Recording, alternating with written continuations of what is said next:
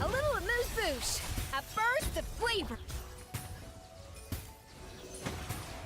Swirl, Mark II. Dodge this!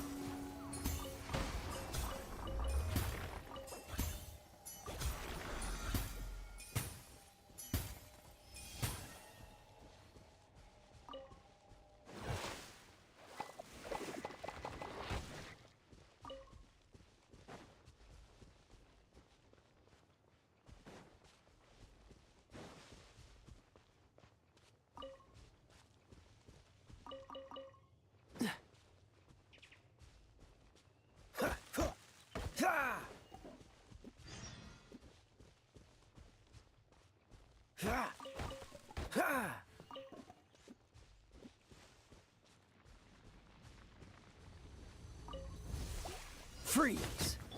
Off to the freezer. Stand clear.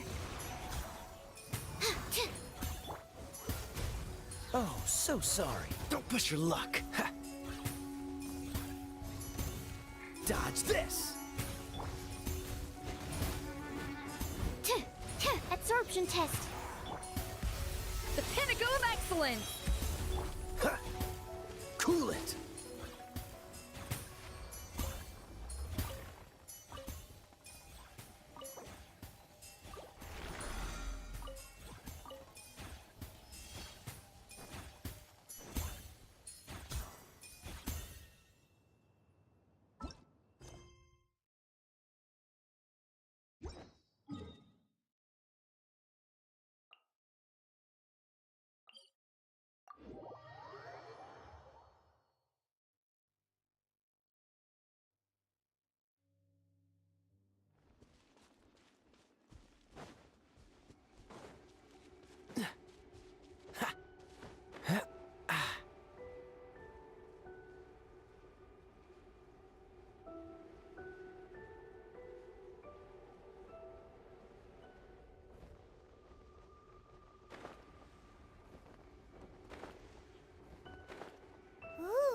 That slime!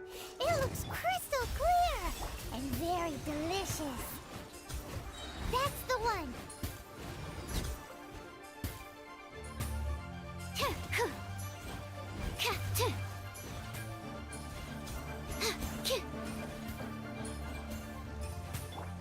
A dash of frosting! Animo test 6308.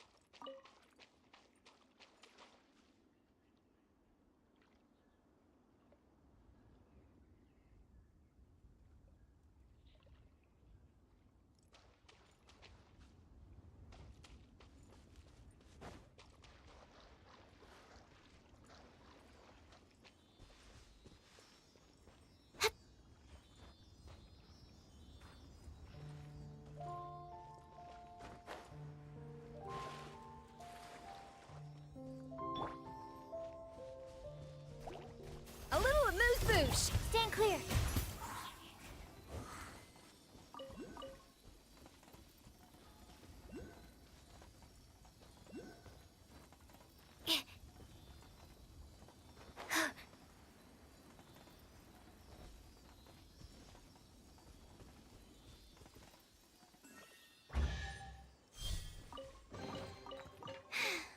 If only I stumbled upon lab supplies as a...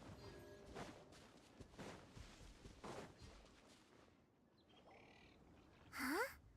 Is it just Paimon? Or is there a sweet fragrance in the air?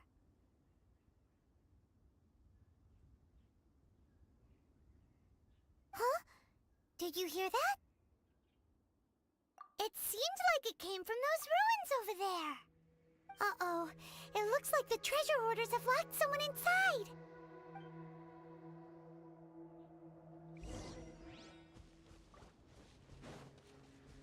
There's no way. Absorption test. Animo hypostasis emulation. Dodge this! Ha! Tuh, tuh. Tuh, tuh, tuh.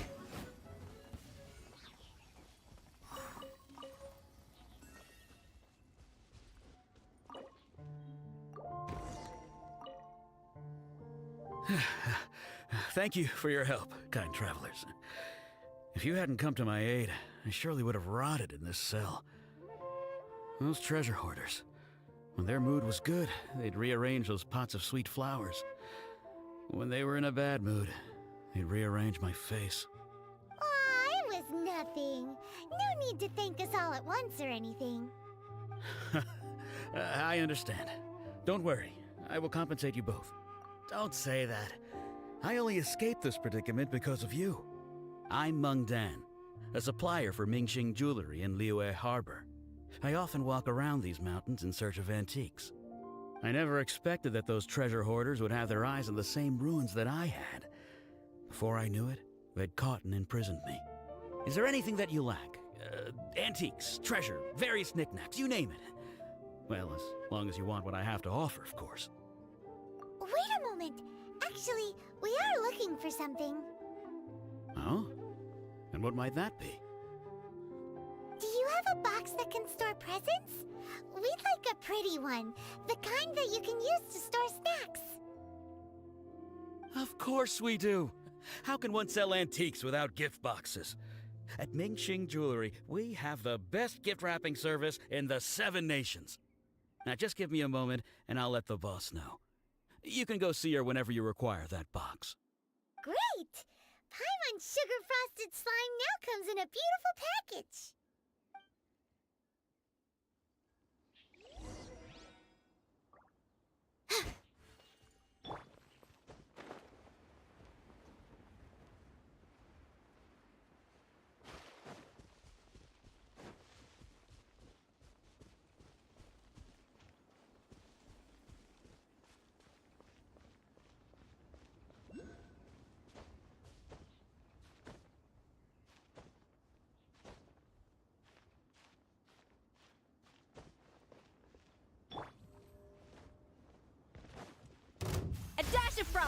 Demo test 6308.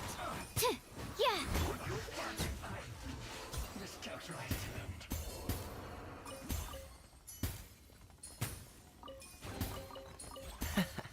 Quite the find.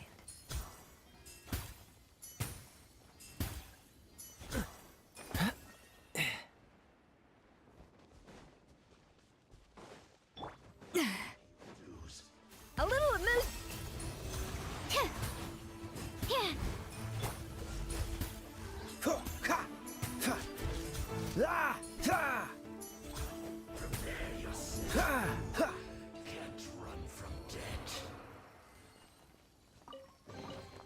Fascinating.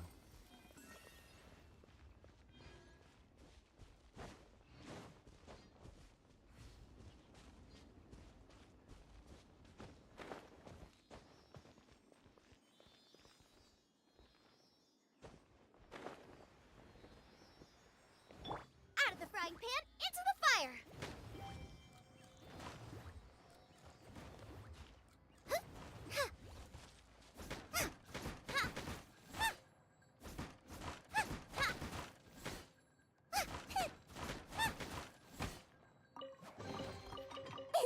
Open sesame. Oh, now I'm hungry.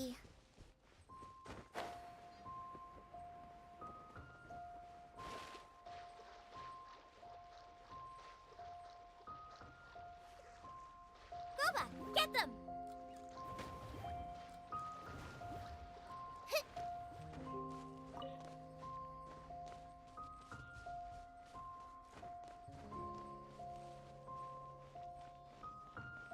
Nice and spicy.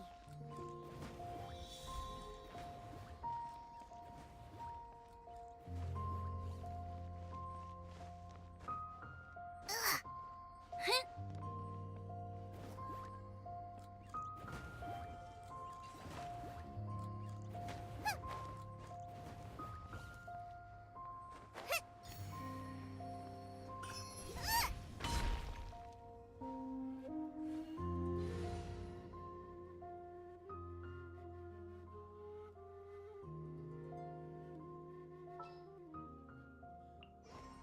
There's still a long road.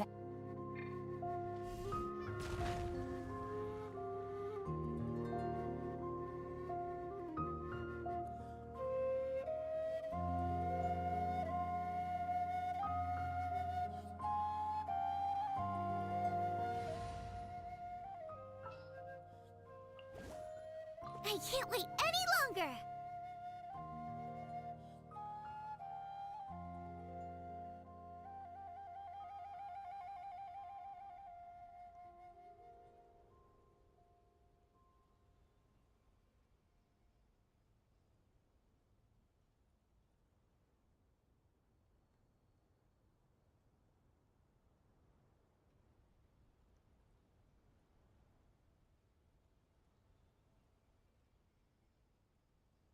Yep, and it was early too.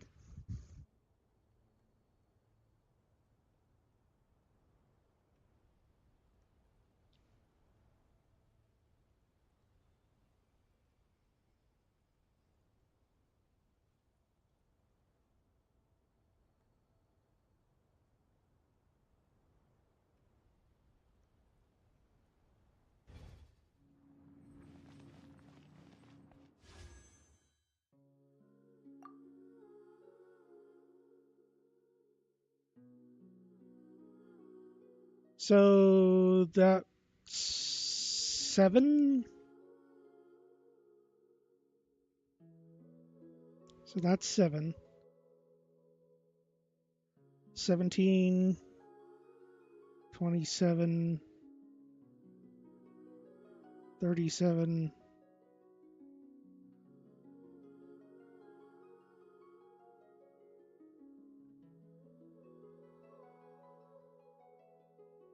35.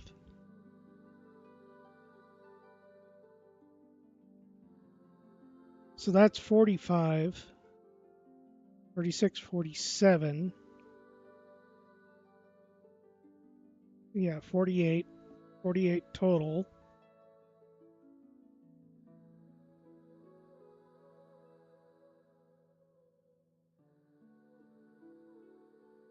So 48 minus 4, 44.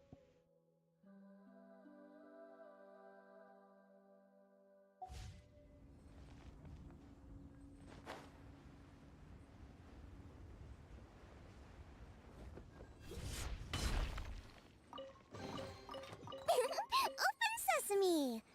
Oh, now I'm hungry.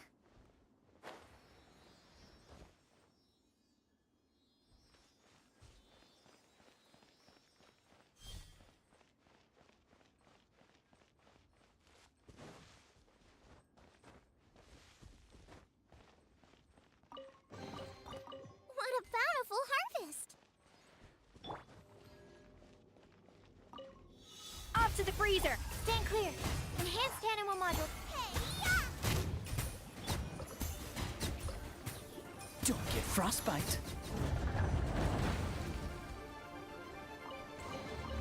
Fascinating.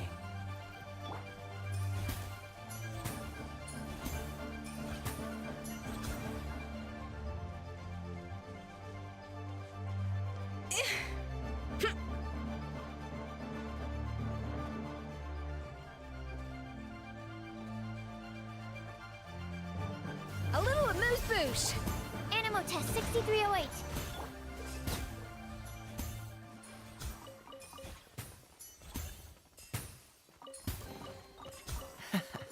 Quite the find.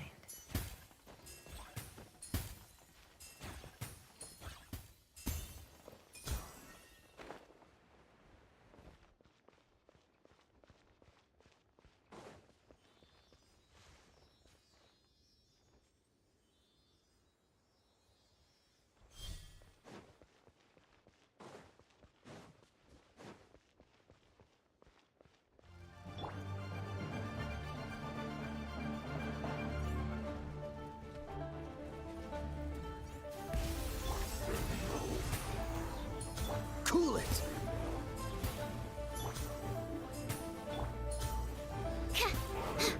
Yeah.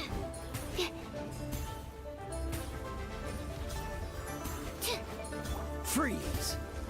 A dash of frost! Bubba!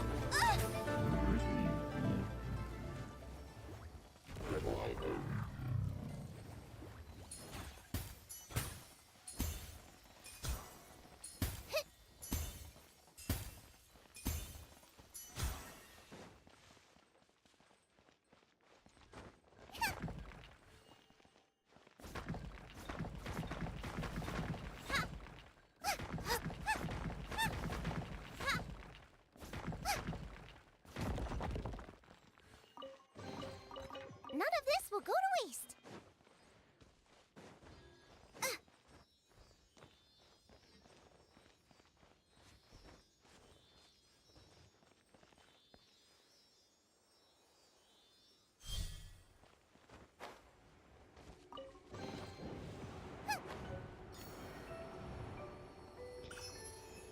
All right, on with. Wait, one more chest. And another chest.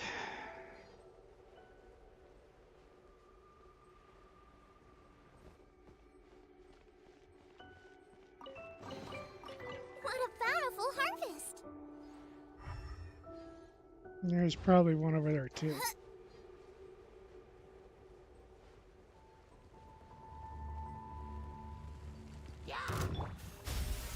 Absorption test.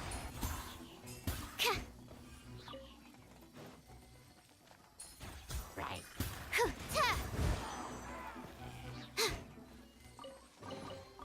Chests appearing out of thin air? This needs research. Oh, and look, another chest.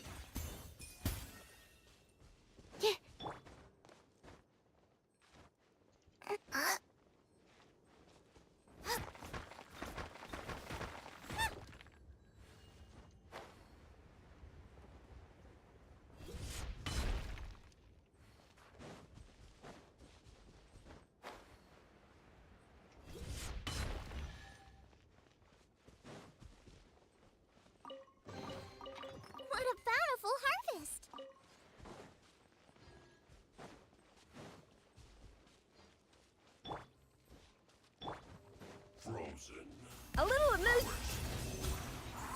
Animal hypostasis emulation. Nice and spicy. Cool it!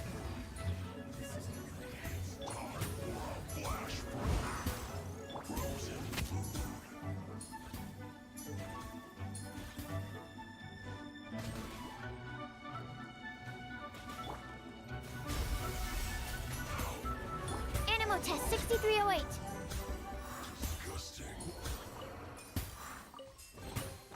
Wow, so many raw materials.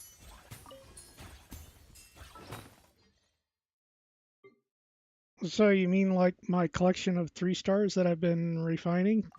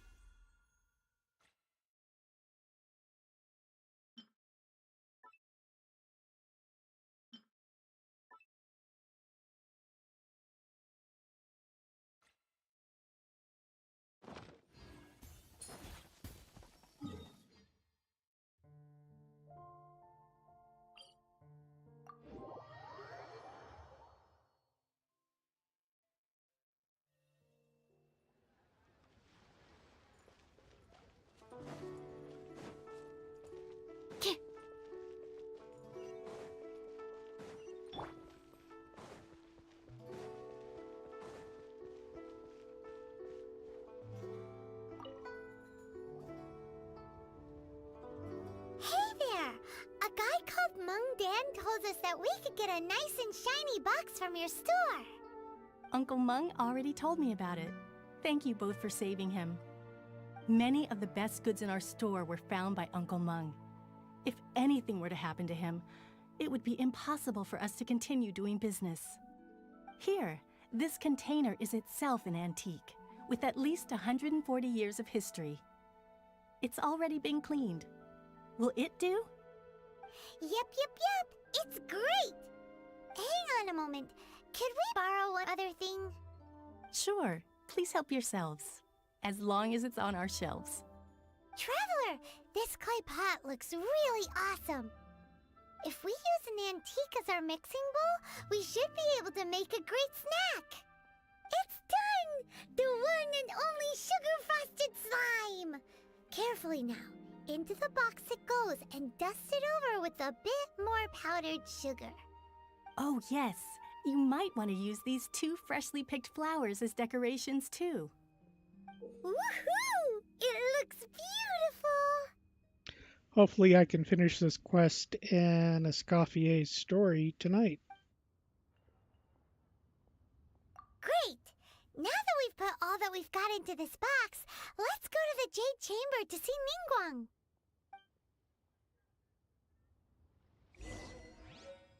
Because there's a dependency, I had to finish this quest to do her quest so that I can at least do some upgrades past 40. We have some new items in.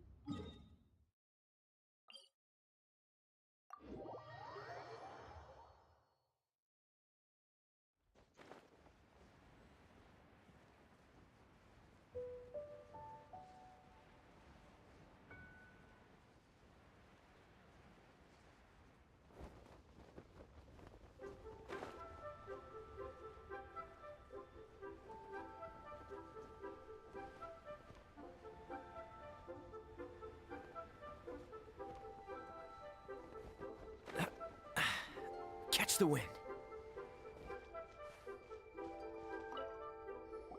According to Kuching, this is what we should say. Excuse me, do you sell the moon here?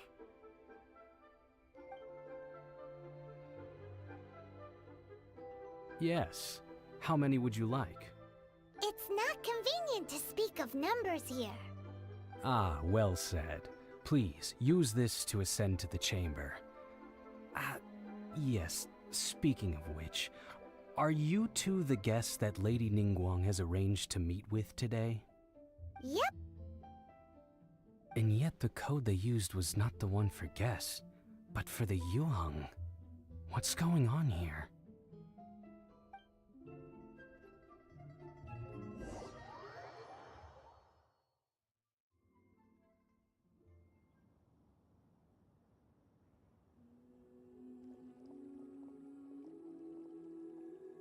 I've been waiting for you, returnee from Joyun Karst. It's Ningguang! Since this is our first meeting, we've prepared a gift. I hope you like it. Oh, for me. You have my thanks. It seems that I have made things difficult for you, considering that you were supposed to be my guests. Oh no, it's nothing.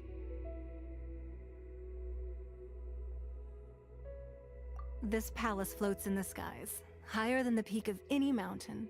From this vantage point, one may survey all of Liyue. I have been gathering the funds necessary to build it from the time I began learning the merchant's craft.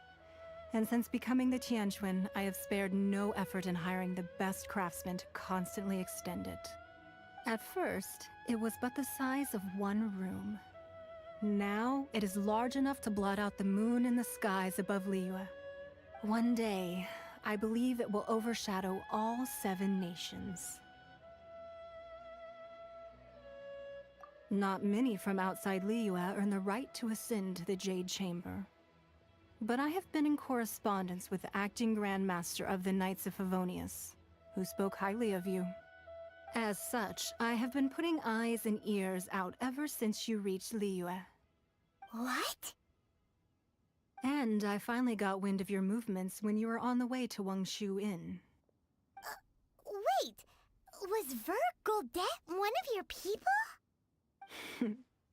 Just Vergoldet? No. Everyone at Wangshu Inn is one of ours.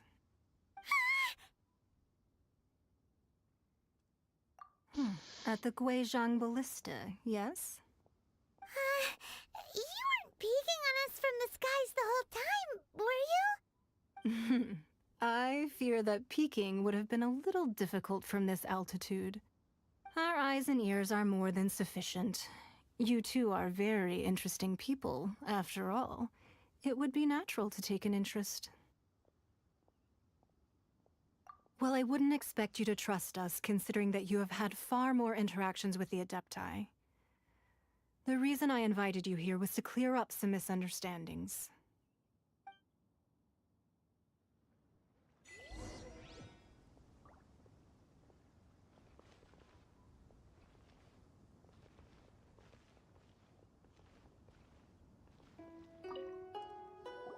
I believe that you've heard of the Archon War.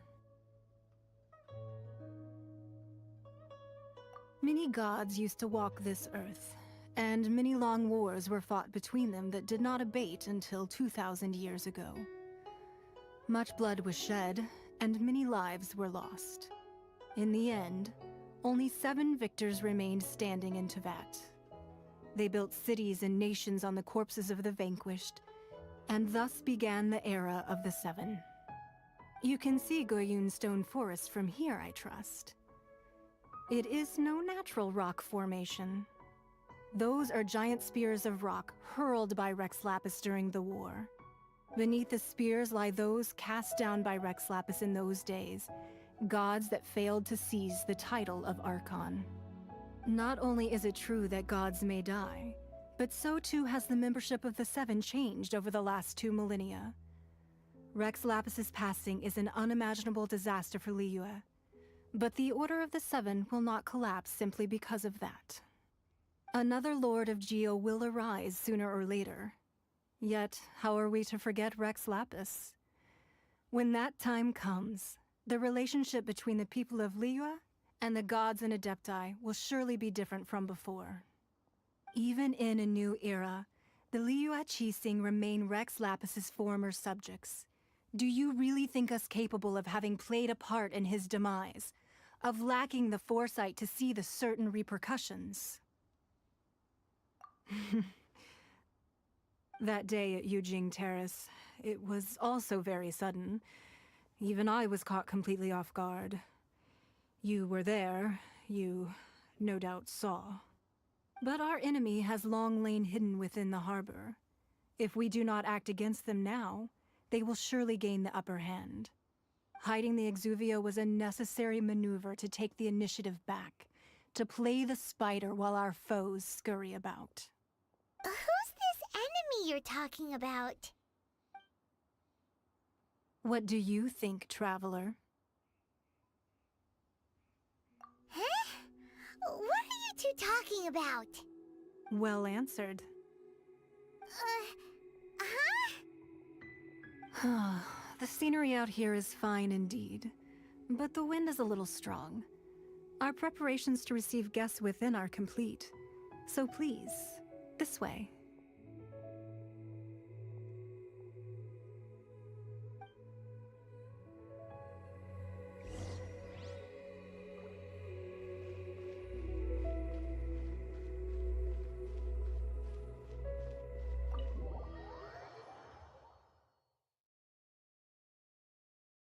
Wowee!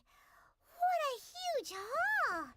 Paimon's never seen such a fancy place before.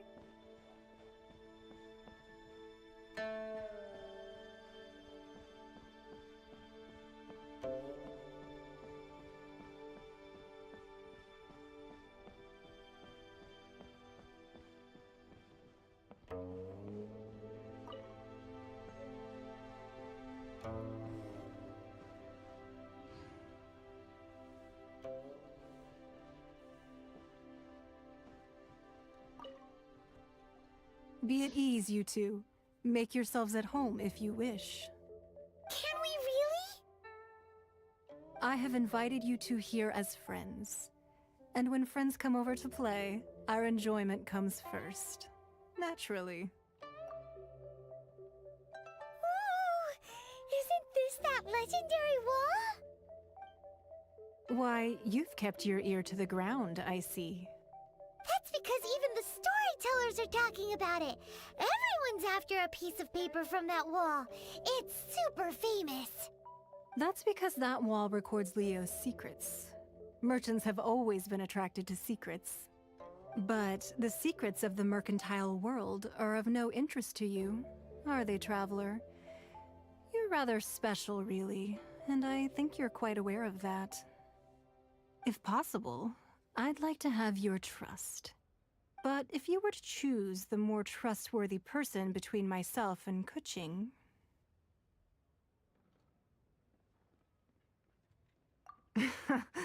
You'd pick Kuching? Nah, I had a feeling. I originally thought her a bit too hard-headed. With someone of her character on the Qixing, I've had some extra messes to clean up behind the scenes. But after she said those words, the time of the Adepti has long passed. If even the Liyue Qixing don't want to face that truth, then what future is there for Liyue? Well, I must say that quite a few of my doubts have been dispelled. I won't deny that Rex Lapis's passing seems advantageous to us. But for Liyue's sake, we cannot allow ourselves to be shackled by rumors of our usurpation of power.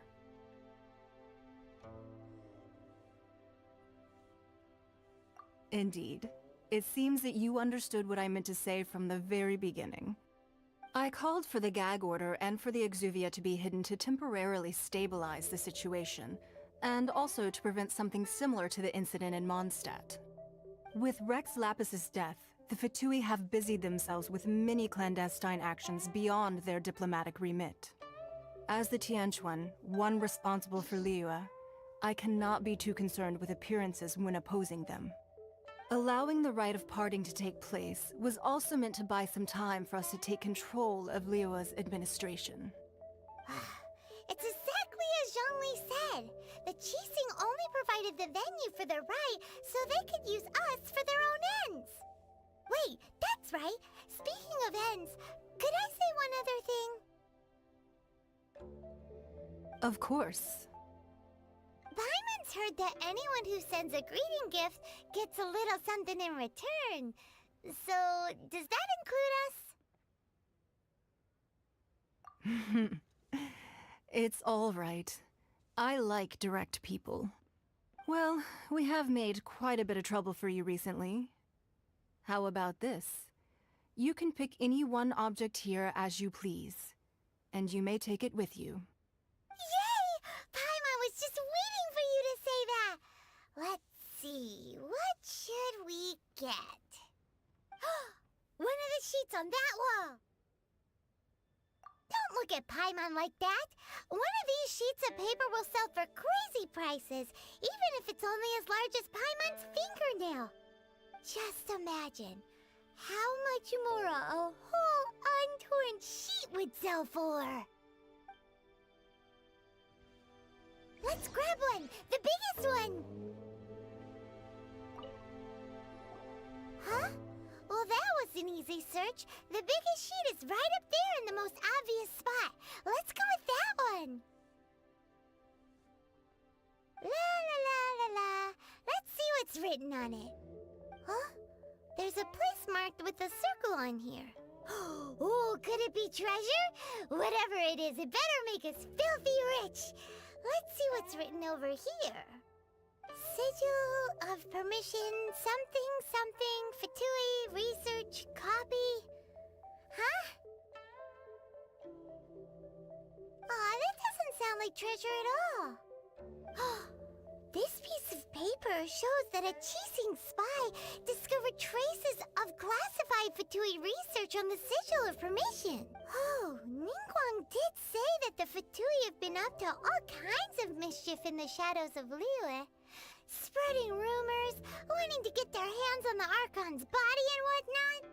But research on the Sigil of Permission? Paimon wonders what they're up to. Speaking of which, there's also some connection between you and the Sigil of Permission. Seems there's still more for us to find out. Oh, you really think so? Well, should we not go then? Oh, so you're saying that it's precisely because we can't completely trust Ningguang that we should confirm the truth of what she says for ourselves. That's way out of Paimon's league. Paimon thinks she's been nothing but good to us. Anyway, we'll see if you're onto something. Before we look for Zhongli at Dihua Marsh, let's go to the place marked out on these papers and see if the Fatui really are up to no good there.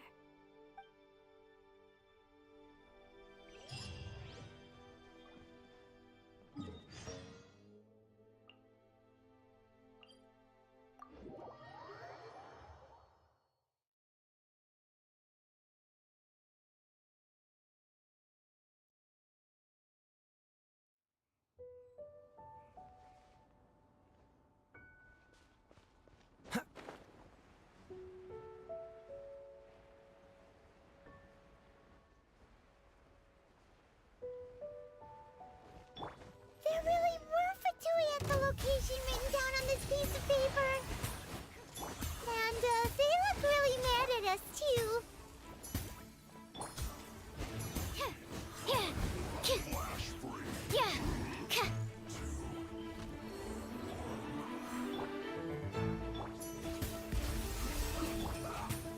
Dodge this! What's the hurt? Absorption test. Cool it! Ha! This is it.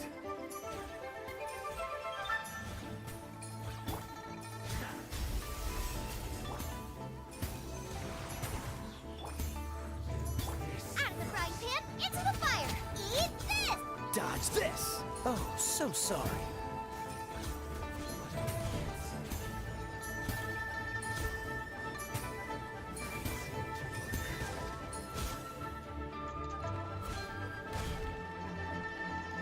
Ah!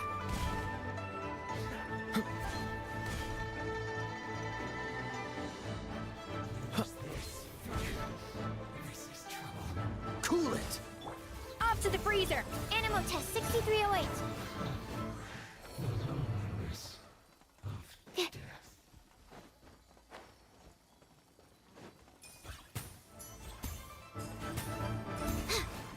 Freeze! Ah! Ha! Ah!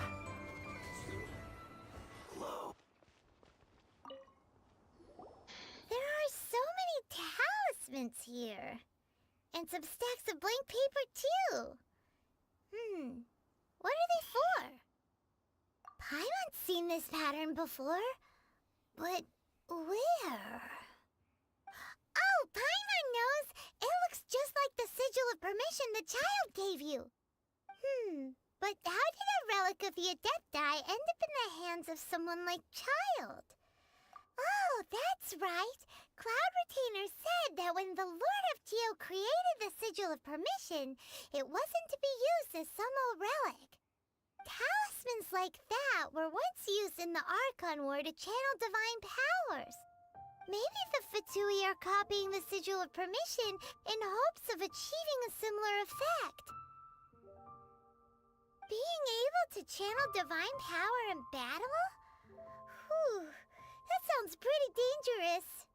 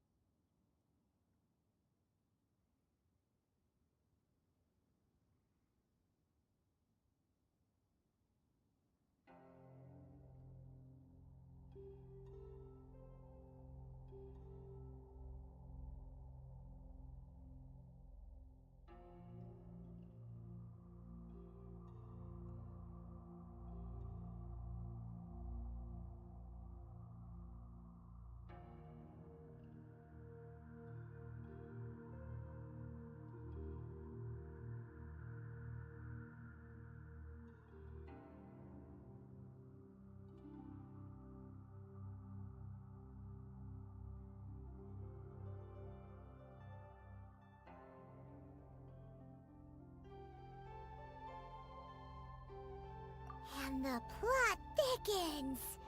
We'll need to keep an eye on Child, that's for sure. Alright, that's enough sticking around here. We gotta go meet up with Zhongli soon. The last stop on our Rite of Parting preparations tour is Dihua Marsh. Let's go! Paimon hates being late.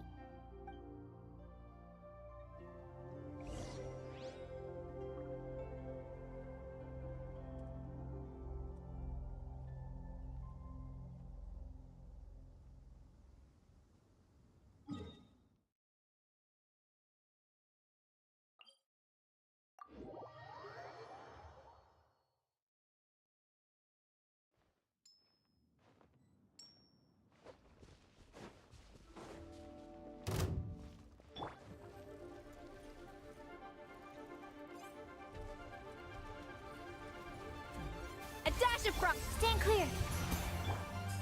Cool it! Boba, get them! Freeze! Tuh, tuh.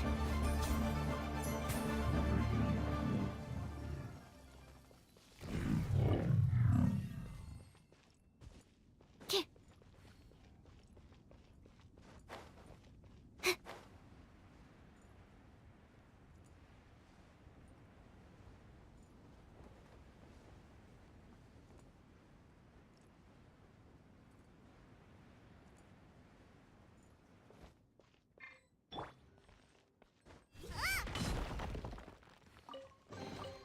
What a bountiful harvest!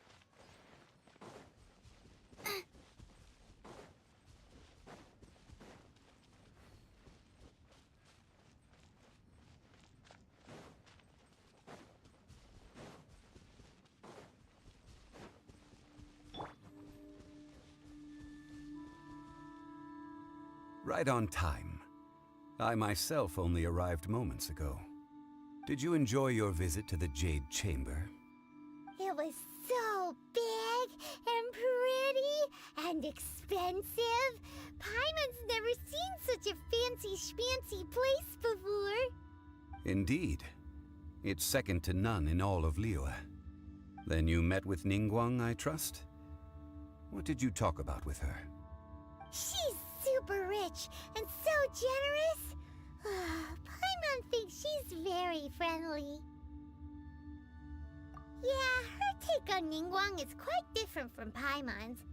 She thinks that even the tactless Yuheng is more trustworthy than her. Oh, so you also met with Keqing then? What did she have to say? She said the time of the Adepti has long passed. If even the Liyue Qixing don't want to face that truth, then what future is there for Liyue? No respect for the divine. Indeed, contrary to the ever-bold Keqing, Ningguang is more of a businesswoman at heart, though they are both members of the Qixing. Although she's friendly, there's no way of clearly discerning her true intentions. Yes, she has only relied on herself to rise to her current position. No ordinary person could ever achieve that. It's said that she's the one behind the constant expansion of the Jade Chamber. It's the second most important thing to her. Even if she ever gave up the position of Tianquan, she would never give up the Jade Chamber. The Jade Chamber is only second. What's the most important thing to her then? Why, Mora, of course. All Ningguang talked about was the Fatui this and the Fatui that. She said that after Rex Lapis was murdered, the Fatui have constantly been trying to sink their fingers into Liyue, and that they aren't to be trusted. That is how the Fatui have always been. It doesn't surprise me in the least. No matter what they may be planning, you must be careful when dealing with the Fatui.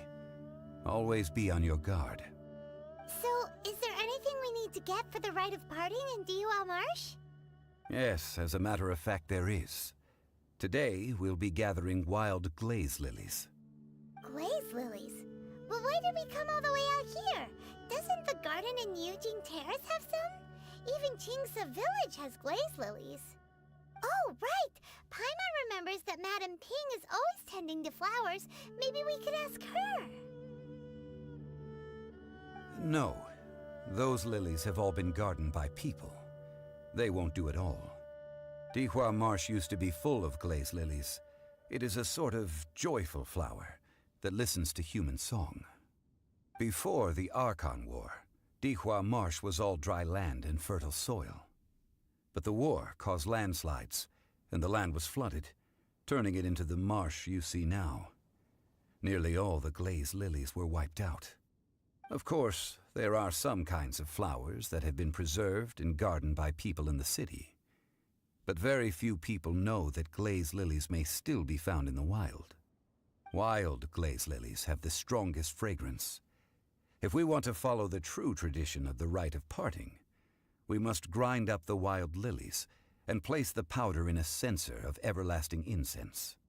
But I'll need your assistance in gathering these flowers. No, I need you to sing to them. Singing to the flowers will make them more fragrant. So how good is your singing? Really? Why doesn't Paimon believe you? We'll only know once she starts singing.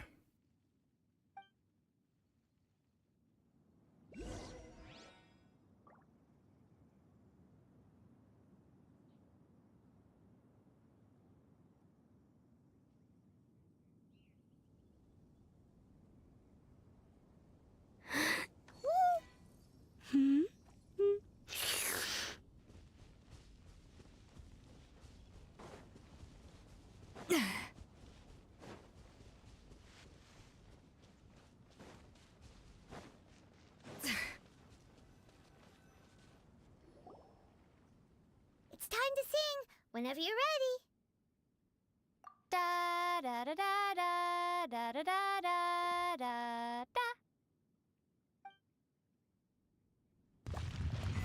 What happened? These flowers are jumping. They look really angry. Is it because you sang a song for Mondstadt that they don't understand here in Liyue?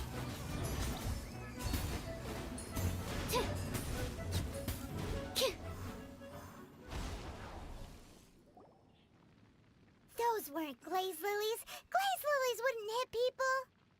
This little monster is known as a whopper flower. Strange. These petals look interesting. The glaze lilies used as a disguise were buried with the whopper flower for too long. The result seems to have surprisingly potent medicinal value. Let's collect what we can of these petals. Well, that's nice and all, but will those petals be useful for the rite of parting? Unfortunately, no. That's so lame. Excuse me. Are you searching for glaze lilies? Oh, hey! It's... What's-her-face? Paimon can't remember. Hello, traveler. I'm surprised you still remember my name. Ah, that reminds me. How was your visit to the Jade Chamber? Well, it sure would have been better if you told us how to get up there. Didn't I tell you the way? Surely I did. Nope, we found the way on our own. Oh, I see. Uh-oh. I guess I really did forget to tell them. Something seems a little off about Ganyu. She's acting different from the first time we met. Where's her serious attitude now? Ah, well, I met you at that time as an emissary of the Tianquan. But now, I am simply out on a stroll to see the flowers. You came all the way out here to see the flowers? Why not just enjoy the gardens of the city? Yujing Terrace is where Rex Lapis parted from this world. If I strolled through those lonely gardens now, I wouldn't be able to bear it. Whenever my duties take me near Yujing Terrace these days, I draw the windows to block my view of the gardens. Oh, sorry. We shouldn't have brought it up. No, it's quite all right. I just haven't processed my emotions yet. When the Archon War came to its end 2,000 years ago, the first iteration of the Seven would gather in Liyue and drink with Rex Lapis. But 5 of those original 7 had already passed before Rex Lapis. It's truly a changing of the guard. Yes. Now that the spirit of Rex Lapis has returned to the heavens, only Barbados of Mondstadt remains of the first 7. The other 5, including Inazuma's Raiden Shogun, are no longer the same friends from 2,000 years ago. Of the current 7 Archons, the youngest is Sumeru's god of Dendro. She is merely 500 years old, whereas Rex Lapis was more than 6,000 years old at the time of his passing. This means that Liyue had been under Rex Lapis's rule from the moment it was first founded 3,700 years ago. The city has never had to bid farewell to its deity. So what do you think of this farewell? Huh?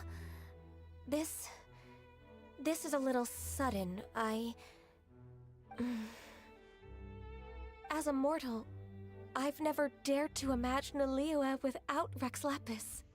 But as an Adeptus, I think I will eventually come to grips with reality.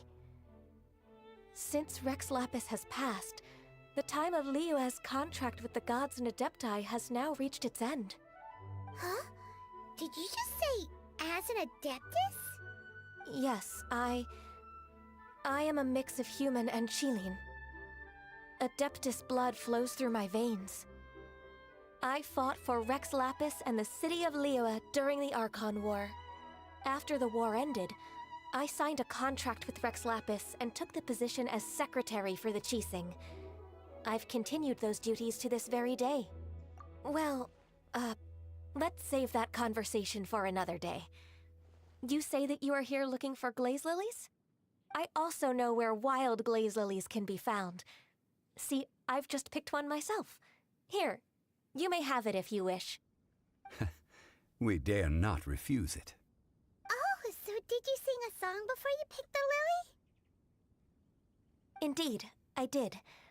I know this tradition well. In fact, I sang a local Liyue ballad to it. Wow, so you really know your stuff, too. Thanks, Gunyu. No, it is you who I should be thanking. If not for this chance meeting, I never thought that I would be able to contribute to the upcoming farewell for our ancient lord. If you would excuse me, I should return to my work now. Good luck. And that just about does it. Our preparations for the rite of parting are mostly finished. Given the ease of picking glaze lilies, I think this was a fitting end to our tasks, in more ways than one.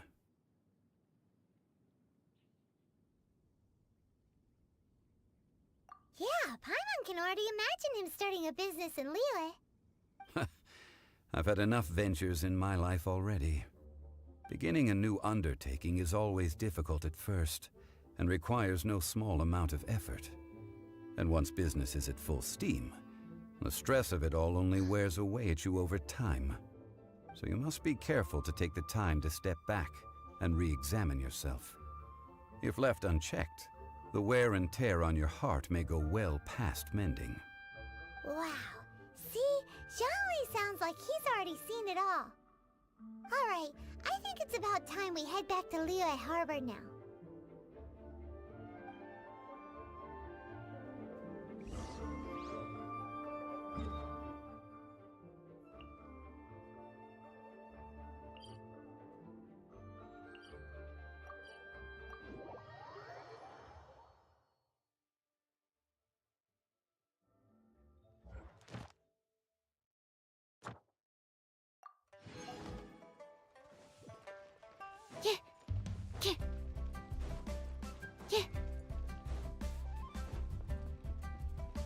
Ad Astra.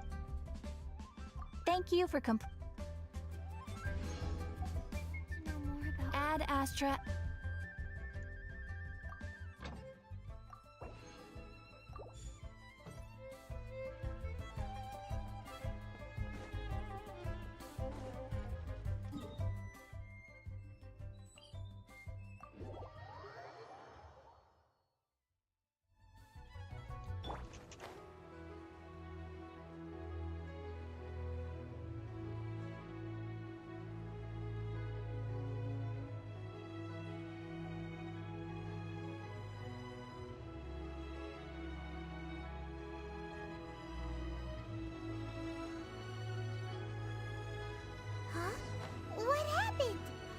gate is swarming with Millilith and the Fatui? Ah, you're the consultant to Wangsheng Funeral Parlor. Mr. Zhongli, I presume. The Millilith are watching our every move now. These are desperate times. We mustn't act rashly. Desperate times? The Adepti of Joyun Karst are finally on the move. Do they intend to exercise force? Most likely. I've heard that some members of the Qixing have already gone to meet them. Well, I say meet, but it's more like they're attempting to stall the Adepti outside the city. However, both sides were quite obstinate and hit an impasse. It seems inevitable, given the current situation. The Adepti do not acknowledge the Qixing. They only acknowledge the contracts of the Geo-Archon. If the two sides come to blows, Liyue Harbor will be in no position to stop them. Surely the Liyue Qixing are not the sort to give in so easily. Their boneheadedness is known throughout the lands. Yet it's because of that obstinacy that mortals and Adepti are now on the verge of conflict. And what now? How is it that the Fatui have come under fire? That's all Ningguang's doing. She proclaimed that in these tumultuous times, the Millilith must rein in the actions of the Fatui. Only now do they want to start keeping tabs on us? That's the Qixing for you. Anyway, Mr. Zhongli, you're one of Child's close associates. Please understand that your actions will reflect on us.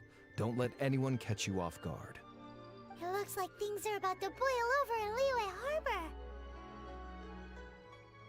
Do you intend to use your neutral identity as an intermediary between both sides? Or will you use your sword to turn the balance? Neither path is an easy one. Oh, by the way, Mr. Zhongli, we've heard that the Wangsheng Funeral Parlor has also been caught up in all of this. They're currently squaring off with the authorities at the gates. Things are taking a turn for the worse. I'm afraid I must leave now to handle things back at Wangsheng Funeral Parlor. I hope that Master Hu has been able to keep things under control for the moment. Consider your next course of action carefully, Traveler. If you're trying to prevent an explosion, it may be wisest to look for the fuse first. Whew. Having connections with the Fatui seems to be quite the double-edged sword. So what does Zhongli mean by looking for the fuse? Oh, Paimon gets it! If there's anyone that wants to see the whole city turned upside down, it's definitely him! He must be waiting for the moment when no one is watching to do something really bad. But where could we find him now? Where would he go at a time like this?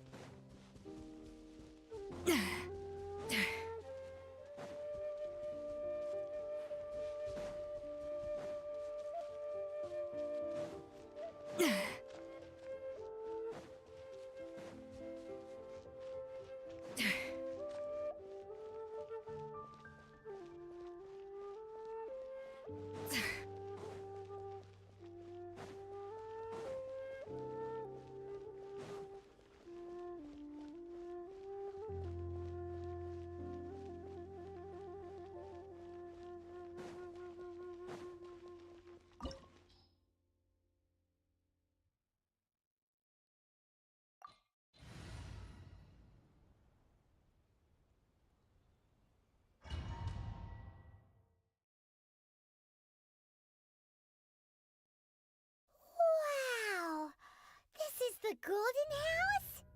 It looked impressive enough from the outside, but who would have guessed that it was even fancier on the inside? And so full of Mora. This is where all of Teyvat's Mora is minted, right? In that case, maybe they won't notice if a few Mora go missing. Oh, so it's a trap! Tricky, tricky. Good thing Paimon's got you here. But even if we can't take any, we can still have a closer look, right? Or better yet, take a nap on top of a mountain of Mora. It's like a dream come true. Oh, right. Back to business. It's quiet. Too quiet. Surely someone's gotta be guarding something as important as the Exuvia. Huh? Look! What happened here? Uh-oh. Paimon smells trouble. Quick! We have to go make sure that the Exuvia is all right.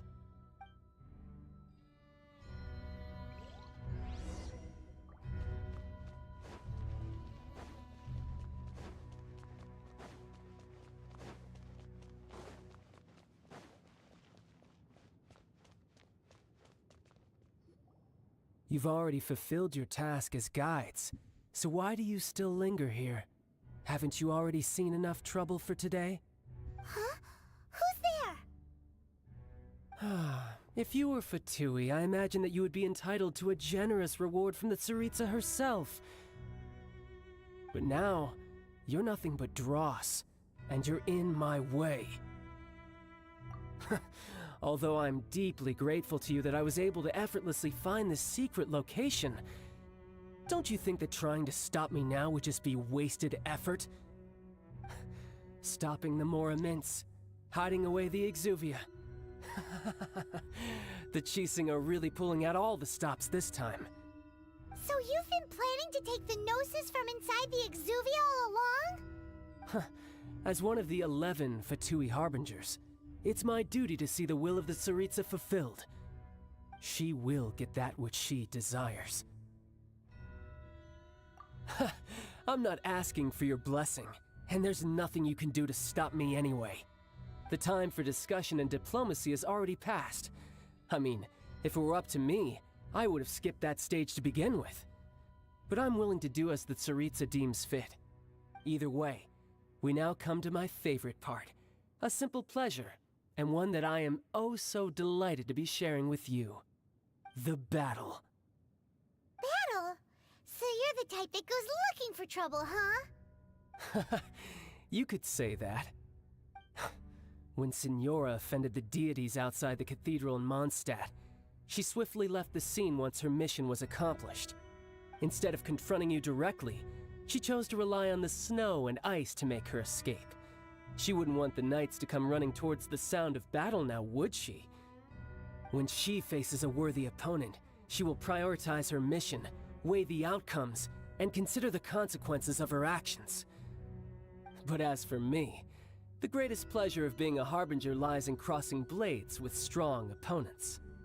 We won't let what happened in Mondstadt ever happen again! Oh, so you intend to fight me? Good. I won't kill you, Traveler. I'll just play along, to feel the thrill of battle. Besides, you could never defeat me, not even in your wildest dreams. But hey, try to relish the fight anyway, because if you ask me, without that, what else is there? Fighting talk, I love it! Now let's see you live up to it. This chance is hard to come by, so show me all you've got. So very few ever get the chance to square off with the Fatui Harbinger. So come now, amuse me, and don't you dare disappoint.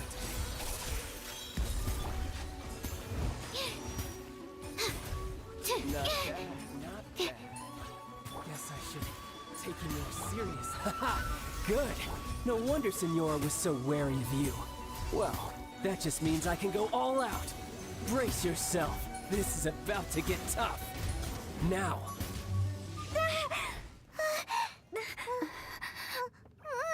Not bad. Your swordsmanship is quite impressive.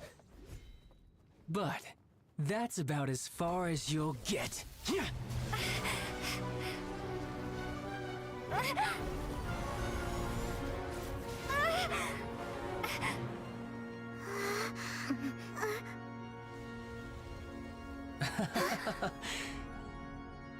Didn't think you had that card hidden up your sleeve. You were just playing us to get close to the Exuvia! Oh, quiet down. Stop acting like some wide-eyed recruit. You've seen this world. You of all people should know. This should have been expected! Well then, I'll be taking Morax's Gnosis now! I see.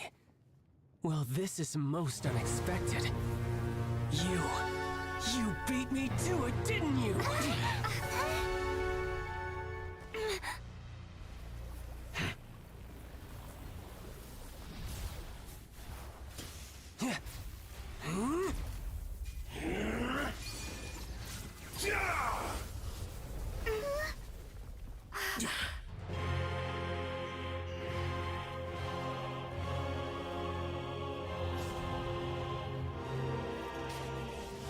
Not bad. But this is going to cost you! Yeah!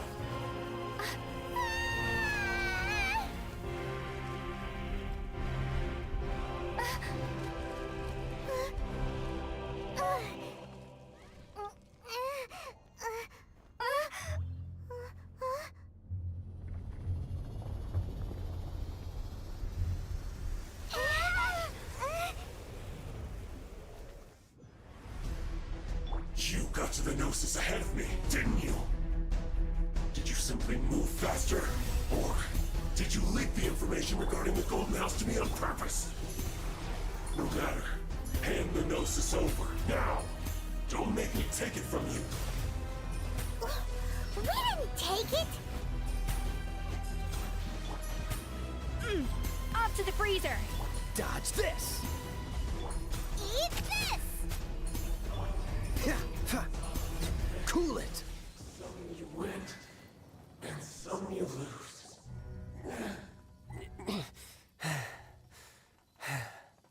Look! Child's back to normal again! Well then, time to cool off. It seems the burden of the foul legacy transformation was too great for my body. I lacked the opportunity to think this through. And now that I consider the matter more carefully, you never had any chance of beating me to the Gnosis. You had no connection to the Gnosis, no matter where it had been taken. That's what we've been trying to tell you! We didn't take it! Your show of ability today far surpasses that of Signora's initial assessment of you in Mondstadt. Tell me, how could that be? You already know the answer, don't you? I can see it in your eyes. But if that is a secret you wish to keep, I guess I'll just have to curb my curiosity. This battle has already left me satisfied. Anyone who strives as I do to grow stronger shall be called a friend, even if our friendship can only be shown in battle against one another. Pretty sure that's not the normal way to make friends. Unfortunately, I must bring this amiable conversation to an end. My quest still beckons. Given that the Gnosis wasn't taken by anyone, then we must look once again to the beginning. Perhaps it was never in the Exuvia to begin with. In fact, it might be that the Exuvia was just a diversion of sorts. What? So you mean that...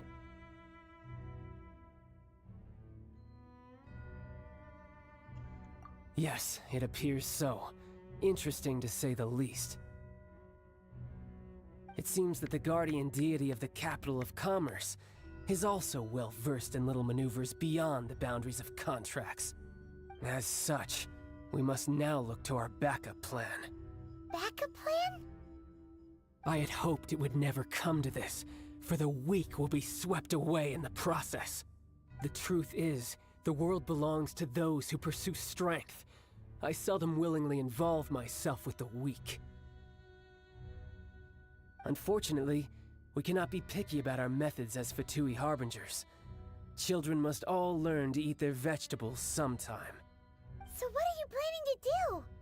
I will awaken the god that lies dormant beneath Guyan's stone forest. A god?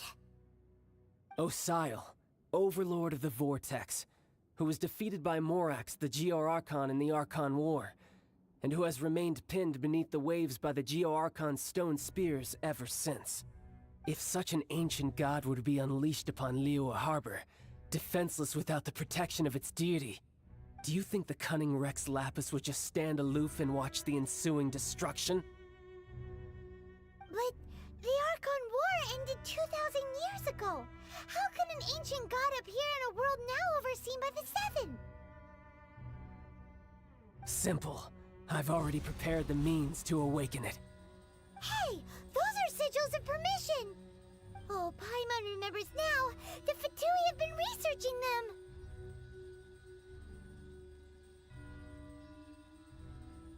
Indeed. The one that was given to you was just a byproduct of our research.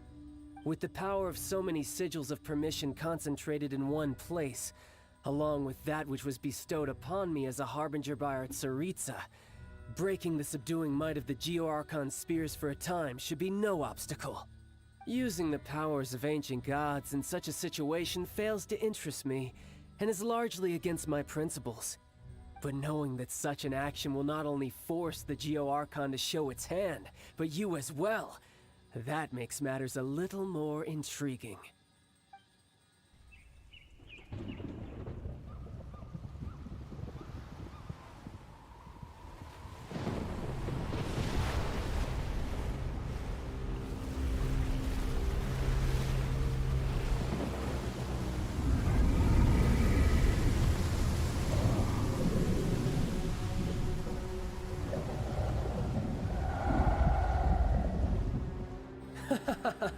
Let's see. Will the nation that has lost its deity be swallowed up by an ancient malice once more? If you wish to drown together with the people of Liyue, you're free to stay and enjoy the show. Huh? He's already gone. That guy is fast. What's going on?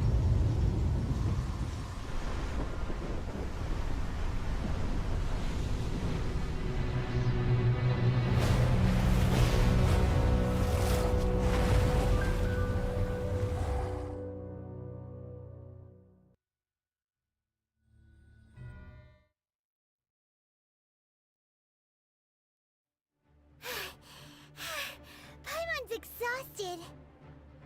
If we hadn't happened to see the Jade Chamber flying over just as we came out of the Golden House, we really wouldn't have known which way to go. Did we make it in time? Is the Overlord of the Vortex still in the sea? It hasn't destroyed Liyue yet, has it? What are you doing here? Huh? Hold on. It's the Adepti.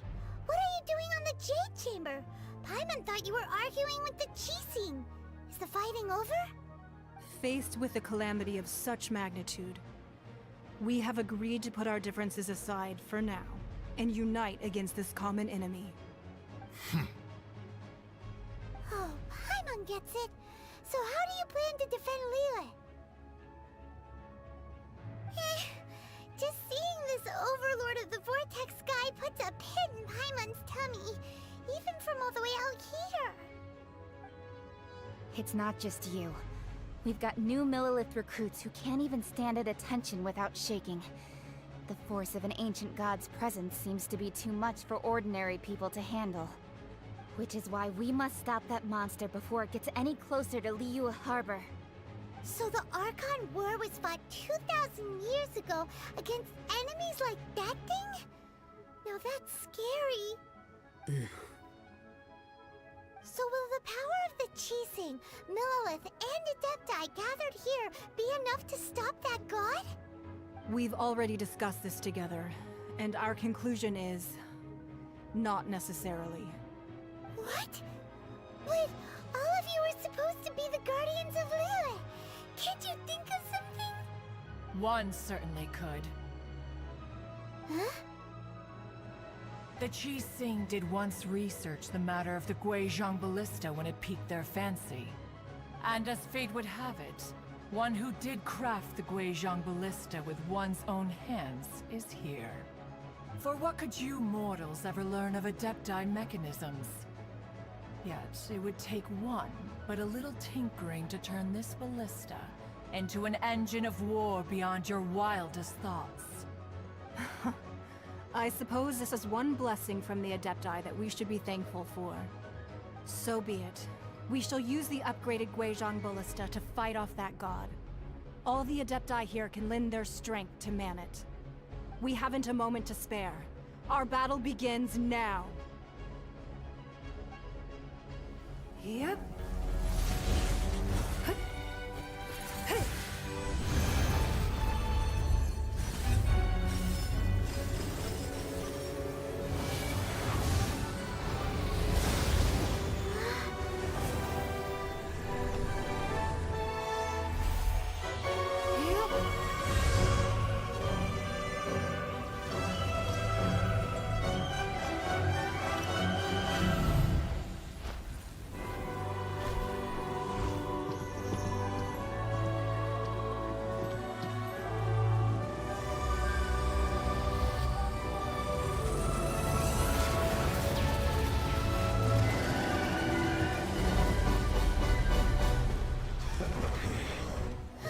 The Fatui! They're attacking the Guizhong ballista!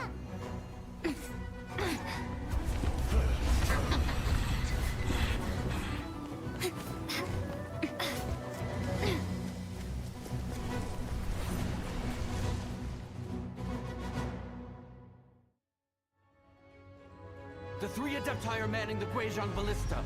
Do not let the Fatui disturb their work. All able Millilith, with me! Let's go help too! We Adepti have not faced a god in several millennia. Let one see what you're made of then. What strength remains within you, one wishes to witness.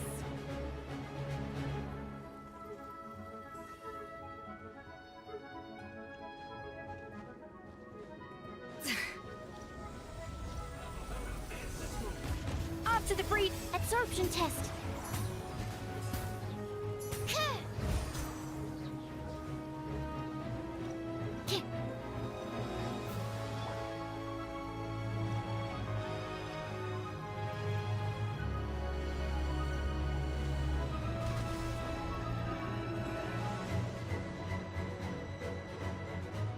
A dash of Animo test 6308. Ta! Looks like I went too far.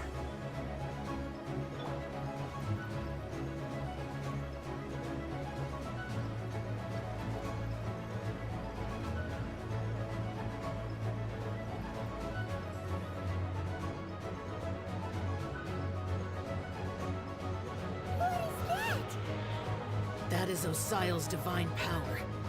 I am very familiar with it. Be careful not to get hit. Goose on the loose! Off to the freezer! Absorption The test! Fatui! Their attacks are unrelenting!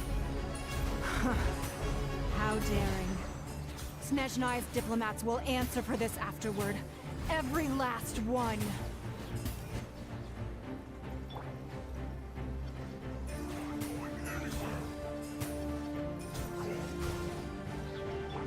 A little moose! Stand clear! Animo hypostate! Ancient gods attacking again! There are so many Fatui too! We can't hold... Were you about to say we can't hold them, children? Huh? Flavor! Don't lose heart. Here, take this. This is adeptal energy! That light from your body, it's like the time in Julian Cars! Wow! It's Madame Ping's shockwave! This granny's really strong! Goose on the loose!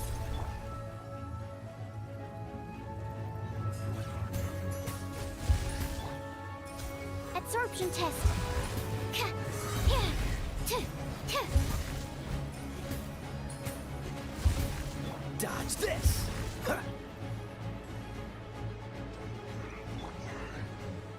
the freezer!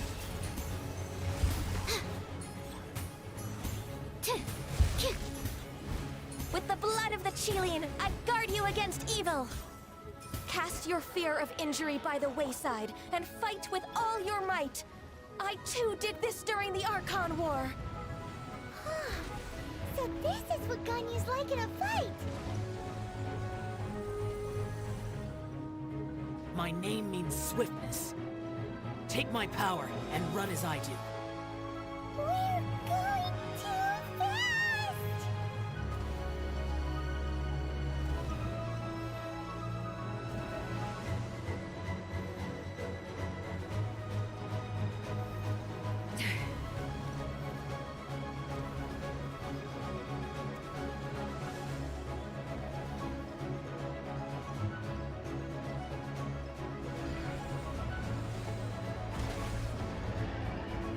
Child, you are strong in body and spirit. Perhaps you can withstand 3 forms of adeptal energy at once. This will hurt a little. Please bear with us. Once you've adapted, try to use them in battle.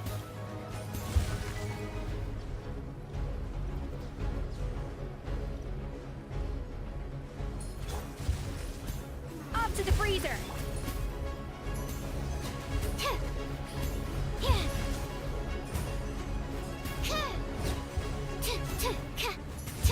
Freeze!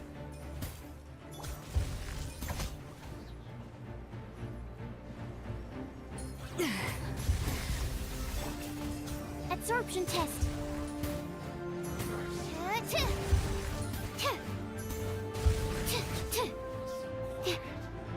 Exercise caution.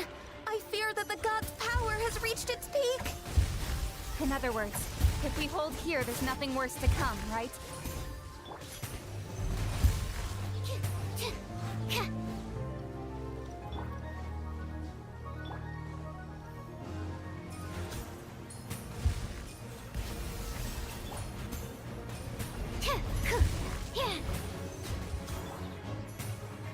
Dodge this! What's the hurry? A dash of frosting! A burst of flavor!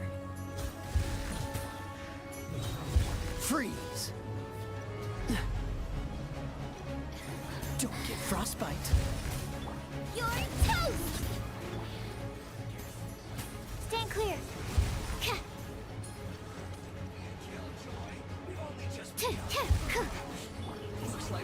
A little amuse-bouche!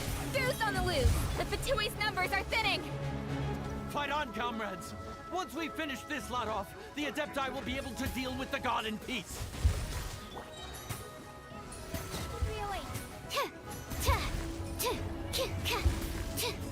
Dodge this!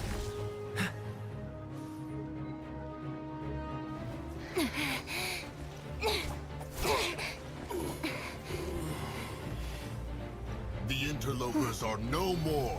Now we may commit ourselves fully.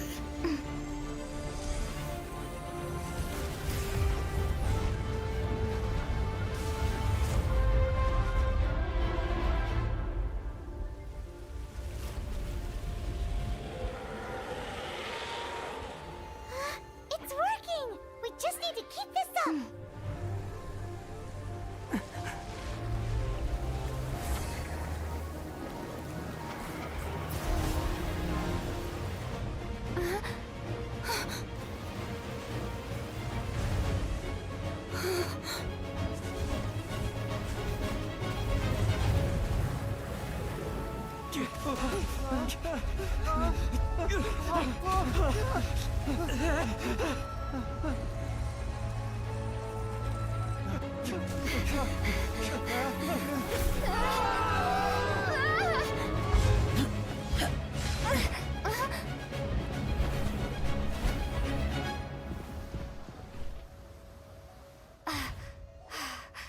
Be careful now. The Guizhong Ballista is destroyed. Without its covering fire, retaliation shall be difficult. But the Jade Chamber is our last line of defense. We can't give another inch, no matter what. I have another idea. What do you mean, Lady Ningguang? I'll sacrifice the Jade Chamber. What is the meaning of this? I understand. Traveler, lend me a hand. Farewell, old friend. Goodbye for now. Let us meet again in the future.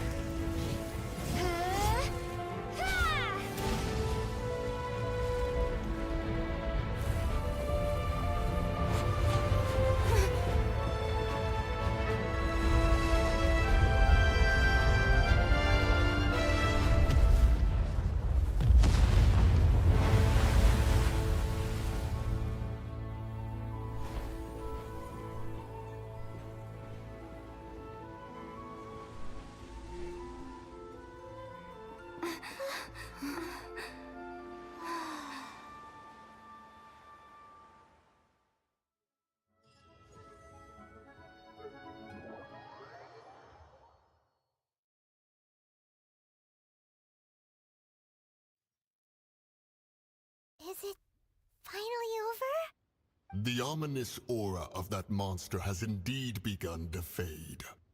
The effects of the Sigil of Permission last but a short time. It will be some time before the Overlord of the Vortex can make any waves again. We are indebted to you for your assistance. If the Adepti hadn't happened to be here, the future of Liyue Harbor would surely have been in great jeopardy. Save your flattery.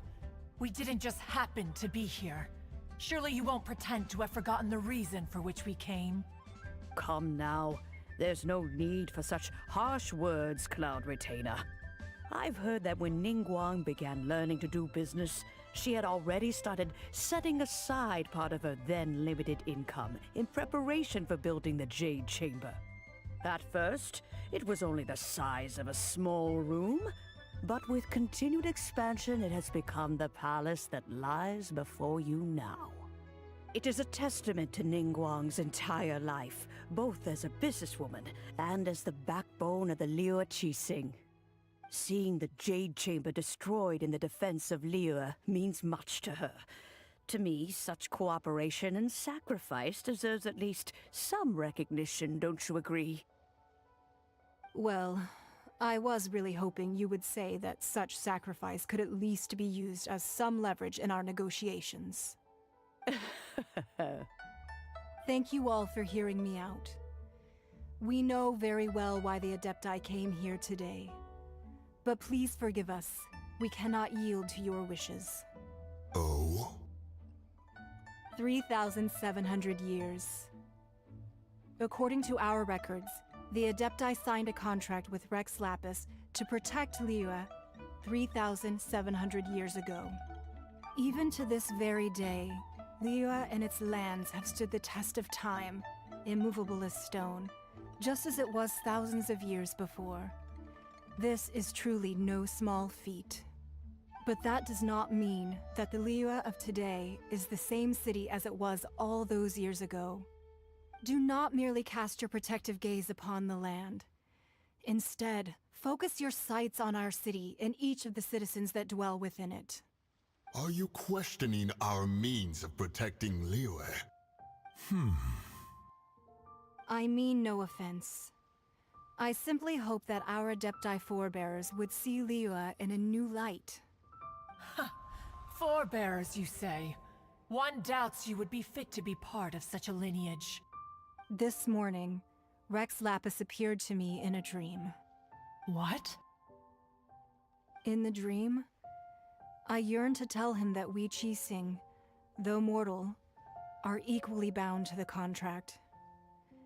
Each passing generation of the Qixing leaves many things of value to be inherited by the next generation. I also thought to tell him how the past generations of Qixing had strove under his rule to survive in our mortal world, establishing a network of contracts which has since come to be known as trade. But I dared not speak. I could only gaze at him in silence until the moment I awoke. Oh, Ningguang. Yet another perspective. What are you trying to say, Outlander? Right. That's something that happened in Mondstadt. It's a story about the Four Winds and the people of the Animal Archon. The Animal Archon sought to quell the strife between the two sides because he believed that such conflict would only scar the hearts of both, and that nothing good would come of it. Each of the 7 nations has its own scars from the past. Though your point is the very height of simplicity. As Adepti, we've become a laughingstock, to be chastised thus by an outlander who has lent us such succor. All right, all right. Didn't Ningguang suggest that we should focus on the city and each of its citizens? I know I already have, so why not see for yourselves?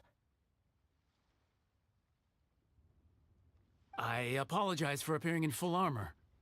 I am afraid I cannot show the proper courtesies. And who are you? I am Feng Yan, a sergeant of the Millelith. I have come to extend my thanks to the Adepti. I thought this battle would perhaps be my last. But thanks to the aid of the Adepti, our forces were not as badly battered as I feared we might be. Although I am a mere mortal soldier, I promise to hold the line and never betray the grace given to us by the illuminated Adepti this day.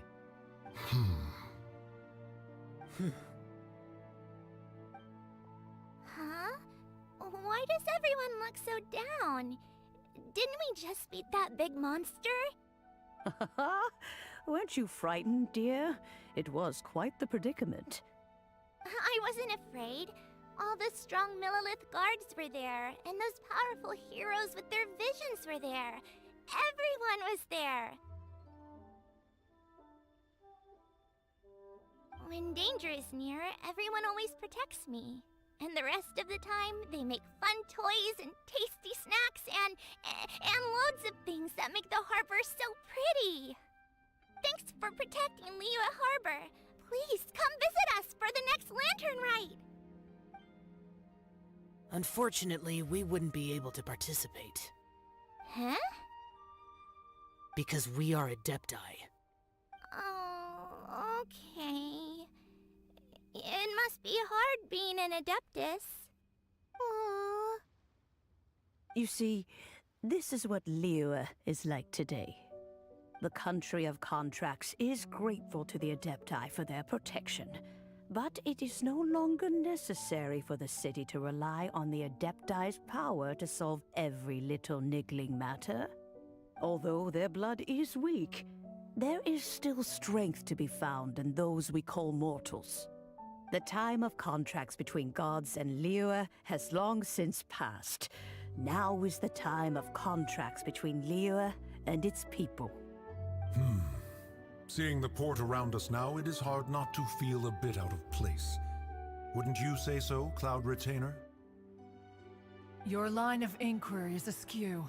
One did not spearhead this expedition to Liyue Harbor. Seems like the Adepti have had a change of heart. Let us return now. Eager to leave, Conqueror of Demons. Yes, one understands what the Conqueror of Demons means. The city of Liyue has changed much after our long separation. One fears that by the time one finally grasps the new contracts of Liyue, you humans would have once again changed the place beyond recognition. Fair enough. Away we shall, and return whence we came.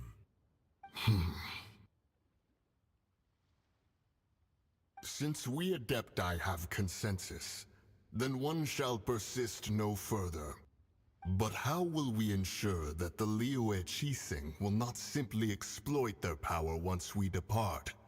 In my view, that is still a thing to be guarded against. All right, Mooncarver, you needn't worry. It seems to me that this right of supervision is best left to the people of Liyue.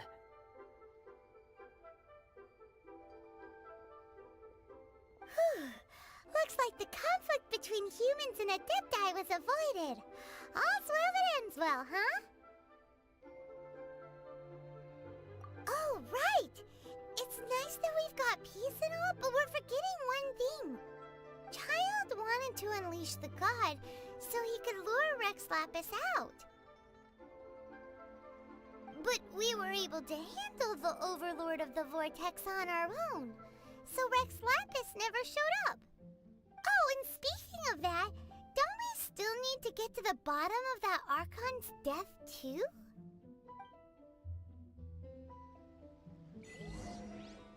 Paimon doesn't get it. But isn't the strongest lead we have the Adeptilus Rite of Parting that we're organizing? No idea where Zhongli's gone. Let's ask for him at Wangshen Funeral Parlor.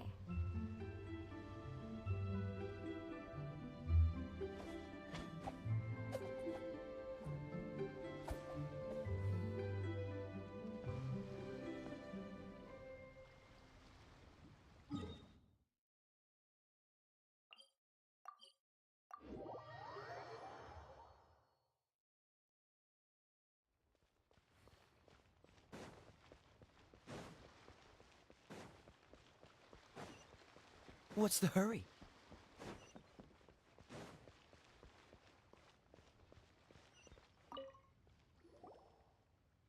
Is there anything I can do for you two? I'm afraid that Wangsheng Funeral Parlor isn't in the best state to receive guests. We've come to see Zhongli. Could you please tell him we're here? Unfortunately, Zhongli isn't here at the moment. It seems he went to Northland Bank. Doesn't the Northland Bank belong to the Fatui? Last time we saw Zhongli was before we went to the Golden House. Do you think he doesn't know about the attack on Liyue? Visiting the Fatui at a time like this could only mean more trouble. We had better go and make sure that everything is okay.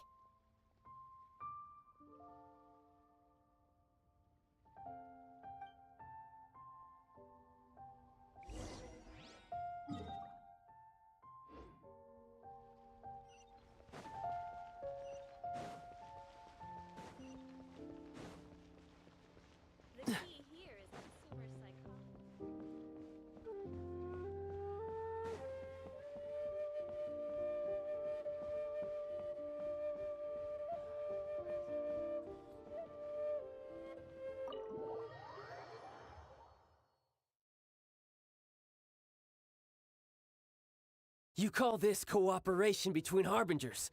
Cooperation involves communication, you know. Don't take it to heart, child. Besides, aren't you happy that you got to skip the formalities and bring chaos to the land? I'm sure you must have enjoyed that. Oh, it seems that some of your friends have arrived. Hey, it's Zhongli and Child. And you! You're also one of the Harbingers? It's you two. I believe we've met once before. In the city of Bards, was it? I'm glad you still remember my name. Ah, right. I imagine that it must have been rather hard to forget watching helplessly as something precious was snatched away from your friend.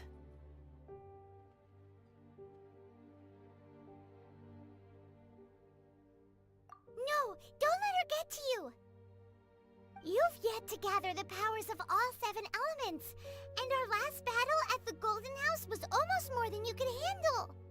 So it might be best to keep things peaceful this time, seeing that 2 of the Harbingers are here. Well, if it isn't you two. This is our first time seeing each other since Liyue was nearly wiped off the map. This is certainly a bit awkward, wouldn't you say? Paimon knew that we should never have trusted a Fatui Harbinger. Oh, now don't say that. Sure, I may have misled you, but I never had anything against you personally. Besides, I thought we were getting along quite well together, didn't you?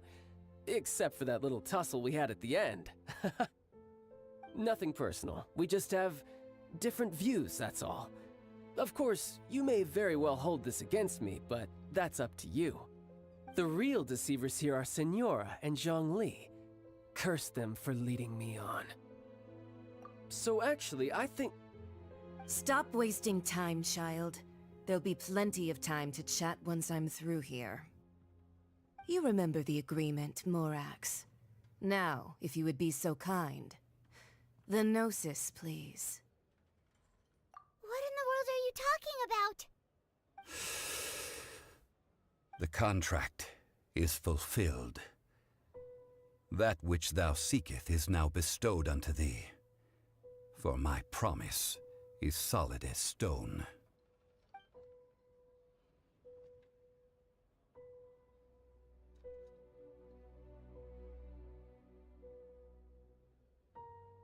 How sanctimonious.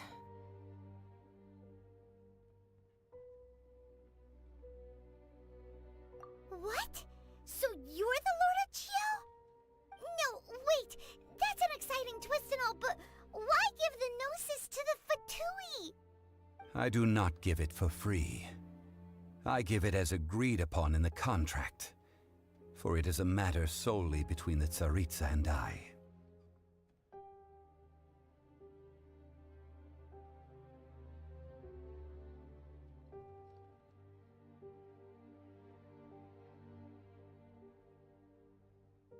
Yeah, you don't think you went a little bit too far with that whole fake death thing? Everyone was preparing the ceremony for you, and splat! This big dragon falls out of the sky, and all of Lyric goes into an uproar. Talk about a disaster. Gathering all the forces that had been bubbling behind the scenes, and then stirring them together in a pot that was bound to boil over. That's what he wanted to see, am I right? Wait, what? Perhaps it's best that I explain. As you know, I've dwelt upon this world for more than 6,000 years. It is now 3,700 years ago that I founded Liyue together with the Adepti. Even boulders that can withstand whirlpools will erode with the passing of time.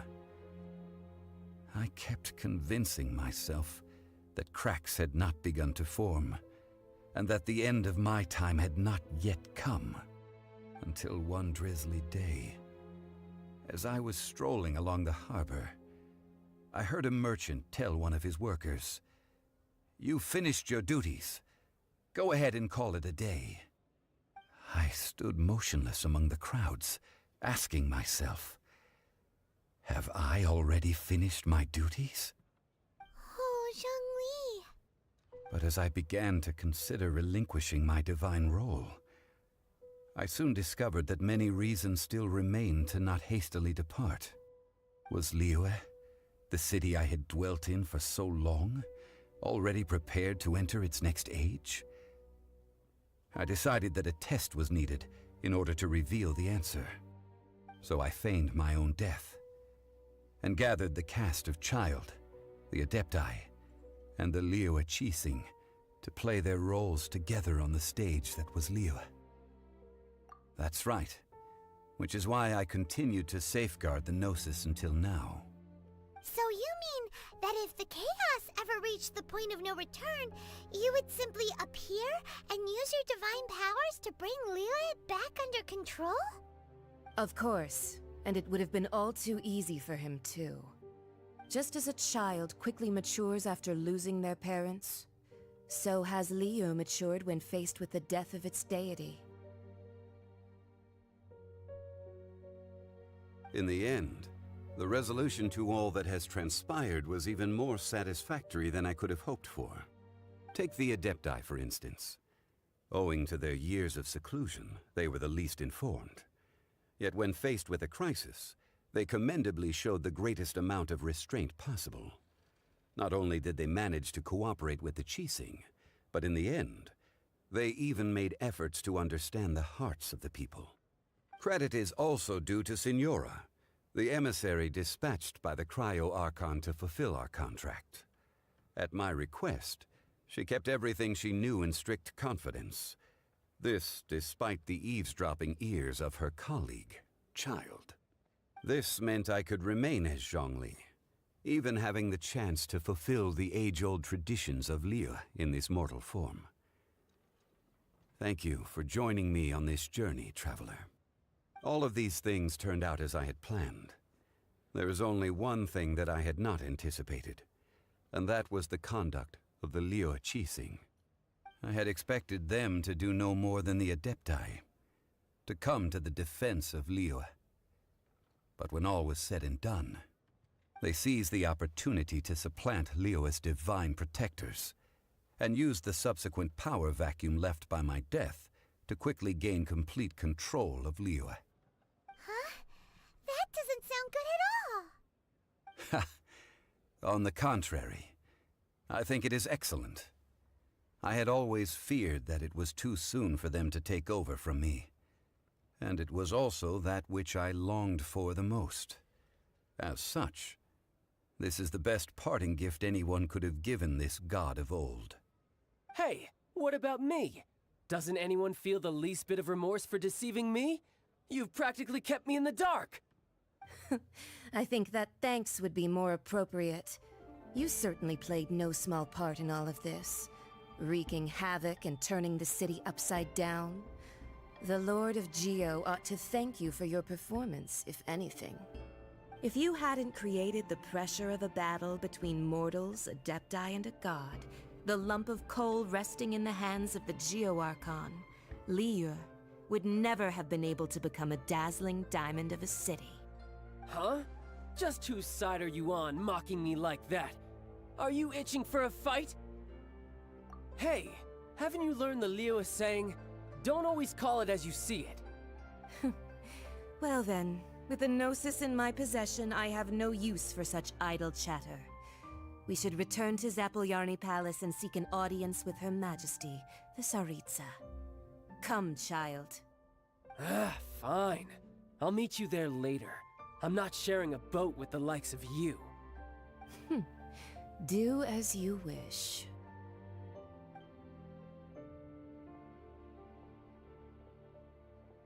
Now then, is there anything else you wish to ask me? Right! As Zhongli always told us, a good trade is a fair trade. Paimon has no idea what could be a good trade for a Gnosis. Realistically speaking, there is no such thing. Huh? However, I am the god of contracts. For thousands of years, I have made countless contracts. If the deal was of no benefit, then I certainly would not be inclined to agree to it. My agreement with the Cryo-Archon will be the last of my contracts as the Geo-Archon.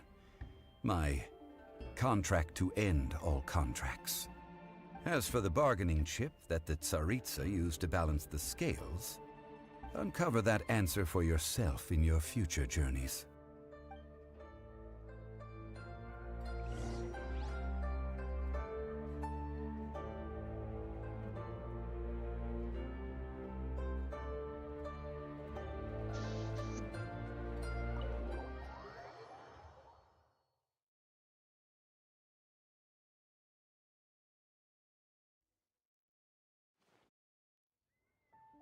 Today's the day of the rite of parting. Although the star of the show is fake, we spent so much time trying to organize it, it would be a real shame not to go there now.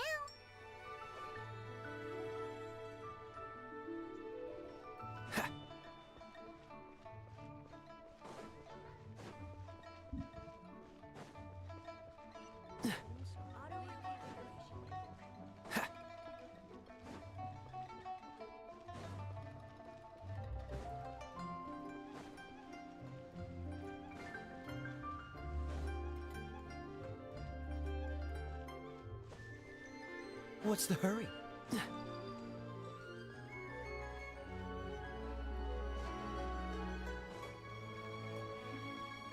You know that god from the ocean couldn't have just shown up out of nowhere.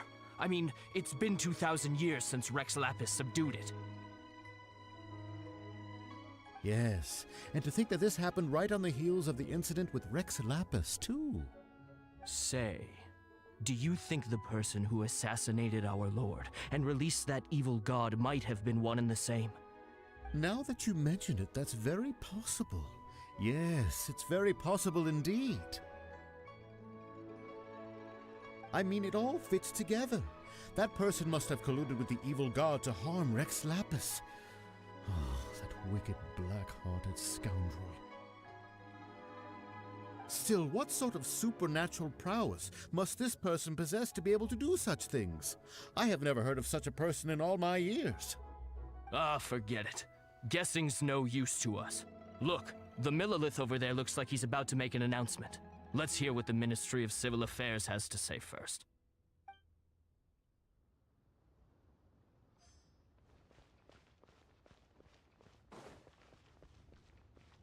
Oh, well, since we're going through with this rite of parting, I guess it means that those rumors hit the nail on the head. So Rex Lapis is really... But they didn't catch the culprit, did they? Oh, come on. Do you think that the assassin could have been a normal person? You know what I think. I don't think any of the gossip on the streets you hear from those shady types is worth anything. There's only one real possibility in my mind. I've heard that the assassin was that Fatui fellow.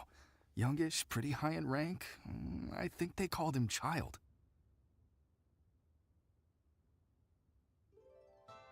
The Fatui? They certainly are very suspicious. Who knows what those greedy, crooked folks... Shh! Lower your voice. If the Fatui catch you in their sights, Rex Lapis won't be around to protect you this time.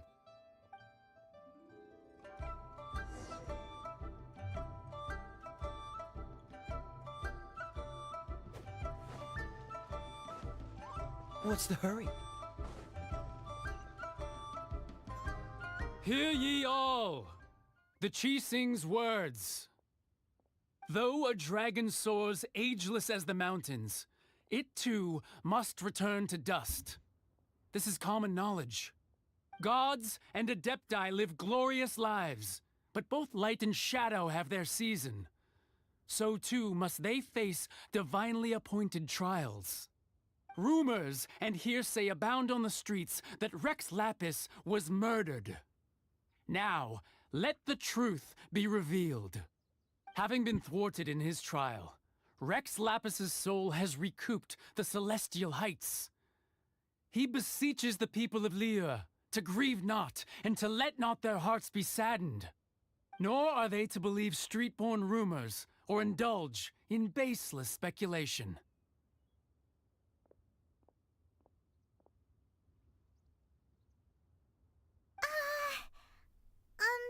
Paimon needs a translation on what the Qixing's announcement said. So that's how they're spinning it.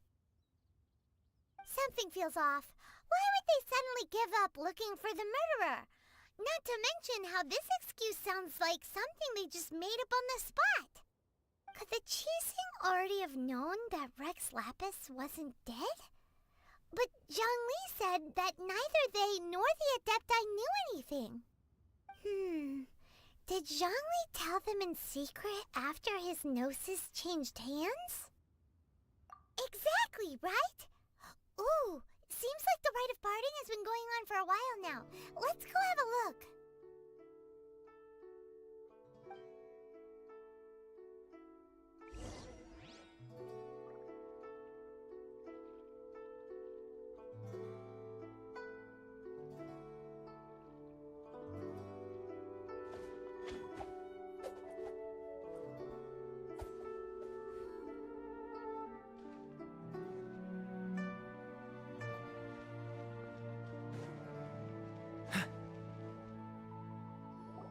Look, it's Ningguang and Keqing.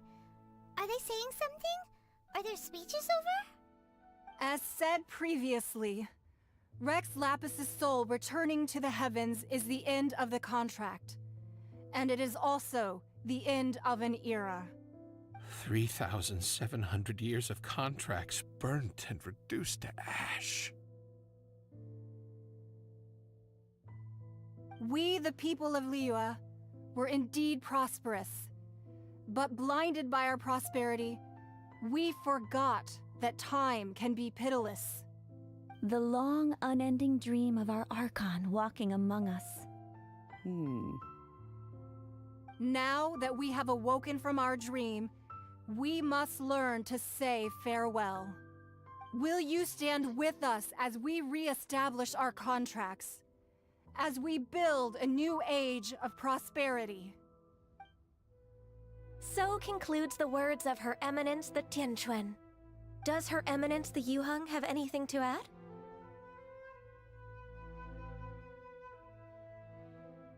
Huh? Is she looking this way? Traveler. Yikes! She really is looking our way! Is that the traveler who they say defeated the ancient god? So young. The Liyue Qixing always repay their debts. And as you have heard, our eyes see far and our reach is long. Name your price. You deserve that much. Whoa!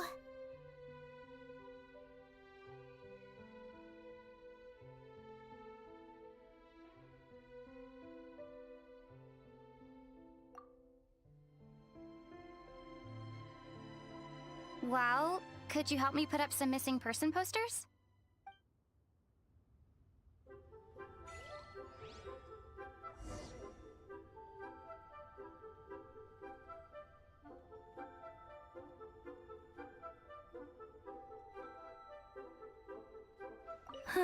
And to think I'd put my best perfume on before coming here, thinking you'd like it. But it seems as if those perfumes really were meant to be offered to Rex Lapis. Well, that's fine. Suffer no rivals in love, they say. And that's 3 gone in 1 stroke.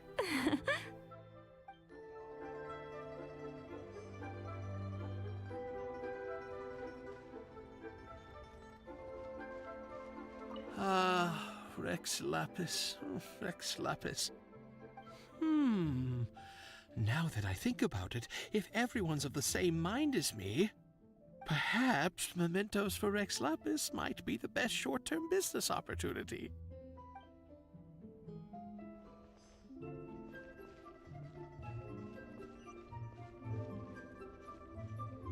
As for the mortals and Adepti of Liyue, what shape shall our relationship take from now on?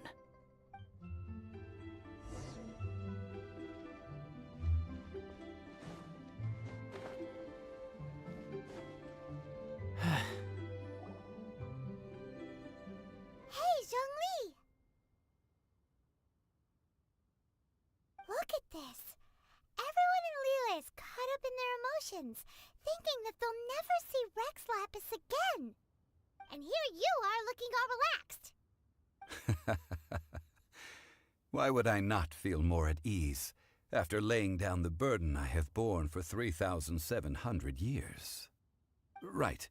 If the 2 of you can spare the time, I should treat you to a meal at the Xinyue kiosk. Ha! That sounds like big talk, Zhongli. Paimon might have believed you if you were treating us to some 3rd-round knockout, but you'd have to pay out your nose just to stand inside Xinyue kiosk. Are you sure you can afford it? You're right. I do lack the Mora. As the Rex Lapis Morax, I can easily create Mora. But since I have chosen to walk this earth as the mortal Zhongli, I should abide by the same rules that mortals do. When I was journeying with you, though I still had the Gnosis in hand, I knew that I must soon retire from my role as an Archon, so I had to rehearse a little for my new life. Oh, no wonder! Paimon gets it now. You didn't look at the price tags when we were spending because you've never had to. But since you weren't used to not being able to just make more Mora as and when you wanted to, you had to try becoming a parasite to society who lives off of other people's credit. Well, we were only spending Fatui money. You don't have to say it like that. In the City of Commerce, we do not merely exchange money or goods. We also exchange knowledge, memories, and foresight, as well as positions, roles, and lives. The Archon Morax could never experience life as the true mortal Zhongli could, no matter how many times he descended to be with his people. I must thank you for that. I will treasure the memories that I made as Zhongli, traveling the streets of Liyue with you. That is true. But there is no journey that does not end. No meetings without partings. Paimon thinks that we should make a move and continue our search for the Seven. I fear that continuing your journey may be difficult. The nation that neighbors Liyue by sea, Inazuma, is presently closed. The Electro-Archon Ball. And just as the people of Liyue preferred to call me Rex Lapis, she too goes by another name among locals in Inazuma. Paimon thinks we've heard that one before. Raiden? That is the case. And since Raiden is also the Shogun of Inazuma, people call her the Raiden Shogun. That said, though people at the wharf were saying that the situation in Inazuma is very tense, Paimon doesn't remember that always being the case. It wasn't that bad last year. Zhongli, since you're Rex Lapis, shouldn't you know something about what's happening there? Just how did Inazuma become a closed nation? It's because of visions. Visions? When faced with circumstances beyond their control, humans often bemoan their lack of power. But if a person shows true strength of will at a desperate and fateful moment in their life, the gods will look upon them with favor. This is what visions are. Magical foci bestowed upon those who have been acknowledged by the gods. Uh-huh. That's how people in Teyvat see it. But starting from last year, the Raiden Shogun began promulgating the Vision Hunt Decree. Vision Hunt Decree? Yes. It was an order to seize all visions within Inazuma's borders, and to inlay them upon the hands of the statue of the omnipresent god. They want to seize visions. But why? Aren't visions blessings from the gods? I should think that in the Raiden Shogun's eyes, it is precisely because they are divine blessings that they should be under the sole dominion of divinity. Whoa, that's harsh. The Animo Archon is the god of freedom, and the Geo Archon is the god of contracts. For her part, the Raiden Shogun is the god of eternity. It seems as though she has finally decided to eliminate any unstable elements that could pose a threat to her eternal realm. The fact that even I, the oldest of the seven, have now passed away, will only strengthen her resolve to pursue eternity. Knowing her, she must have again quoted that adage she is most fond of when proclaiming that decree to her people. 7 ideals for 7 gods, and of these, eternity is nearest unto the heavenly principles. All right then. Was there anything else you wish to know? Ah, that was a good one.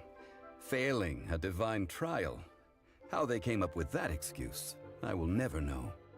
That said, the reason why the Qixing were so eager to resolve the incident and stop pursuing the culprit was indeed because they received news in secret that Rex Lapis was not dead. I hinted as much to the Adepti as well. How did I accomplish that, you ask? Have you ever heard of this particularly convenient Adepti art known as gifting dreams and visions? All right then. Was there anything else you wish to know? Yeah, about that. Before the Qixing made their announcement, we listened to a lot of people talking on the way. Most of them put the blame for everything on Child. These are indeed false accusations. But it remains undeniably true that Child did send people to the Jade Chamber to prevent the Adepti and the Qixing from defeating the ancient god. I've heard that Ningguang is busy milking that for all it's worth on the foreign relations front at the moment, browbeating the envoys of the Fatui. Ha! Those poor Snezhnayan diplomats. If it were not for Child's exalted position as a harbinger, I'm certain that they would have shifted all the blame to him and called for his dismissal by now. All right then. Was there anything else you wish to know? The time of the Adepti has long passed. If even the Liyue Qixing don't want to face that truth, then what future is there for Liyue? Keqing is absolutely right in saying this. Now, though I did laud Ningguang's desire for power, believing this to be a good thing, and thought as a matter of course that she must have been behind the Qixing's plan to take governing power over Liyue from the hands of the gods and Adepti, could the original person who brought up the idea of seizing power have been... All right then. Was there anything else you wish to know? That's right! Zhongli, now that you don't have your gnosis, what's going to happen to all the Mora in Teyvat? Since Morax is dead, are they all just gonna disappear? Also, isn't the Golden House the only mint in the entire continent? Will it even continue to work? The Mora present now will not vanish. But the Golden House will indeed have to cease operations for a lengthy period of time, since creating Mora requires the use of the Geo-Archon's power. This is terrible! We're all about to run out of Mora! The world is coming to an end! Yes, this is indeed a major issue from a financial standpoint. Well, I suppose we'll just leave such troublesome matters to the Liyue Qixing to debate. Then, did you at least set some private funds aside for yourself? Oh, a private fund. This does seem like a good, logical, common-sense idea. It's a shame. What's a shame? It's a shame that I didn't think of it at the time. All right then. Was there anything else you wish to know? Well then, I suppose you'll have to find a way to get inside this closed nation. Have patience. I suspect that some serendipity must first come into play.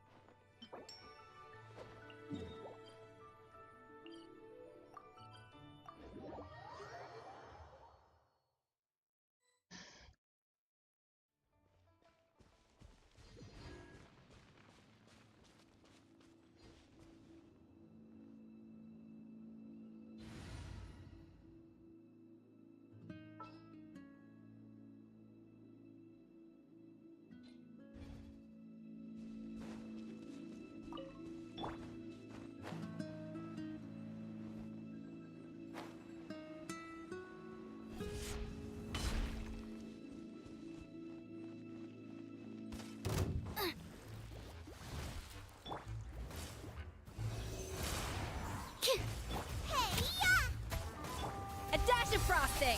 A burst of flake! Cool it! Oh, so sorry.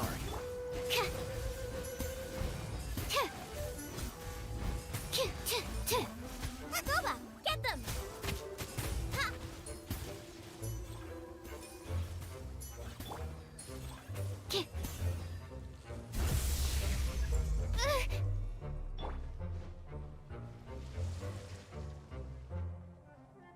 Out of the frying pan! Absorption test. Enhanced Animal Module 75. Freeze! Goose on the loose! Cool it! Nice and spicy.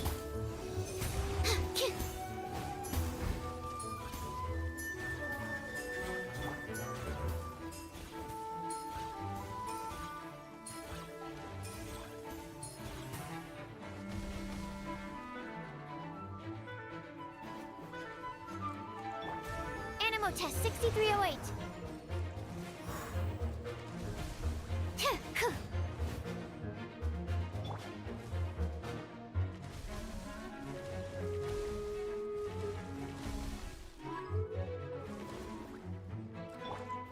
Absorption test.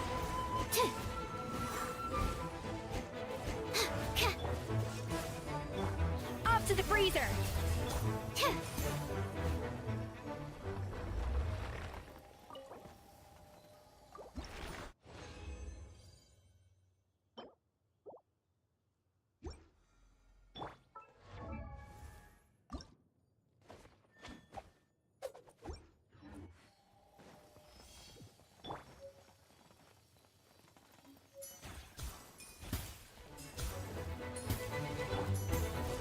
Stand clear. Yeah, swirl, marked. Eat this! Dodge this! This moment will be frozen in... Out of the frying pan, into the fire!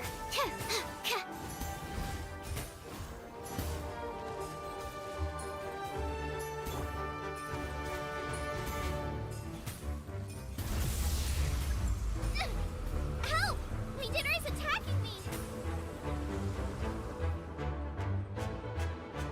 Goba, get them! Absorption test.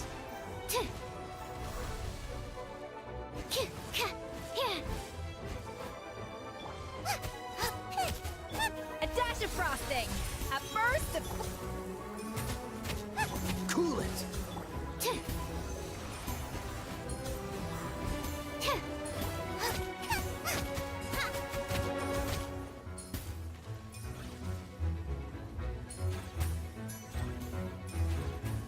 Out of the frying pan, into the fire!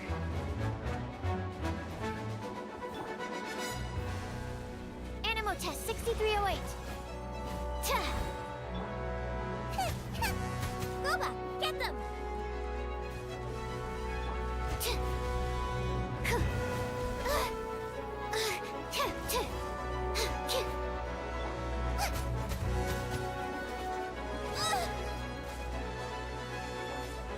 Stand clear.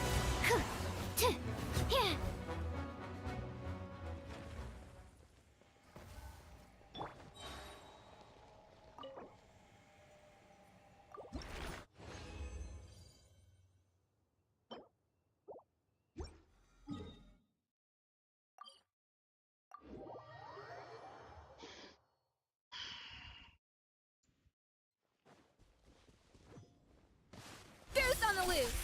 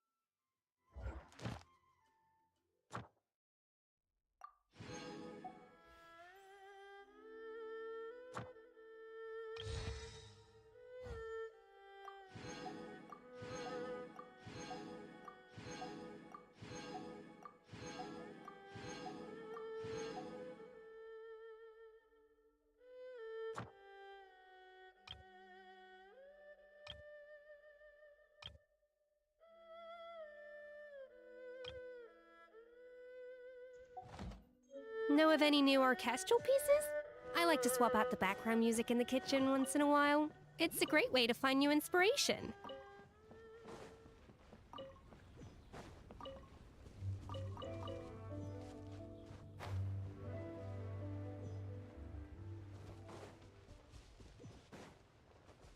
A little absorption test.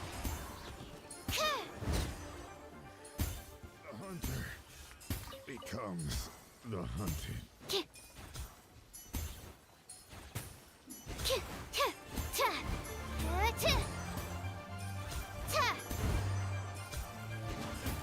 Stand clear. Done.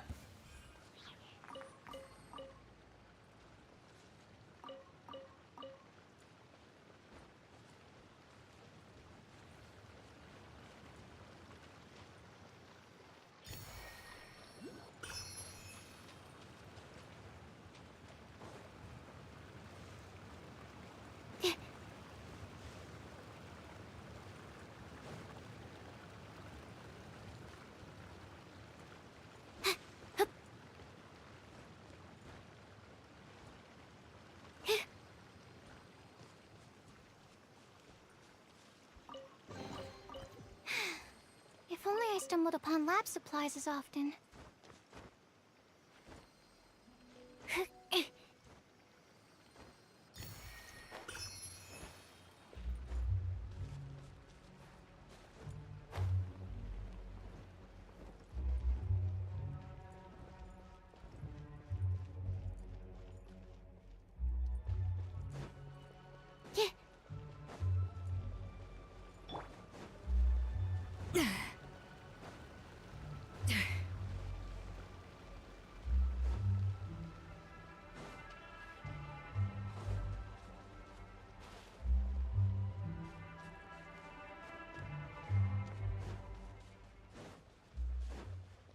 Off to the freeze! Absorption test. Enhanced animal module 75.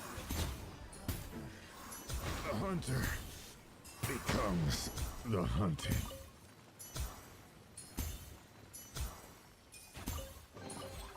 Tests appearing out of thin air?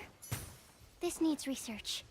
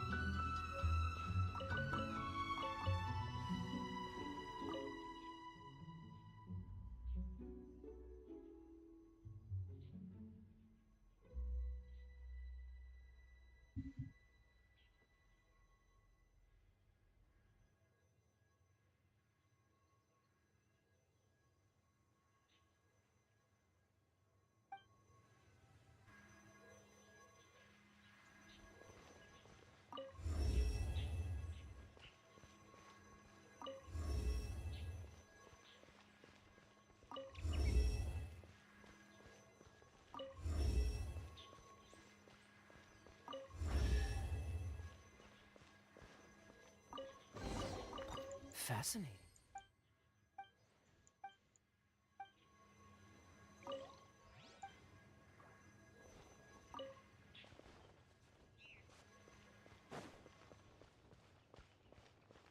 What's the hurry?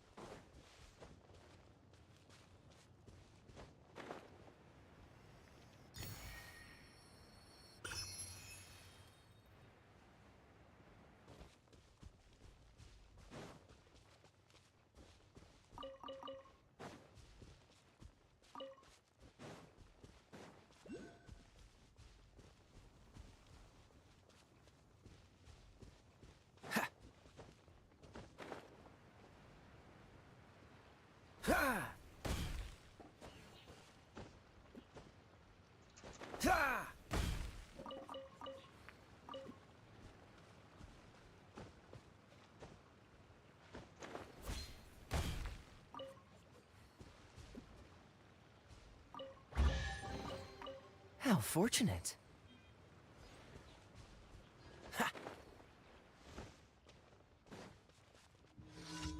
Dodge this! A dash of frost! Stand clear!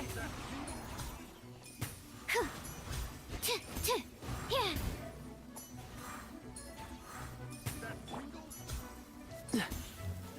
Cool it!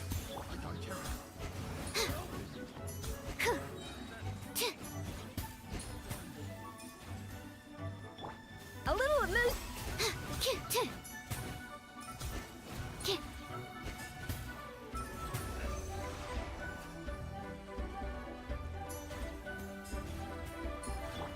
Dodge this!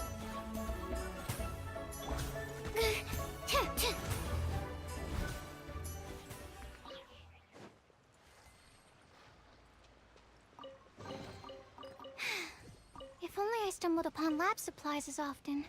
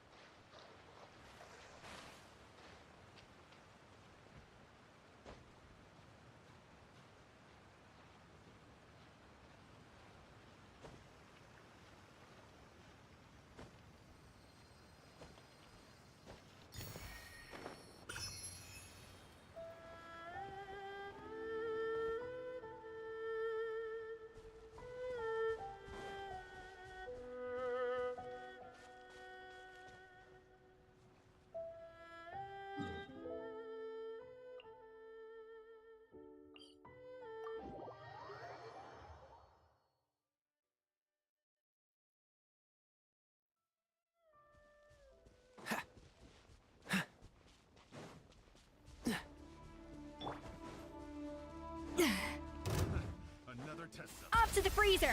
Animo test 6308. Animo hypostasis emulation. Pick the wrong test subject. Pick the wrong test subject.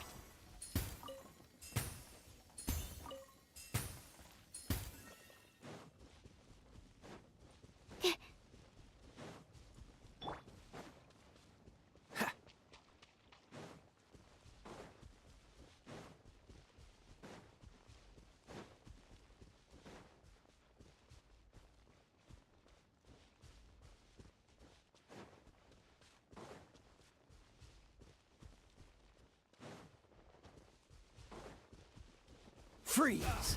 Absorption test. A dash of frost! The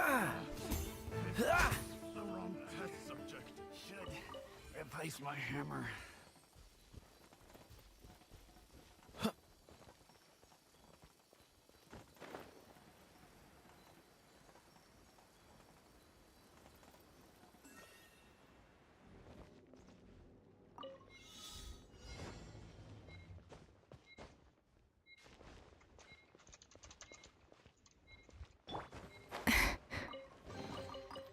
Huh, this chest is pretty good at keeping things fresh. A little amuse bouche! Cool it! Stand clear. Huh. Yeah. Dodge this!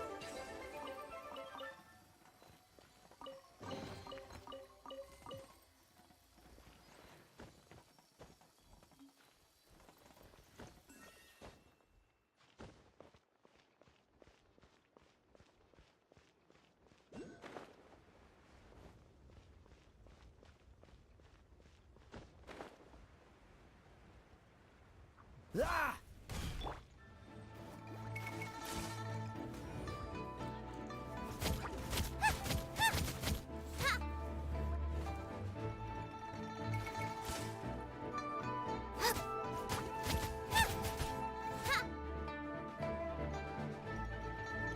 Nice and spicy.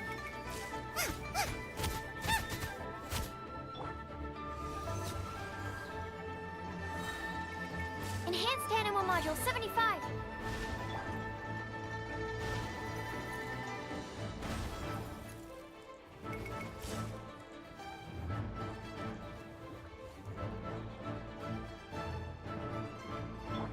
Animo Test 6308.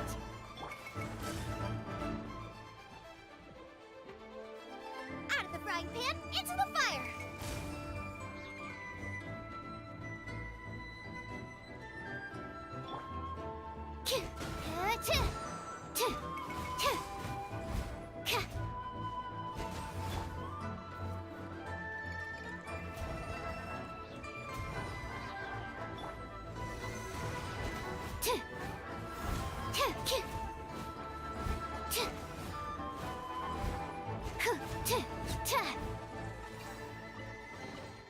Tests appearing out of thin air?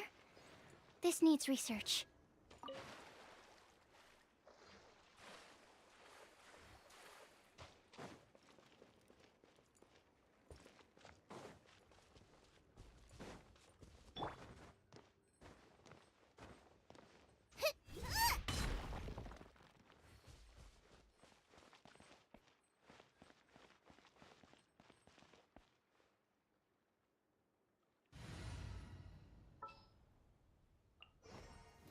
This world...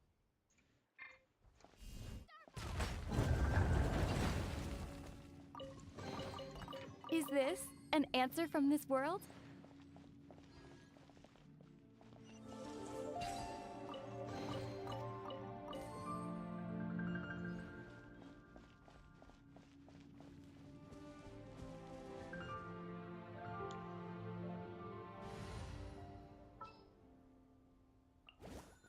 I'll bring my seasoning.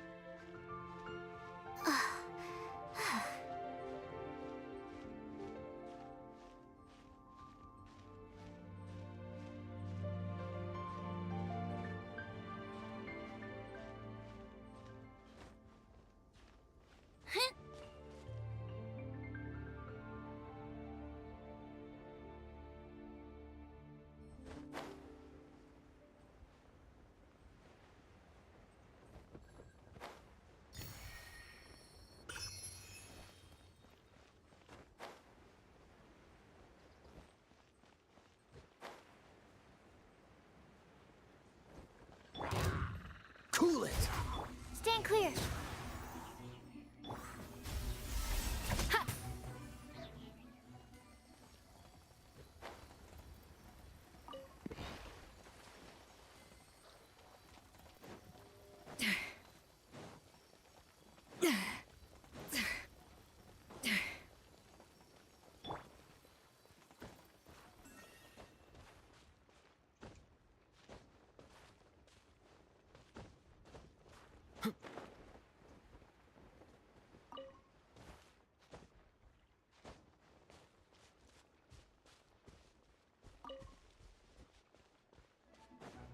Freeze! A dash of Animo test 6308.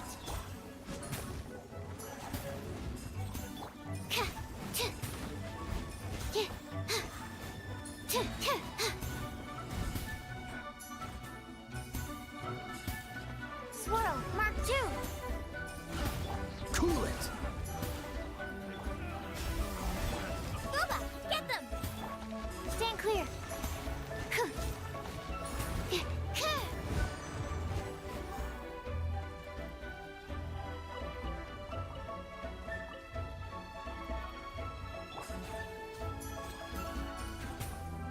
Off to the break. Animo test 6308.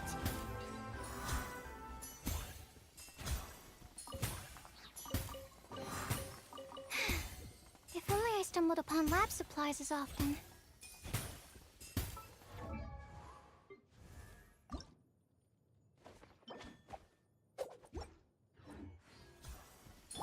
What's the hurry?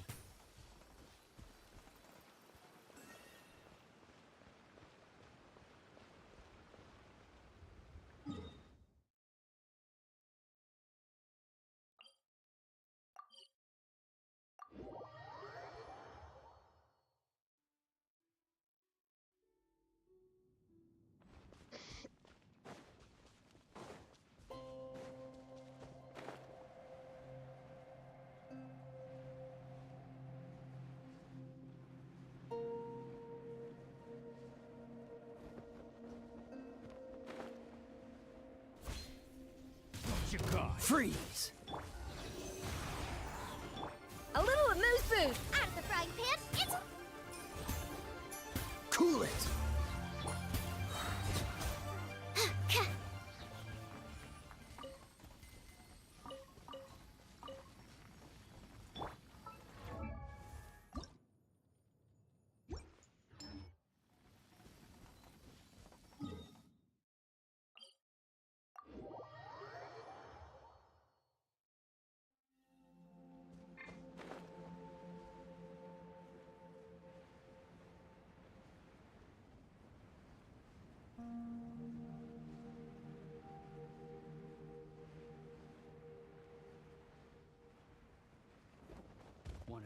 Dodge this! Animo test 6308.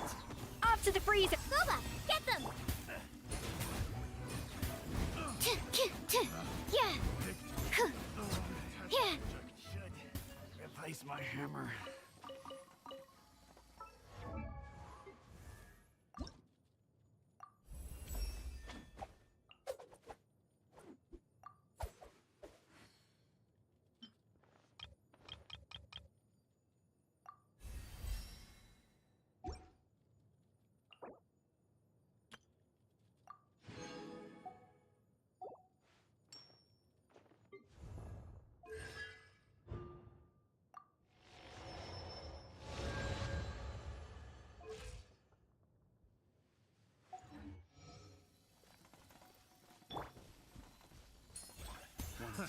Freeze! Absorption test. Ta! A little amusement!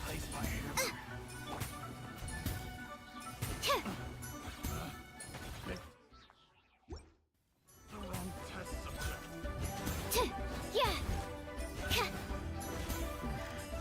A hunter becomes the hunted.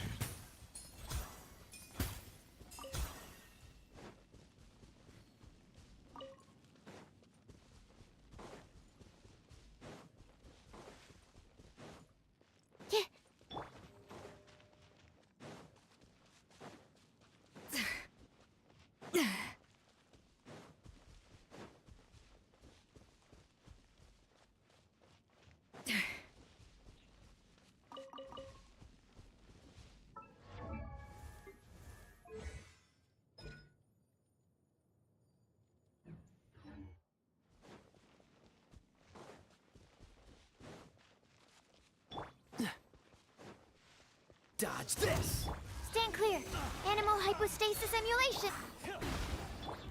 Off to the freezer! The pinnacle of excellence!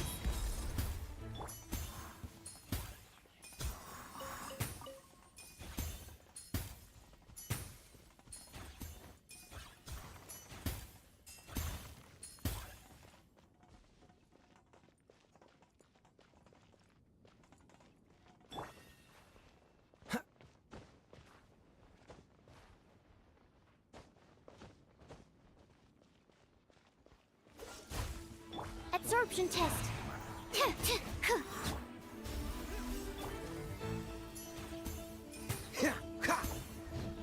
Cool it!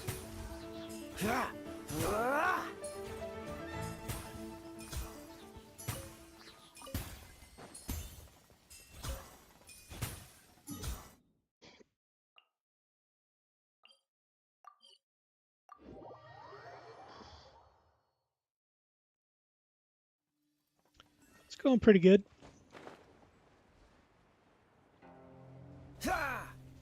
Freeze!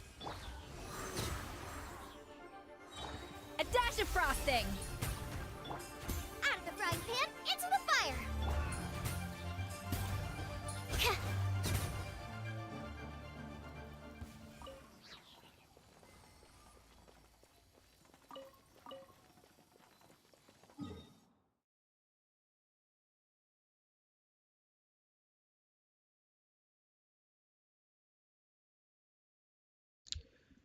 Well, I just completed the Leeway Archon quest, which has now unlocked all the events for me. So I might be doing the events. But I was going to upgrade some characters first.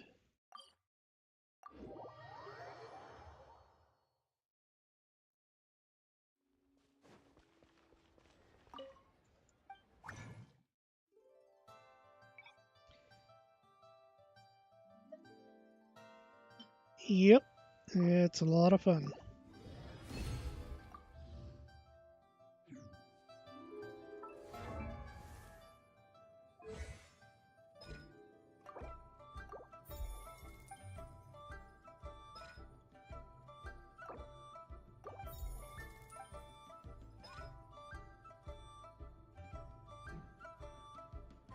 I didn't know you were such a slack.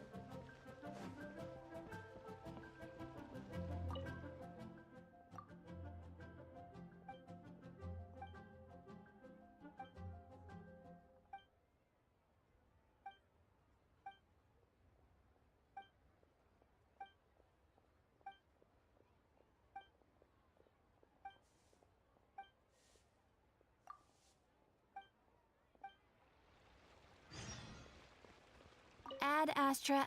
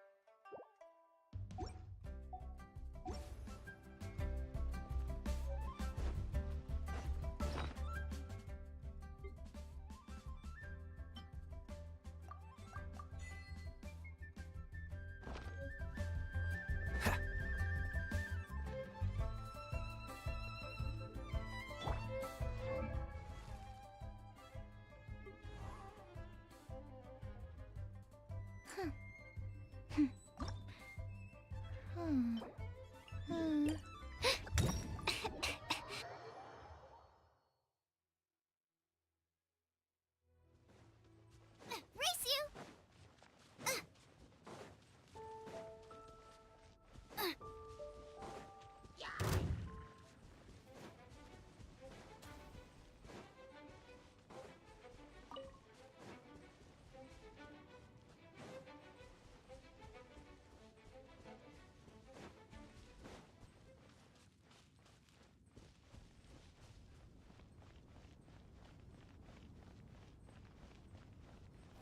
Nice and spicy!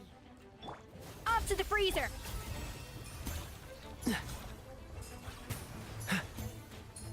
What's the hurry?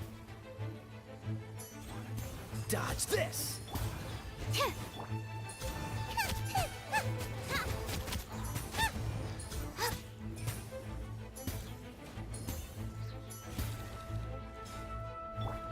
A dash of... Out of the frying pan, into the... Ah! Cool it! A little amuse-bouche!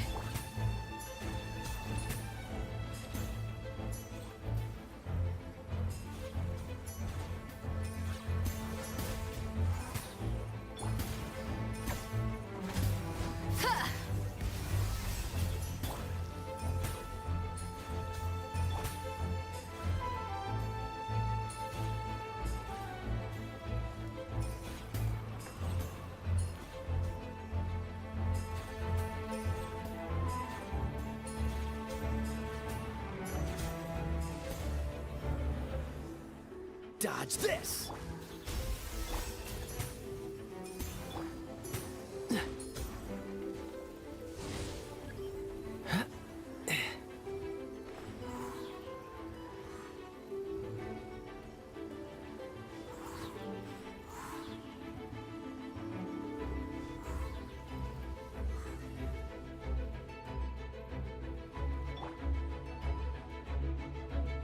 Nice and spicy!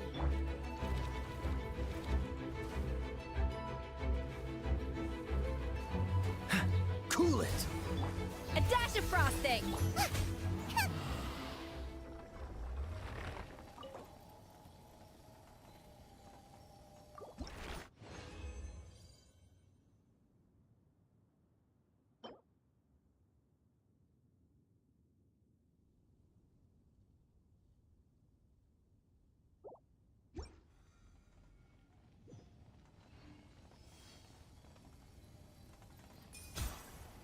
Out of the frying pan, into the fire! Don't push your luck! Ugh. Dodge this!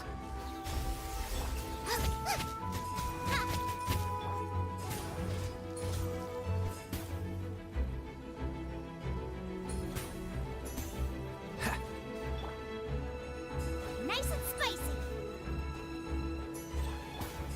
Freeze! Off to the free...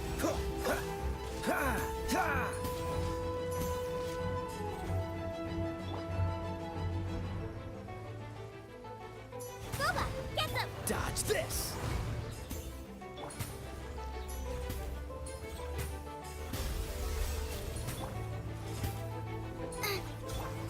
Freeze! Ha! Ha! Huh! Ha!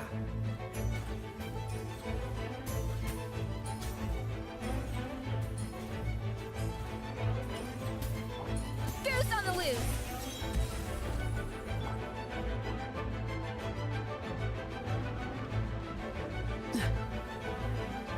Dodge this! A little amuse-bouche! Ha! Ah! Ha! Ah!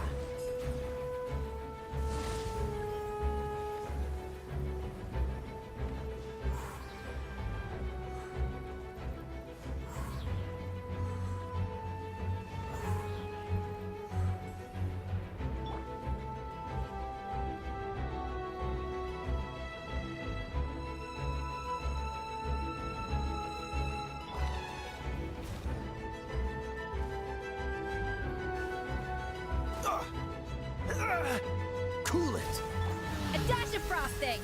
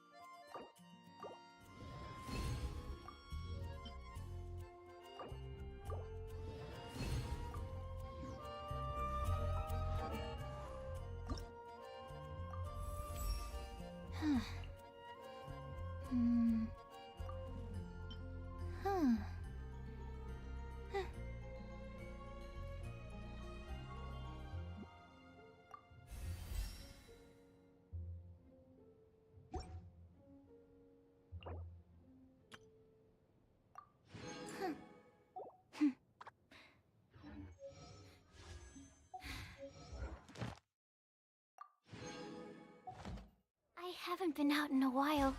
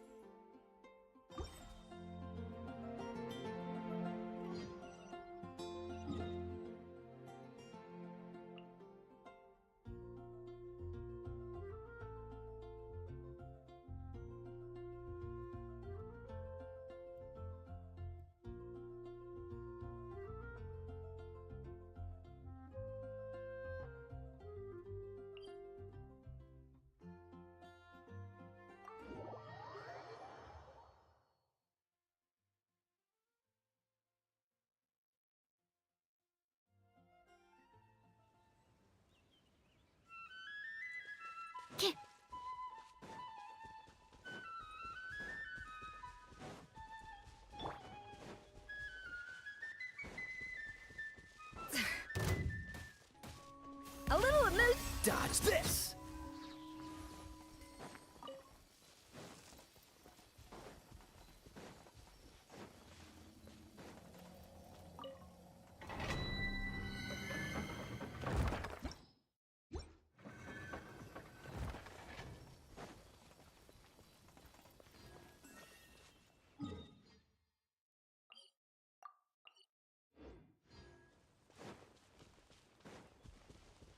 What's the hurry?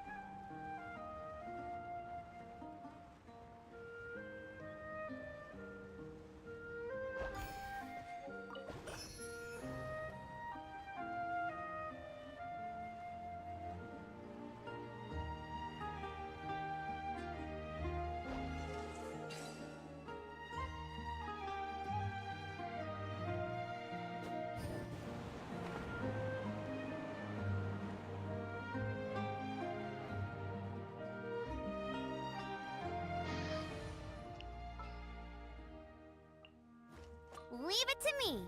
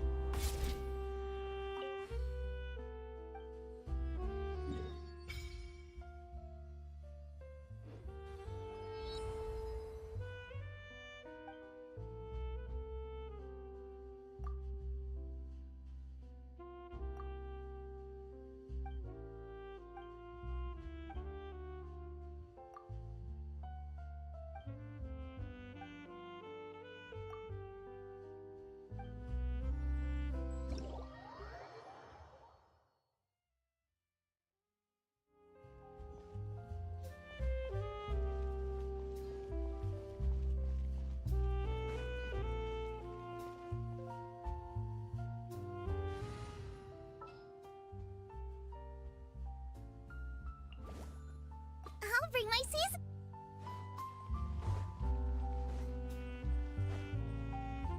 Race you. Unlimited Mora or unlimited...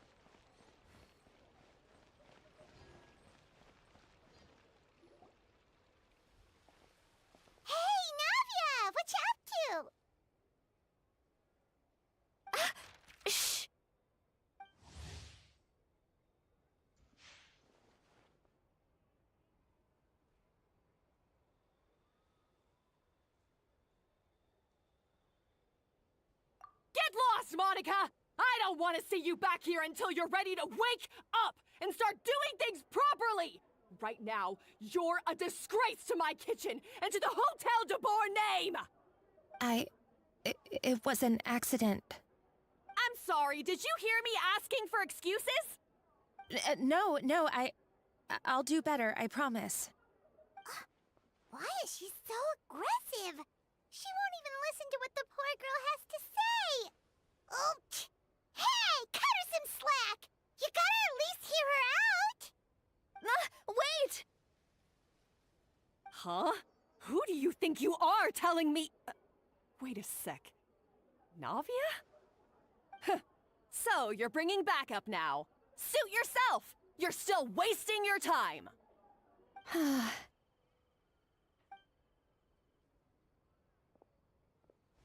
Savannah, is this how you always treat your staff? My staff is right. I'm the one in charge here now. And last time I checked, the Hotel de Boer doesn't take orders from the Spina di Rosula. Of course. How you run your kitchen is none of our business. But when a member of your staff is so overworked he becomes gravely ill, that most definitely is our business. We're going to stand up for him, whether you like it or not. Overworked? I've said it before and I'll say it again. If Vermont can't handle the job, then tough luck. There are plenty of other capable people I can hire instead. But Vermont can do the job, he just... Monica, back inside, now! But you said I shouldn't come back until... Just do as you're told, and not another word out of you! Come on, we have work to do! Wow, what a horrible person! Sorry. Looks like I've dragged you into some drama again.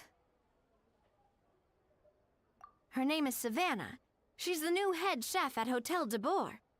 Ever since she took the job, she's been enforcing a brutal work regime and putting a huge amount of pressure on her staff. One guy was so overworked, he collapsed from illness. He's been bedridden for days, and he can barely even talk properly. I'm sorry. I'm sorry. It's all my fault. I don't deserve to be a chef. At his family's request, the Spina di Rosula is trying to mediate on his behalf. We're not exactly making a ton of progress, as you saw. Savannah is adamant that Vermont's exhaustion and illness have nothing to do with her or how she's been running her kitchen. She's refusing to have any kind of meaningful dialogue with us. Our next thought was to talk to the other chefs at the restaurant and get a better idea of their working conditions. But with Savannah watching them like a hawk, no one has been willing to open up. And that's why I'm here, doing it the old-fashioned way. Camping out, watching, and waiting for an opportunity. Oh, shoot! It all makes sense now. Sorry. Paimon should have thunk before she spoke. Did Paimon ruin everything? Oh, no, not at all, Paimon. Honestly, the way she was laying into Monica, someone had to step in. I'm sure I would have piped up if you hadn't. And besides, I don't really think I'm built for espionage. Yeah, meaning it's gonna be all the more difficult to get the inside scoop now. Oh, I might as well head back to the Fleuve Cendre then. We'll need to come up with a whole new game plan. Paimon will join you, 'cause this is kinda all Paimon's fault.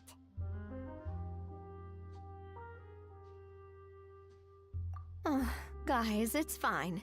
You don't need to worry about it. That said, if you were planning to visit the Fleuve Cendre anyway, let me take you out for a meal. I'll make sure it's a proper feast. A really famous chef just joined the Spina di Rosula's tavern. Her name is... Sorry to interrupt. I just wanted to apologize for the scene you witnessed just now. We shouldn't subject our customers to that. This is a small token from us. It's some candy from Monica. She asked me to make sure it was delivered into your hands. Monica's the one apologizing? Huh. Clearly Savannah is the one who owes an apology. Our head chef has been a little highly strung lately. Sorry for everything. All right. Since there's candy, Paimon will drop it. Not the candy. Thank you for understanding. We'll make sure to pass your feedback on to Miss Savannah. A little highly strung, huh? Paimon doesn't get it. How did someone like her even become head chef? Well, according to Fermat's family, she hasn't always been like this. But that's a story for another time. Let's try this candy. Oh, Paimon totally gets it. Come on, dig in! Huh? Hold on, there's something written on the wrapper. Find Escoffier.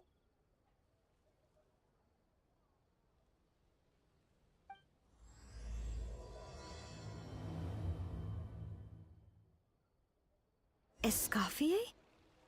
Could this mean... Huh? You know that name, Navia? Yeah. Let's stick to the plan and go back to the Fleuve Cendre for now. That's where we'll find Escoffier anyway.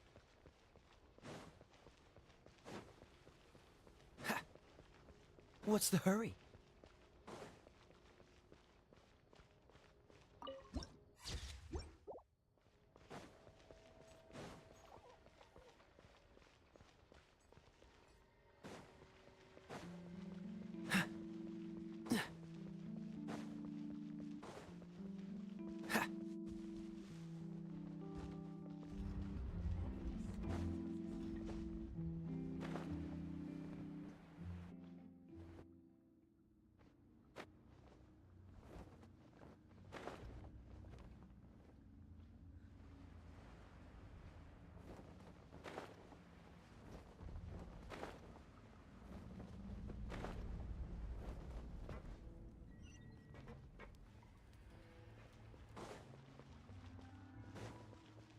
What's the hurry?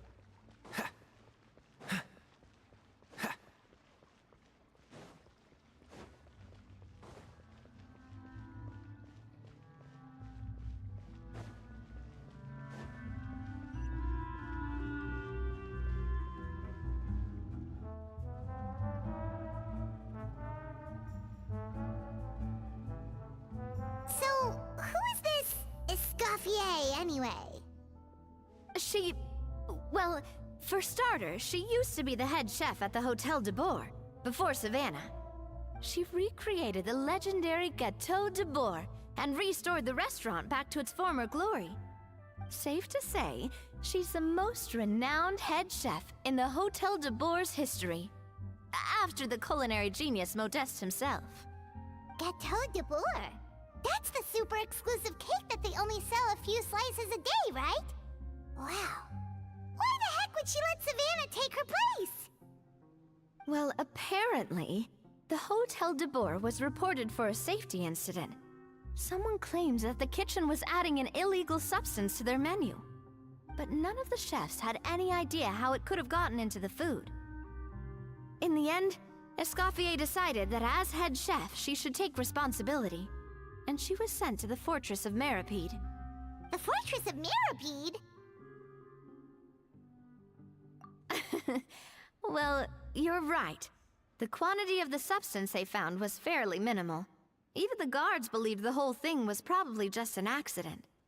Escoffier didn't have to stay in the fortress for long, but still, by the time she returned, the role of head chef had already passed to Savannah. So that's what happened. Paimon still thinks it's really unfair. Even though Escoffier is no longer head chef at the hotel, she's still well respected by the staff. So, I'm guessing what Monica wants is for us to convince Escoffier to try and negotiate with Savannah on the staff's behalf. Oh, Paimon gets it! Monica wants Escoffier to come back and kick Savannah out. It's simple. If the new head chef is stressing everyone out, then the solution is just get the old one back. Well, about that. You thought cream of mushroom soup was ready to serve after 3.5 minutes on the stove. You'd have had more sense serving hot water with ice cubes. At least then you wouldn't have wasted all this perfectly good cream and mushroom. What do you say, Hilaire? I'm sorry, Cream. I'm sorry, Mushroom. As you can see, Escoffier is that kind of chef as well. You have to leave it on the heat for long enough to allow those flavors the chance to come out. Don't be fooled by the aroma when the water first starts to boil. Got it? Yes, Chef. Then go back and do it again. The customers are still waiting. Remember where you went wrong and don't repeat the same mistake twice. Yes, Chef!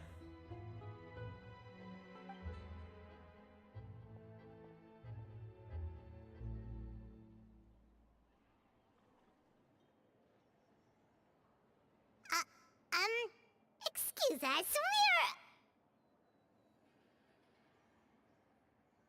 Waiting to be served? Sorry, we're pretty busy. I'm afraid you have to join the line. Oh, no, we're not here to eat. So you're not paying customers? Then I'm afraid the wait will be even longer. It's hard to talk to Escoffier when she's in the zone. Let's take a seat. We can catch up while we wait.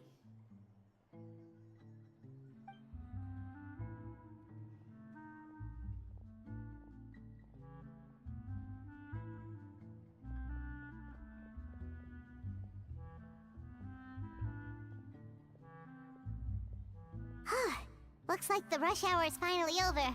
Is it always this busy here? These days, yes. I'd say business has tripled since Escoffier joined as temporary head chef.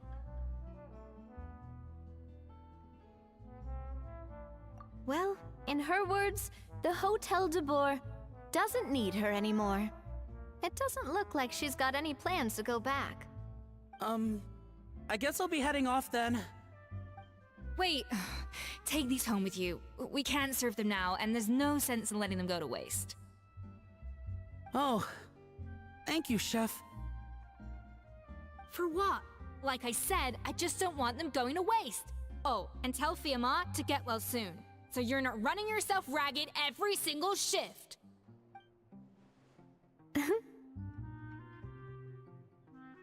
Fiamma. That's the second time we've heard that name. Who is that again? He's the chef that fell ill from stress. Hilaire is his son. And with Mom stuck at home taking care of Dad, he decided to pick up some work to help pay the bills.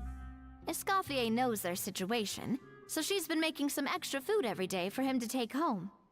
Hey, I heard that, Navia! I've told you before, no one's making extra food. Hilaire is making blunders in the kitchen, and I can't serve his failed dishes, so he might as well take them home. Yeah, failed dishes that just so happen to be nutritionally complete every single time. So, you two must be the world-famous traveler and her companion, Paimon, yes? Is there something I can help you with? Oh, so you know us already. We'll skip the introduction then. We're here to talk about Savannah. I certainly am. The Spina's headquarters are right next to the tavern. And I've lost count of the number of times Navi has come to pester me about it. But I don't work for the Hotel de Boer anymore. And being ex-head chef doesn't give me the right to interfere with that business. Besides, I'm the one who persuaded Savannah to take the job in the first place. What? Well, she was a much gentler person back then. A little timid, even. She wasn't at all confident that she was the right fit for the role. That's hard to believe. Are Are we definitely talking about the same Savannah here? Honestly, I do wonder if she's just emulating me. I mean, I'm not the most pleasant head chef to be around either. Anyway, suffice to say that given the history between us, it'll be tricky for me to tell her she's doing her job wrong without coming across like a huge hypocrite. Fiamar and the others probably think that Savannah gets it all from me. I wouldn't be so sure about that, Escoffier. Look at this note we got from Monica. She mentioned me. Whatever shortcomings you feel you have, it looks like Monica still trusts you. As for the others, well, how can you know what they think unless you ask them? Monica. Plus, it's not like we're asking you to storm in there and raise hell. We're only in the initial phase of our investigation. All we're trying to do is get the other chefs to open up to us. Oh, Monica. Oh, Monica! Escoffier? I can't believe her! Powdered sugar is supposed to be applied sparingly. Look at all that on the wrapper. It's thicker than the sole of my shoe. Unbelievable! I won't stand for this. She has to learn. Come on, we're going. Wait, so now she's, Let's go catch up to her. We don't want to keep her waiting.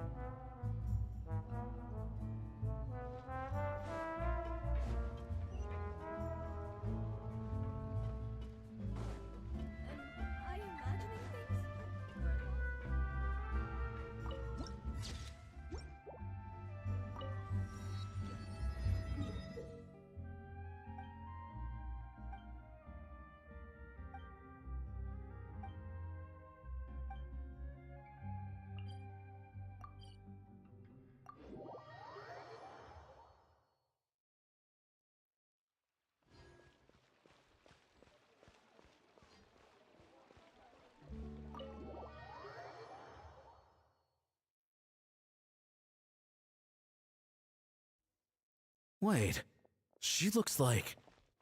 Is that Escoffier? I'm sorry. I'm so sorry.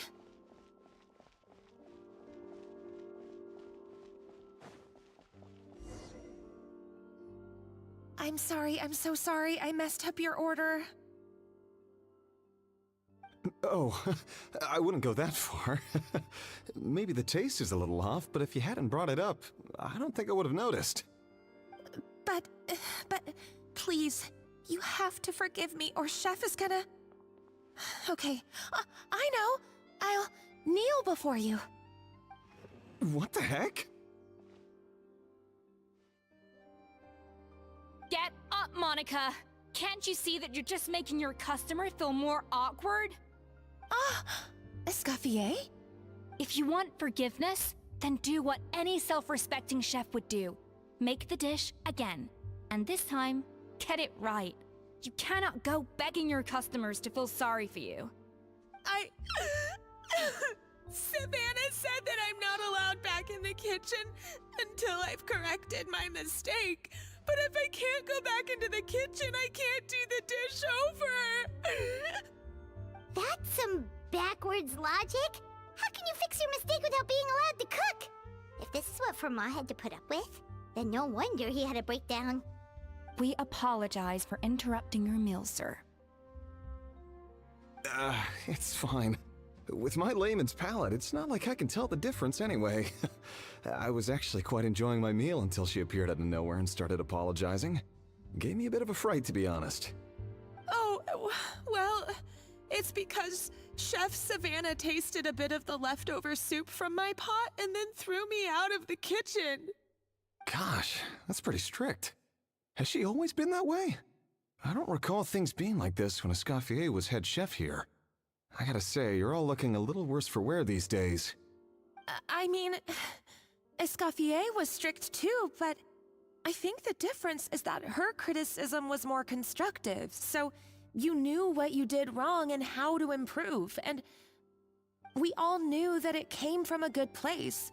Chef Escoffier was hard on us because she truly wanted us to reach her level. But these days, whenever we make a mistake, we just get told to wake up, get your head in the game, or just do it again. And it's only gotten worse since word got out that Chef Escoffier had started working again in the Fleuve Cendre. Monica, you don't need to call me chef. I'm not the boss here anymore. Yeah, but through no fault of your own. What happened back then, that wasn't on you, and all of us know that. That banquet was a huge event, and so many staff were involved every step of the way. With so many moving parts, there's no way of knowing how that Lumiline ended up in the food we served. Lumiline? What's that? A new drug from the Fontaine Research Institute, produced from an extract of the Lumitoile. Apparently it sharpens the senses, so they used it to treat people with impaired responses to stimuli. Oh, yeah, I've heard about that. They found out you can use it as a flavor enhancer since it stimulates the taste buds. Makes things pretty addictive. They also found that overuse can have mood-altering effects, and even lead to nerve damage. So it quickly ended up on the guards' list of controlled substances. Unfortunately, however, some food products containing the additive had already made it to the market by the time the guards banned it from the restaurant industry. Everyone knows that in all likelihood, someone probably just purchased a batch of contaminated ingredients by mistake. But you took all the blame. We all know why. You just didn't want to see this turn into a place where tensions are constantly running high, because everyone's suspicious of each other all the time. And now look at you, a fry chef in the Fleuve Cendre. What are you trying to say? Sure, the Spina's Tavern is no Hotel de Boer, but come on, it's not that bad, is it? Oh, the Fleuve Cendre, you say? Great. That's where I'm dining from now on. Monica, I'm very happy with my current job. And there's no changing the past. We just have to let bygones be bygones. Besides, at the end of the day, I was the head chef, regardless of whose mistake it was. Ultimately, the responsibility lay with me. If only Savannah was half the boss you were. I'm sorry? Do you have a problem with my conduct as head chef? No, chef. So, you do remember who's boss? Escoffier? I thought you'd left this place for good. What are you doing back here? What happened to you, Savannah? Why are you acting like this? When I turned this place over to you, You made me the head chef and gave up your right to tell me how to do my job. You're not the boss here anymore, so stop acting like you own the place. Whoa. Sounds like someone has a chip on her shoulder.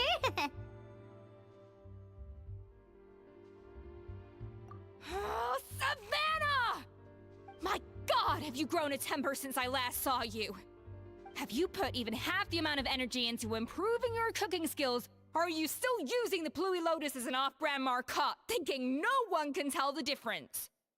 That's none of your business! What happened to not storming in and raising hell? Ho ho! I was not expecting to see something this spicy as soon as Escoffier returned. Huh? Fan Agem? Aye, miladies. Might I make a humble suggestion? Given that we have ourselves a tête-à-tête between chefs at the Hôtel de Bord, I dare say it would be de rigueur to settle this the traditional way. The traditional way? That can only mean one thing. That's right! I'm talking, of course, about the tradition established by Modeste himself. The cooking contest! According to legend, the founders of Hotel de Boer, Modeste and Savelli, used this method to resolve all of their disputes. Everything from petty arguments over next week's menu to disagreements over the strategic direction of the restaurant. The cooking contest would decide who had the final say. Huh. like they had a lot of free time on their hands. Ah, well, it might sound that way to us.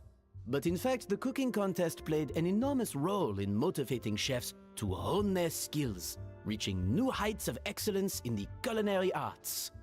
And indeed, the reintroduction of this institution in recent years has surely been instrumental in transforming the Hôtel de Bord into the top-ranking restaurant in Fontaine. Reintroduction? Someone brought it back? Who? What say you, Escoffier? Surely you of all people won't back down from this challenge. It was you who put the rule in place, after all. Sure, I reinstated it, but I'm not a chef at Hotel de Boer anymore.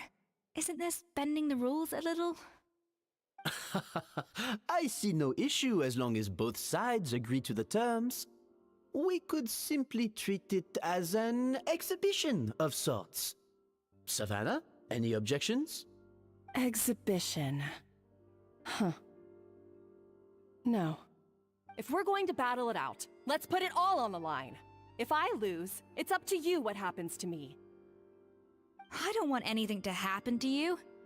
But if you lose, you hand over the Codex de Board to me. What? The Codex de Boer?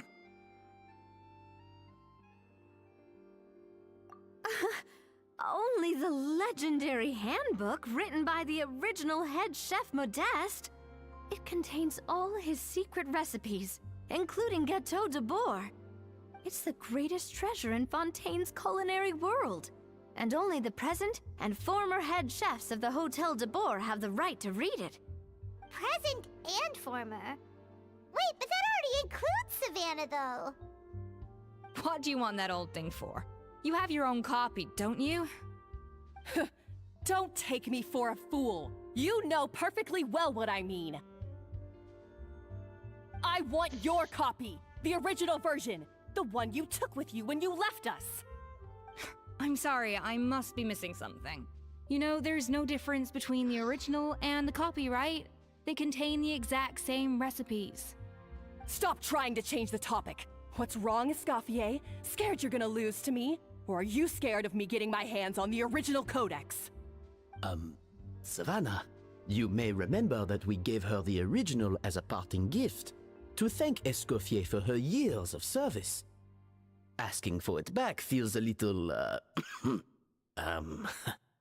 Oh, I'm sure it won't be an issue, as long as both sides agree to the terms. Those were your words, weren't they? And as for the contest itself, let's make it a bake-off. Gâteau de Boer, per the recipe in the codex. Well, Escoffier, you against me. Are you in or out? You sound surprisingly confident. All right then, let's see how much you've actually grown. I hope you surprise me, Savannah. I'd hate to find out that all you've learned after this long is how to chew people's heads off. Believe me, I'll show you. Escoffier, are you sure this is a good idea? You accepted her terms a little hastily. Oh, it'll be fine. Let's head back to the Fleuve Cendres so I can get prepping.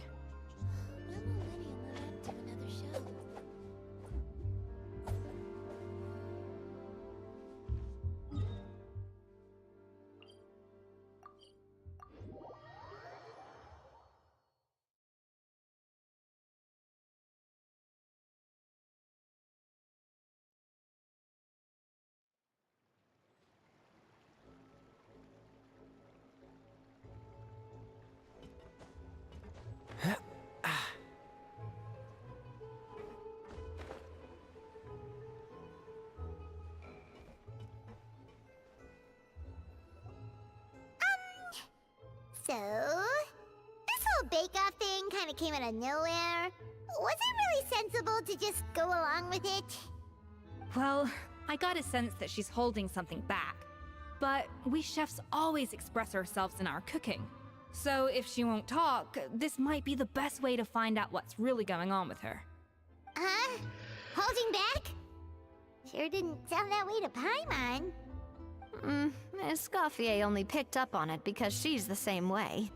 Always closed off, never letting you know what she really thinks. That's patently false, at least where your macarons are concerned. I've been nothing but truthful with you about the disgraceful amount of sugar you use. Okay. That's one case where you can keep your thoughts to yourself. Oh, that? Well, it's not so much a recipe book as a diary of Modeste's adventures. Back in the day, he and his good friend Savelli explored far and wide, partly adventuring, partly looking for new ingredients and developing new recipes. Their creations had an enormous influence on the course of Fontaine cuisine, turning it into a much more vibrant and diverse scene. For instance, legend has it that the original Gâteau de Bourg was made using a special secret ingredient that Modeste discovered on one of his adventures. So rare was the ingredient that they could never make more than 16 slices of the cake per day.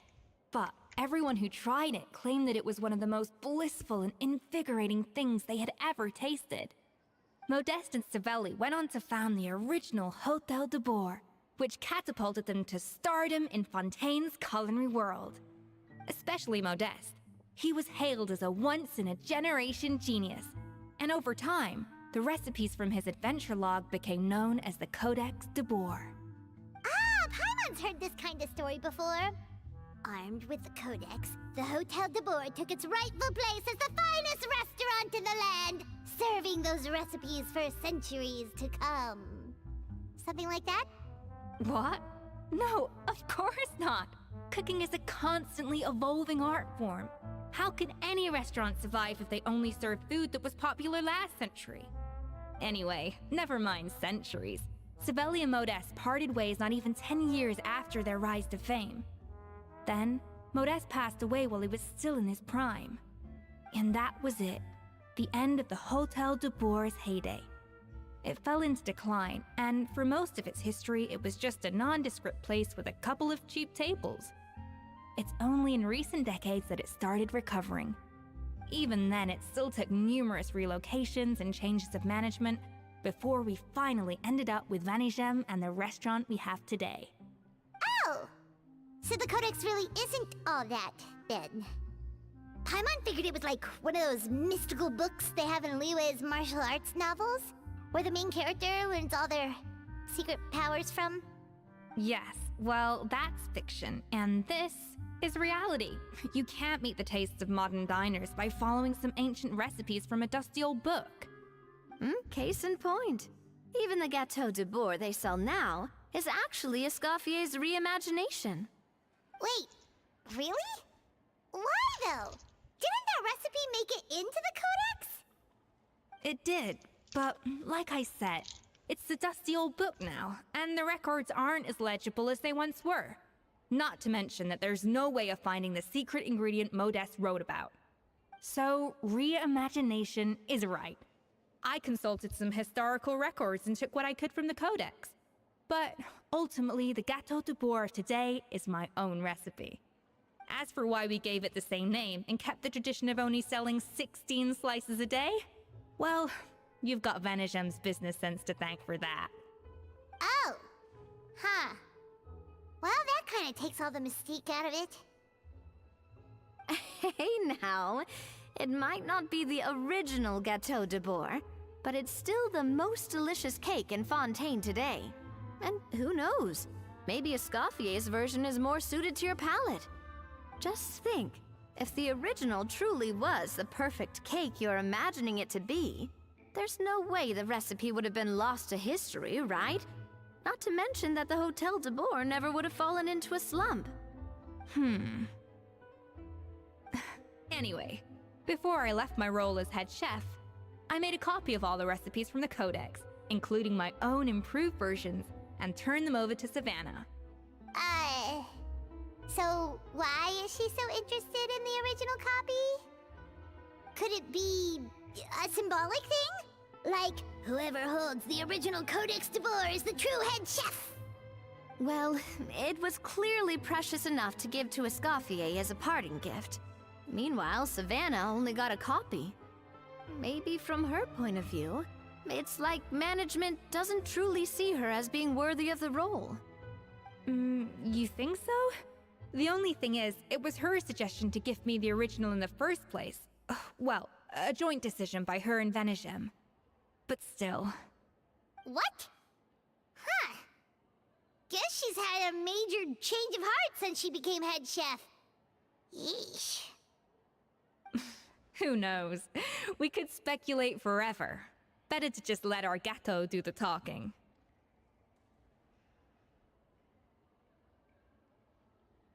It means besting her in this bake-off, and then getting her to explain herself, even if I have to beat it out of her with a spatula.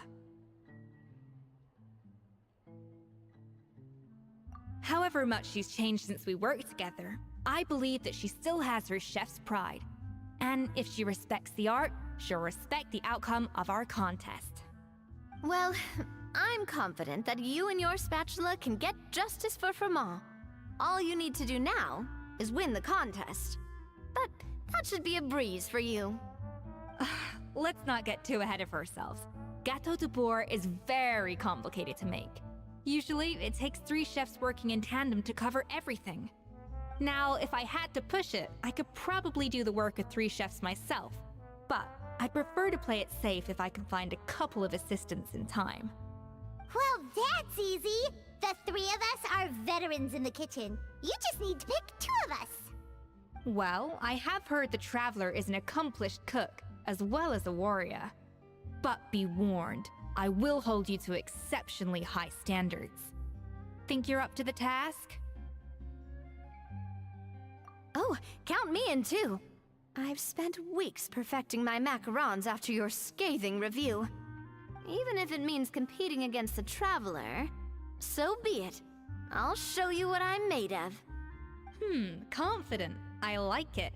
Alright, let's start with some elementary mise en place. Show me your knife skills.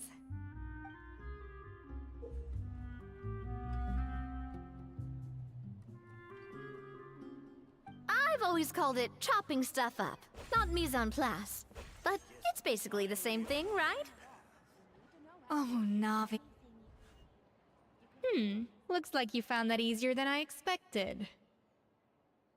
Yeah, thankfully it was pretty straightforward in the end. You made it sound like we'd be carving statues out of fruits or something. Well, brace yourself, because the next step is anything but straightforward. I'll be using this cold press to extract flavor compounds from the ingredients. A kind of special food processor I got the Fontaine Research Institute to make for me. It uses cold temperature extraction to isolate the essence of cooking ingredients, which can then be used to flavor dishes more precisely. But this isn't exactly standard kitchen equipment, so that probably didn't make a whole lot of sense. Let me give you a demonstration instead.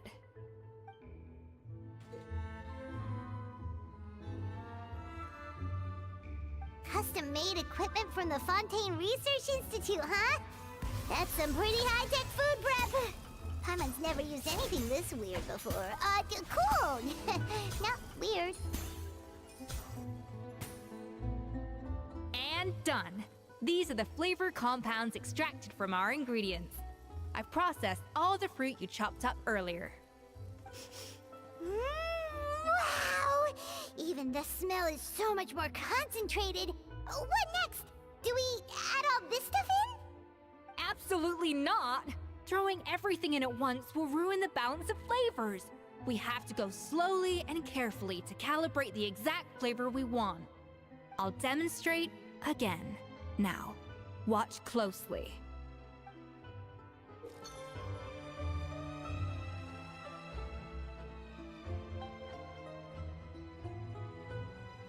Slowly and carefully.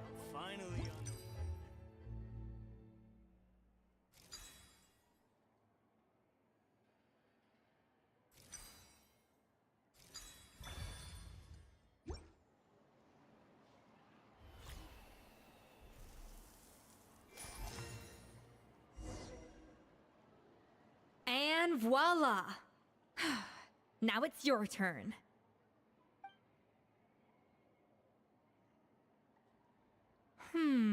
Not terrible. Considering this was everyone's first time blending flavor extracts, it could have been worse. But the Traveler's work was surprisingly good.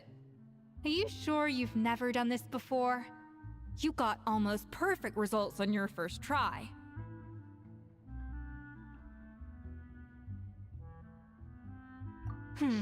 That goes without saying.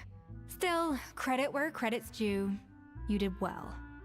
Alright, now for the part I've been looking forward to. I want each of you to cook something from the Hotel du Bois' current menu. I'll judge your submissions and give you a final score. That's right. The true test of your cooking skills is the finished product. It'll be good practice for the contest itself. Now get to it. Chop chop!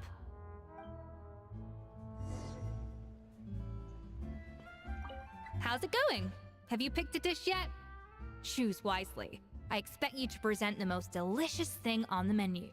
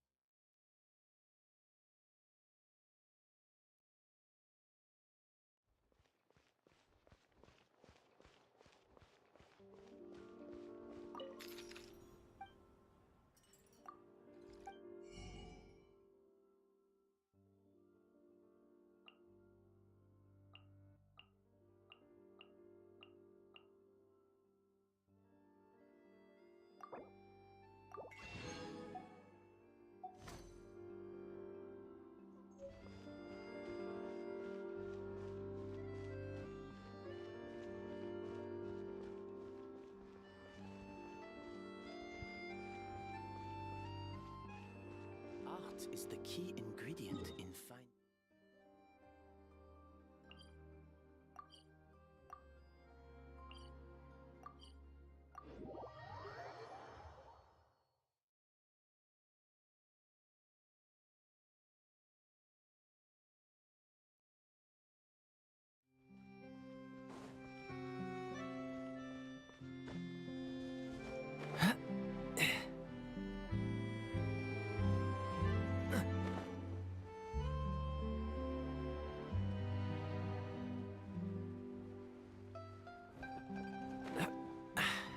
Catch the wind.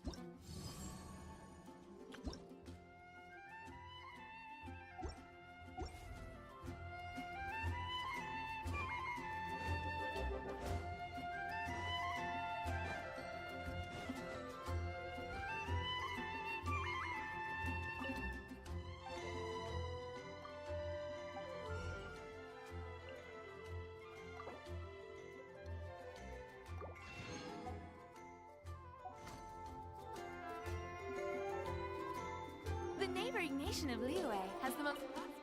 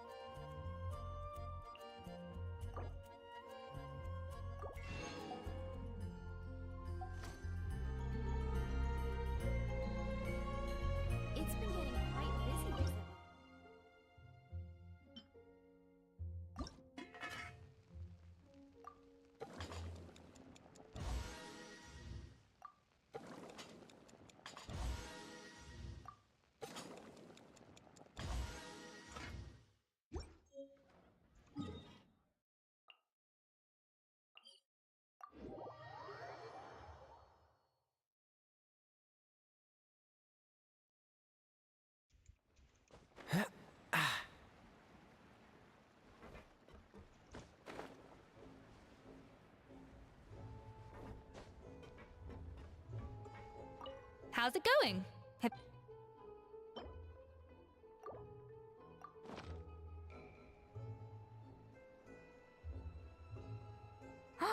Look at that! With the grace of a snow-winged goose, as I like to say. Now, let the grading commence.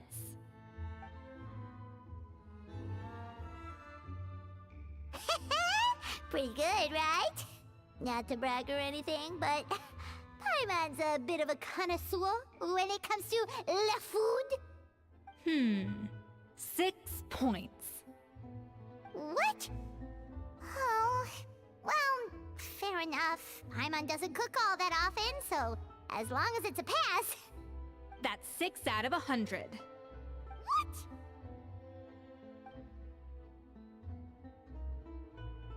You say you're a connoisseur, but it's quite clear from this dish that you have far more experience consuming food than creating it. By that logic, I suppose you think listening to Lady Farina on repeat every day would make you an opera singer. Aww. Oh, me next, me next! I'll have you know that this batch of macarons has 2 whole tablespoons less sugar than my previous ones. So you went from 12 tablespoons to 10? Well, it's nice to know you actually measured it out. Because it tastes like you just threw in whatever was left in the jar. 6 points. Aww. Now to the final dish. So, what do you think? This is our last hope. 8 points. Darn! That's barely higher than what we got. Not exactly. The color is spot on. Beautiful aroma. Excellent presentation. I have to give this one 8 points out of 10. Maybe even 9 points. Huh? How did you pull that off? Don't get me wrong. There's room for improvement. But still, this is clearly the work of an accomplished chef. I can tell that you've put many hours of work into honing your skills in the kitchen. I can really taste the grace of the snow-winged goose in this dish. The traveler's journey, with all its trials, tribulations, and setbacks. Not to mention the frustrations of having a picky eater for a partner. Hey, you made that last part up! No way did you taste that! Well, it looks like I lost fair and square. I guess you'll be taking the Traveler as one of your assistants then? But if it takes 3 chefs, that still leaves 1 slot remaining. Maybe Paimon and Navia should keep practicing and see how it goes? Chef Escoffier! Oh, it's Hilaire! What brings you here? I heard the news about the cooking contest. You're doing Gâteau de Bourg, right? I was just wondering if you needed any help? Huh. And you think you're up to the task, do you? Oh, no, I know I'm not there yet. It's actually my dad who wanted to help.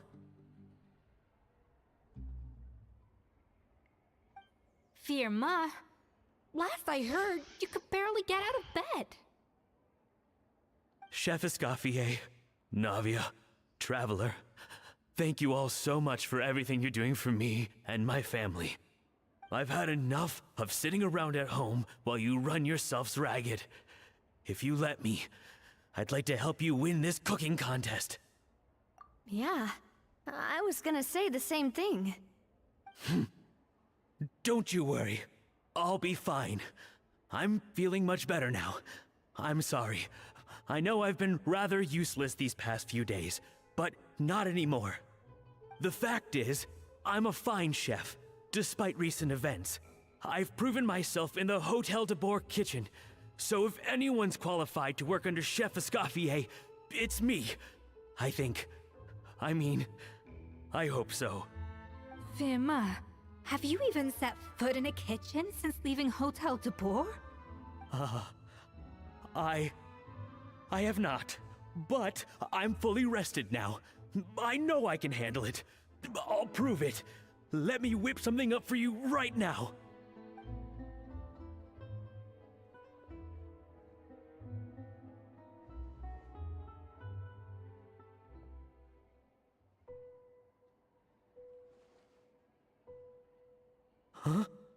That's strange.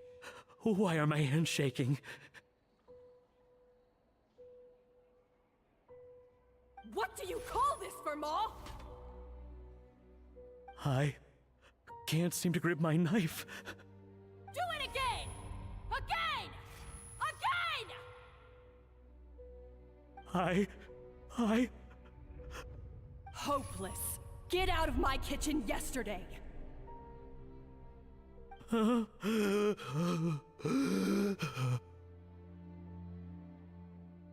Dad, what's wrong? I don't understand. I was feeling so much better, and then Will I never be able to work in a kitchen again? Dad, talk to me. What happened? I think the real issue here is not physical exhaustion, but psychological trauma. Monica, when did you get here? Probably because you were all concentrating so hard on your cooking. I didn't want to interrupt your flow. But anyway, Verma, I'm so sorry. If only I'd known how serious your situation was, I would have stood up for you sooner. You have nothing to apologize for, Monica. During those long nights of redoing every order, you were the only person who looked out for me. Oh, come on. All I did was make you some tea. I doubt it was much help. Savannah was so ruthless toward you. I probably should have brought you something stronger. She sounds like the worst. All right, another Savannah horror story. Let's hear it. She's been getting harsher and harsher on us ever since she heard about Escaffier's new role in the Fleuve Cendre. Seems like no matter what we make, she'll find something wrong with it. What is this?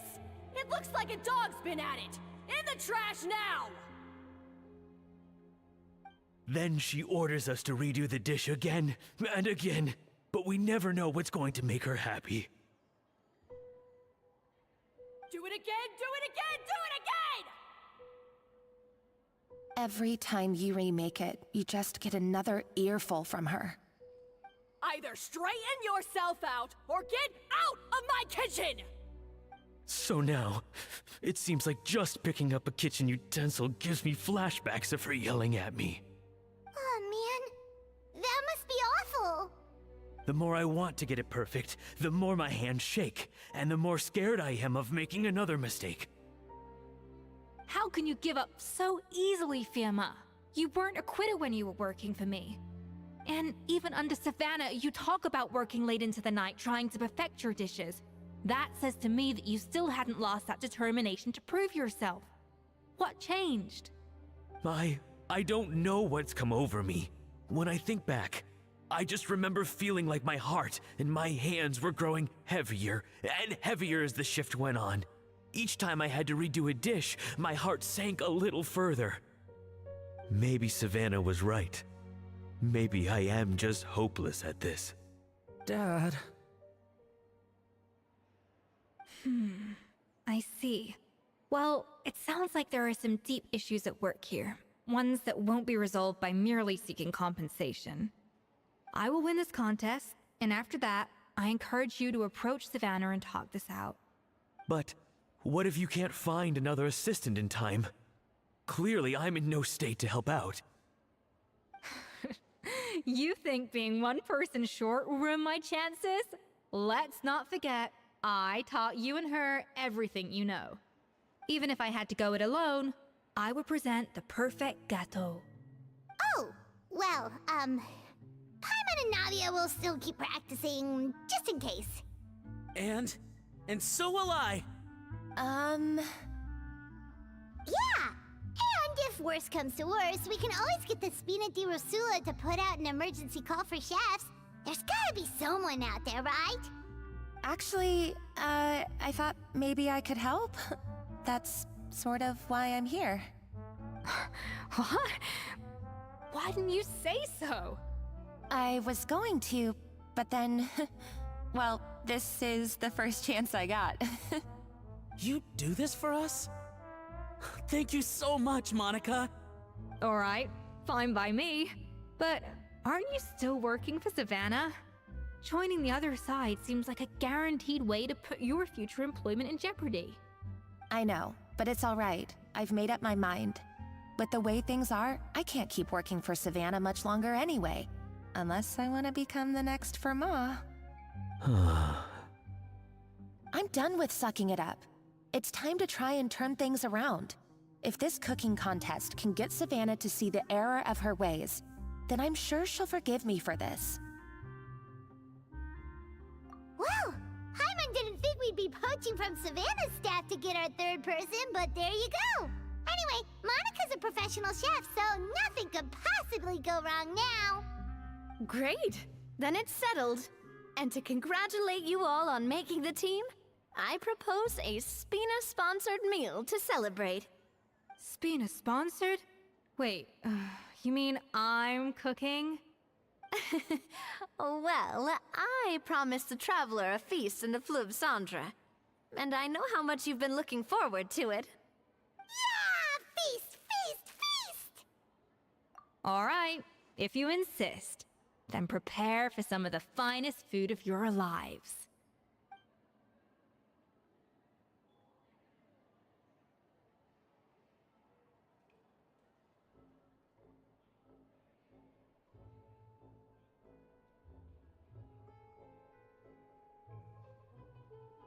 That's not a bad idea, actually. Wait, hold on. You need to finesse that further.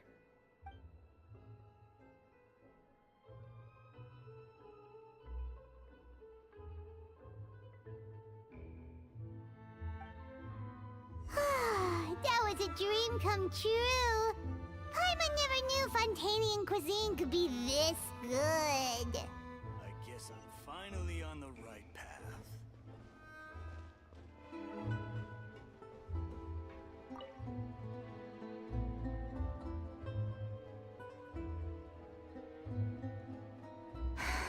Why, Savannah? Why?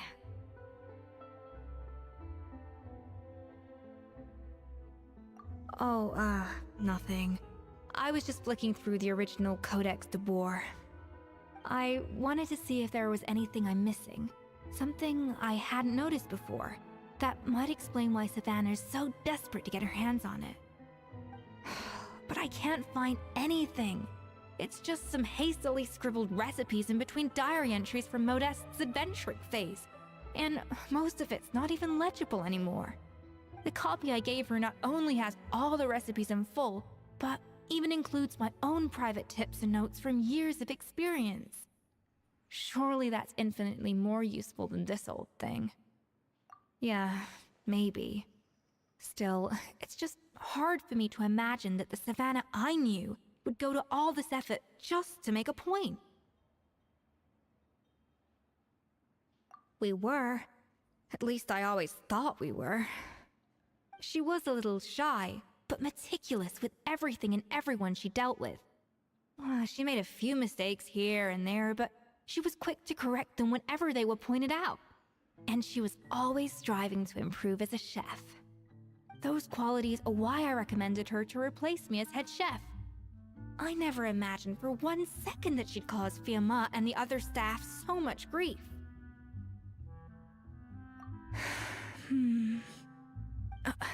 Well, I mean to an extent, of course. I pushed hard for her to get the role. And the idea that she turned out like this because of me is difficult to come to terms with. I wonder if this is how Modeste felt back when he was writing the Codex. Yes, with his good friend and co-founder of the Hotel de Boer, Savelli. The story goes that after Modeste unveiled his Gâteau de Boer and was hailed as a culinary genius, he was admired and adored by all. But his newfound fame slowly drove him and Savelli apart. Unlike Modeste, whose every new creation was an instant hit, Savelli seemed to face setbacks at every turn. Doors that would swing wide open for Modeste would shut in Savelli's face. And with Modeste being whisked off to all manner of functions by his celebrity friends, he had less and less time to discuss the culinary arts with Savelli. People started gossiping about Savelli, and their relationship between the two gradually soured. everything came to an abrupt end when Modeste, still in the prime of his life and still hailed as a genius, suddenly died from an acute illness. And that was it. They neither had a decisive split, nor got the chance to properly reconcile. Their story just came to an end. One rumor had it that Savelli actually killed Modeste out of jealousy, even as the latter was hoping to make amends. Unlikely. It's a popular theory, but there's no real basis for it. At least there are no records of Savelli ever being convicted of a crime. Still, beyond a point, there's no way of knowing what truly happened in the past. All we can do is try to make sure the present doesn't quite go as badly. And that's why I have to win this contest tomorrow. Then get the truth about everything that's been going on, even if it means cracking her open like a nut. Really? Well, I like the confidence. Don't let me down tomorrow, then. You better bring your A game.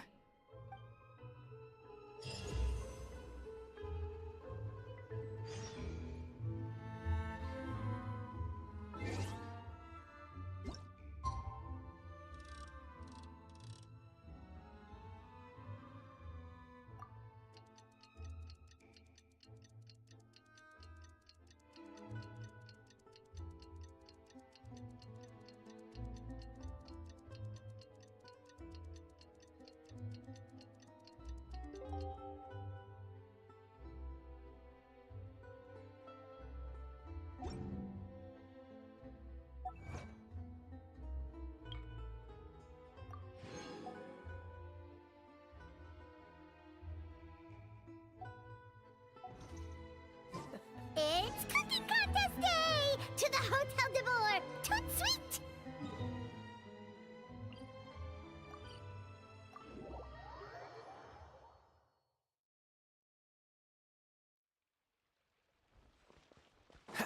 Did you hear the news? Escoffier's coming back for a cooking contest.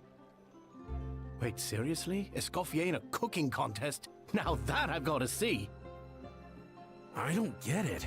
Why would anyone in their right mind challenge her to a cooking contest? I didn't know you were such a slacker.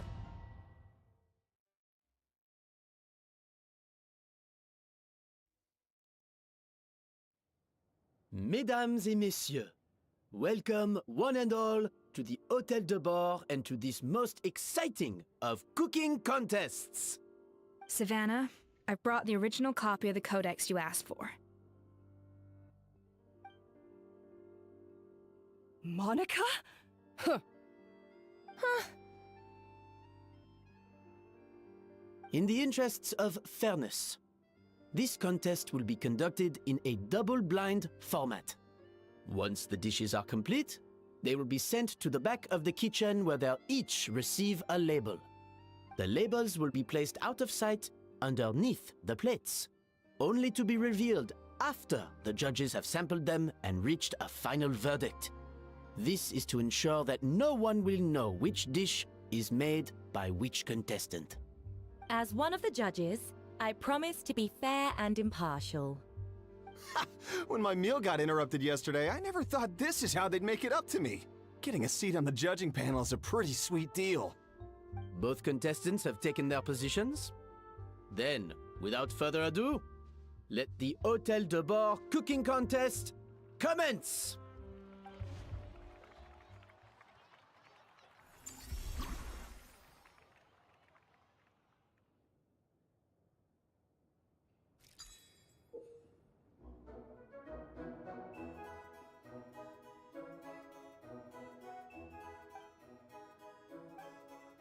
Monica, Traveler, it's go time. Let's do this. Alphonse, Gaspard, get to work! Do not disappoint me. Looks like our two head chefs are raring to go. Like an oven on full blast. That should be enough flavoring. Now hurry up and balance the flavors.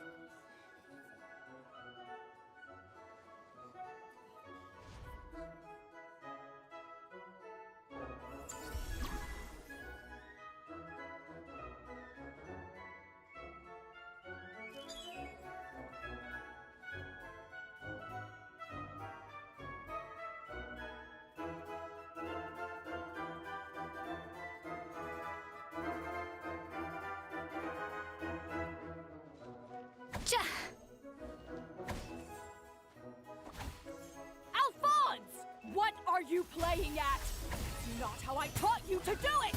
Stop horsing around and do it again! The balance of flavors is about right. But the quantity is...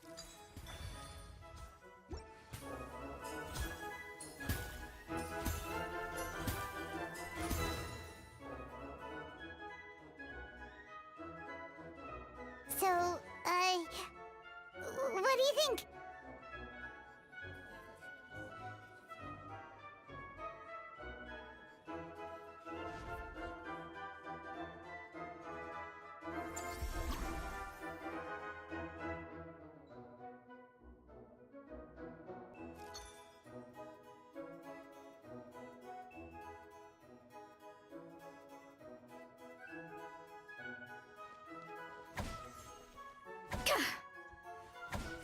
Escoffier is already on the final step of the recipe. Let's check on Savannah's progress. I think this flavor profile is still a...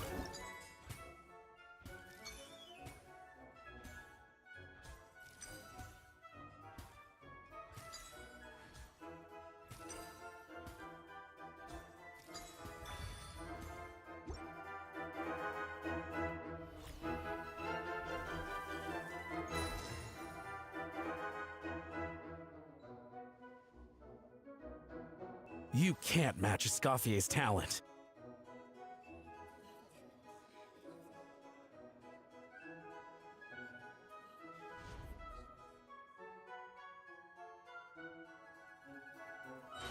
I present to you Gâteau de Bourg.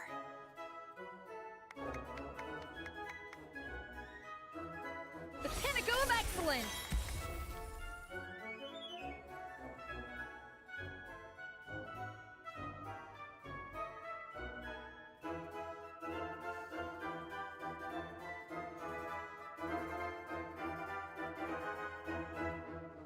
That was perfect! We were like a flock of snowing geese, completely in sync, working gracefully and elegantly together. Great work, team!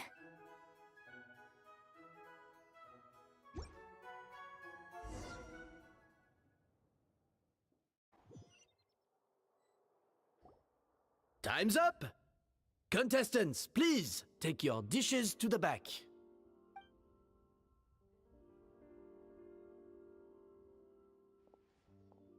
Huh.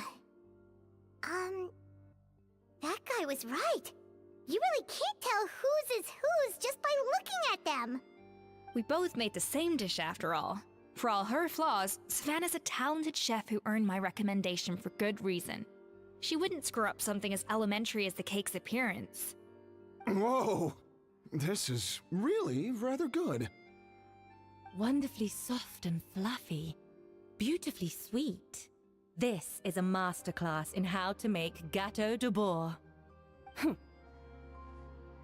I would give this one at least 9.9 out of 10!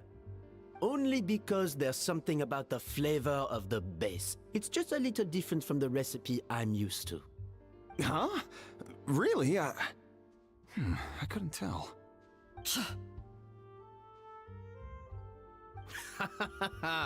All right, on to gâteau number 2. I haven't had a single bite and already this aroma is a delight to the senses. I have a feeling that this gâteau will be a gâteau for the ages. How exciting!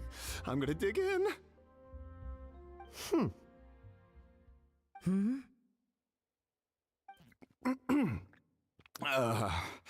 I think maybe someone got a little carried away when they were adding the sugar.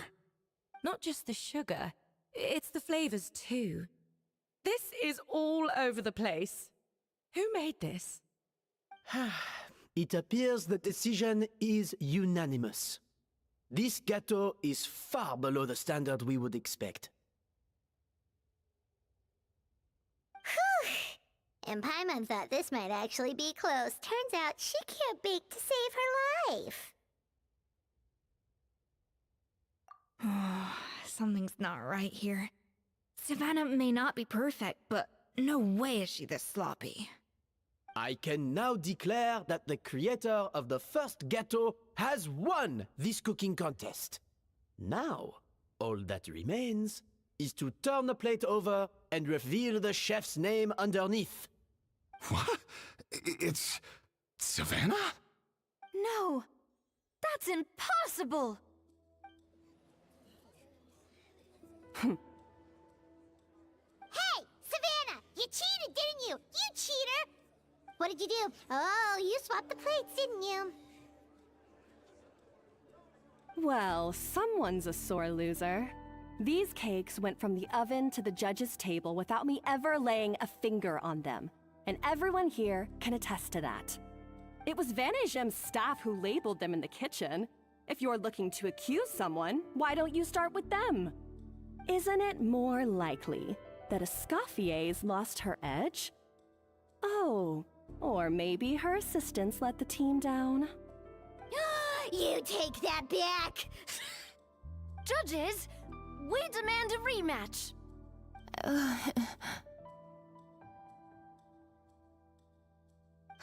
That's enough! What's done is done.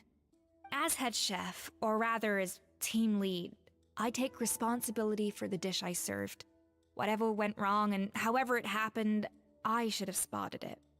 Savannah, I didn't think you'd stoop this low just to beat me in a bake-off.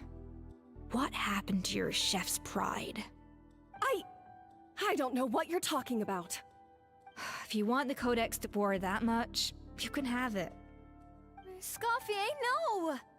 But you must promise me that you'll apologize to Firma and compensate him for everything you put him through. It's a little late to be negotiating terms. The contest is over and I won. That means you owe me the Codex, and I owe you nothing. Look, Savannah, you may have fooled everyone else, but can you really fool yourself? What I'm offering is to accept defeat without looking to expose what you've done.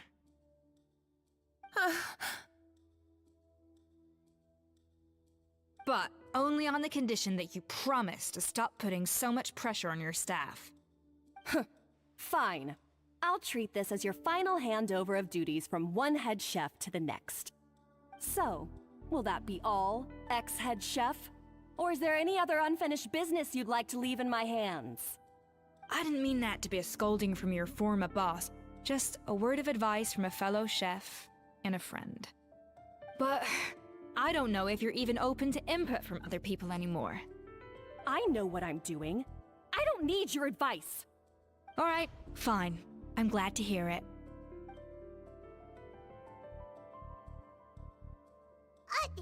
Escoffier! The Codex de Boer! Finally. Now, at long last, I will succeed. Escoffier? How could you let her get away with this? Yeah!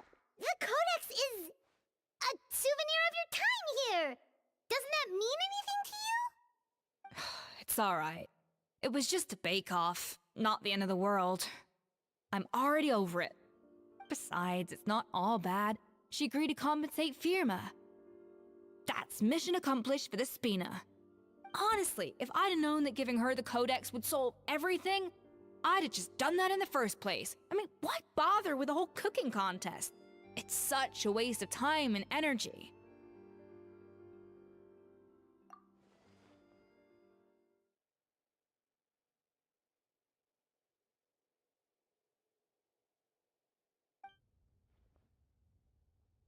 No. No! This doesn't make any sense! Huh? That's it? No secrets, no nothing? I don't believe it! This can't be happening. Oh, Chef Savannah! Savannah?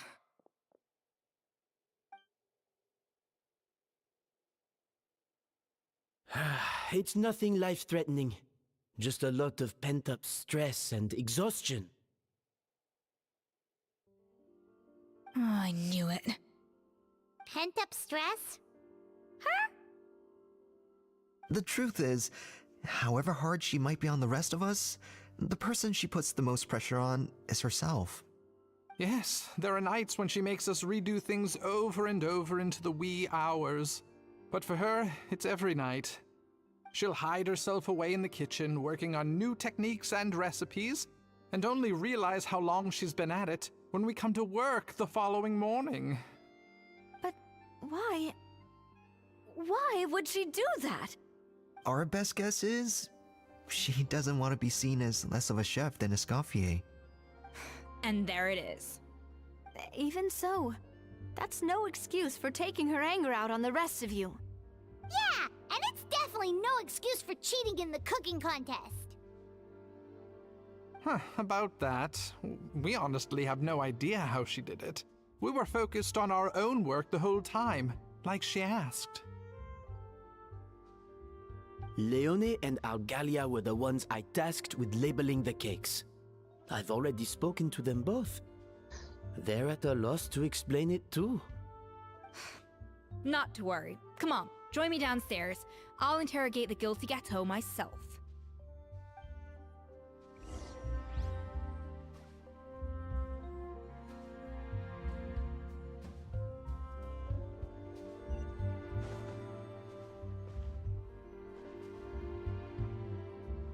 Well, how is it? Have you figured out what it was?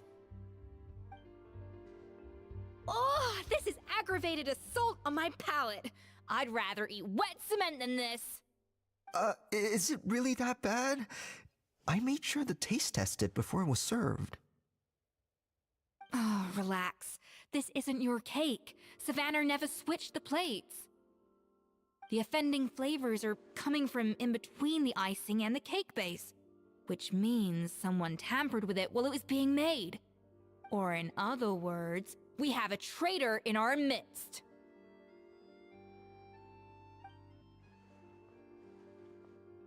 I'm sorry. I was forced into it. It was Chef Savannah. She said if I didn't cooperate, she would... Calm down, Monica. I've already accepted defeat. And if I wanted retribution, I would have brought this up when the results were announced. Whatever's going on with you, just spill the beans. There's no need to hide it.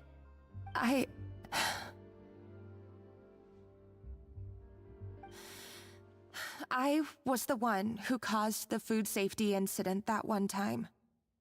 Food safety? Wait, you mean the Lumaline incident? So you procured the contaminated ingredients? I think so. Savannah and I were on procurement that day. I didn't check everything as well as I should have, and so I let contaminated ingredients make it into the kitchen. But I swear I didn't do it on purpose. I had no idea there was an issue with them, and I didn't know it would end up with Escoffier going to jail. But the last thing I expected was for Savannah to use it as leverage to blackmail me with... This is crazy! So Savannah pressured you into sabotaging Escoffier's cake by threatening to expose your secret if you didn't? I know, it's terrible. I'm so sorry. I was so scared. The thought of Chef Escoffier finding out that I put her in jail, it made me freeze up with fear. I thought Escoffier would hate my guts if she ever found out, and yet somehow that's ended up in me doing something even worse.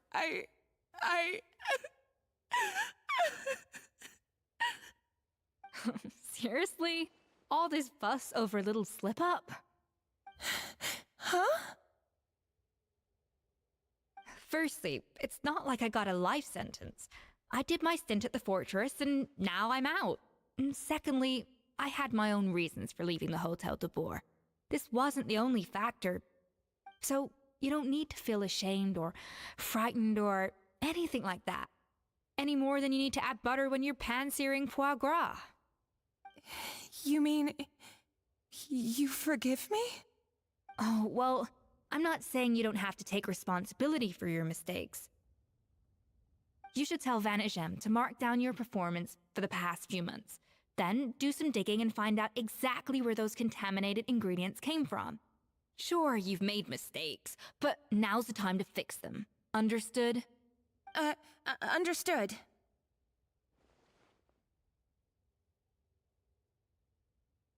Good. Now, back to Savannah. What about the original codex would compel her to resort to blackmail? I have my suspicions. Not that I've got any proof to back them up, though. Ugh. What happened to me? I've overheard some customers murmuring about how the Hotel de Boer hasn't been the same since Escoffier left. They think our menu doesn't taste— Now that you mention it, I noticed it during the contest too. I couldn't put my finger on it, but the flavor seems subtly different from how it used to be. But the difference was so small, I'm sure no one would notice it besides our most loyal customers and true dessert connoisseurs. Still, as head chef, it's easy to see why Savannah would get so hung up on it. So many times I've seen her make the cake base over and over again, late into the night, determined to match Escoffier's version. But something's always slightly off every time. Yeah, I've noticed that too. Never really gave it much thought, though. Thinking back on it now, it's clear that Savannah's been in a downward spiral ever since Escoffier left. She wants to prove that she can fill Escoffier's shoes. That's gotta be the reason. But after countless setbacks, she's getting more and more unhinged. And at some point along the way, she switched from doubting herself to doubting Escoffier. Doubting Escoffier? For what? Yeah, it would explain why she was bent on getting the original at any cost. She must have thought Escoffier purposely omitted key details from her recipes when she copied them out. Also, she could retain her place as the #1 chef in Fontaine, the only one privy to all the secrets of the trade. Oh, for goodness sake. What a stupid idea. Of course. Then she finally got the codex only to discover that the secret recipes she's been pining for don't exist at all. Seeing how utterly wrong she was must have been a real shock to the system. It probably brought up everything at once. It overwhelmed her, and she passed out. There's still one thing that doesn't make sense, though. If Savannah had the real recipe all along, how come it tasted different? She might not be on the same level as Escoffier, but surely after like 50 attempts, she'd get it right one of those times. You'd think so, but geniuses like Escoffier are in a league of their own.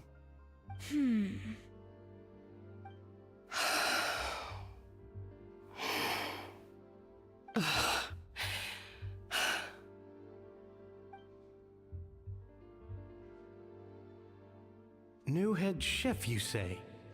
What's her name? I don't think I've heard of her before. I wonder, can the Hotel de Boer keep its edge without Escoffier at the helm?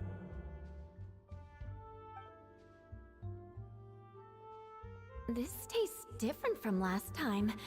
Is it undercooked or something?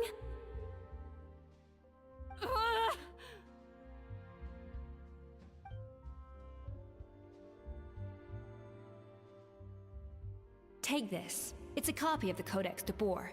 From now on, you will be its keeper. Don't listen to the doubters. If I say you can do it, then you can do it. Even if you don't believe in yourself, at least believe in me. Hey, did you hear me? Once I'm gone, the restaurant is all yours.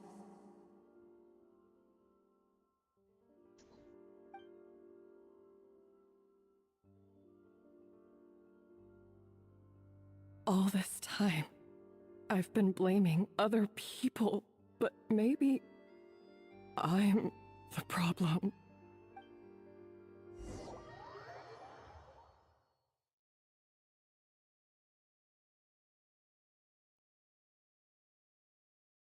I sincerely apologize for putting everyone out. Savannah's awake now, but I don't think she's ready to speak to anyone yet. Let's give her the day to calm down. I'm sure you'll have the chance to talk everything out tomorrow. In that case, I'll go and update Firma and his family. I wonder what he'll make of all this. So, we'll come back tomorrow then.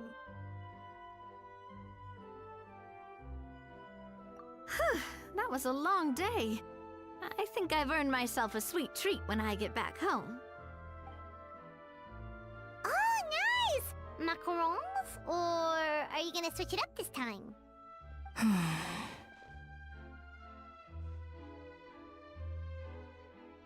Traveler, how much do you know about the snow-winged goose?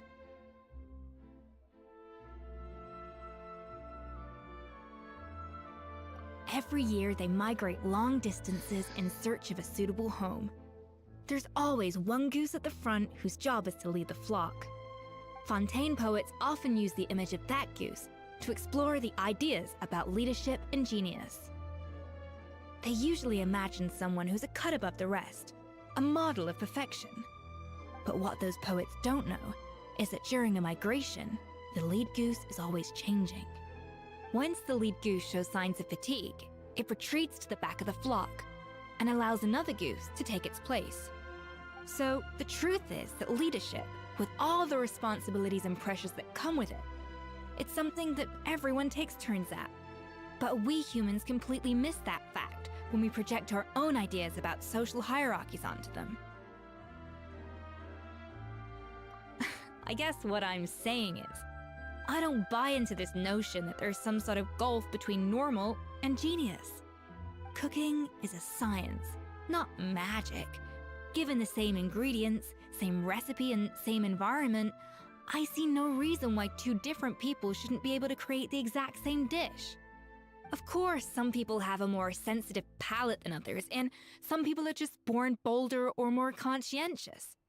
But these are all variables that can be accounted for with time and practice. I'd have no reason to expect so much from others if I believed that perfection can only come from the hands of a genius. The only reason I hold people to high standards is because, well, I believe they're capable of greatness. Okay, I've made up my mind. I'm gonna get to the bottom of why Savannah failed. And come tomorrow, I'll give her the scolding of her life, pointing out all the mistakes she's made along the way. Then she'll finally see the error of her ways.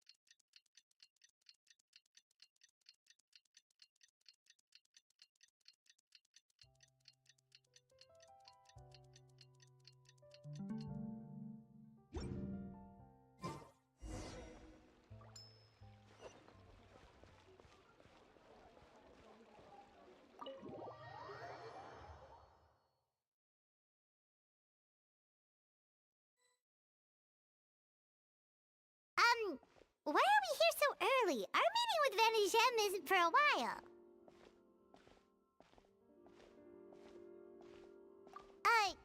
Check on her? Why? What happened? Oh no. Escoffier, are you alright?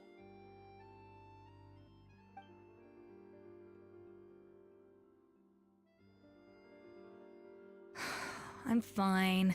Just need to get some more coffee in me. Huh? What happened to my coffee? Did I really drink it all? Alright. Thanks. I appreciate it. Well, there's cooking facilities here.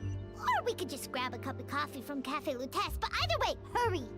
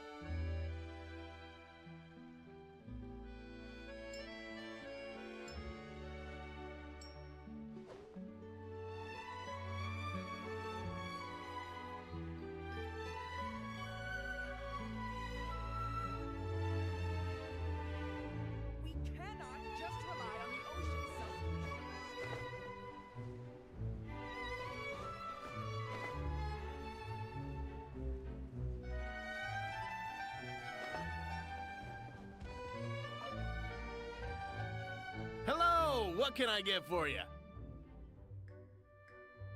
Sure thing. We're here to go. Huh? Oh, I see. First cup of the season. Yeah, I get it. Young people these days do love their little surprises.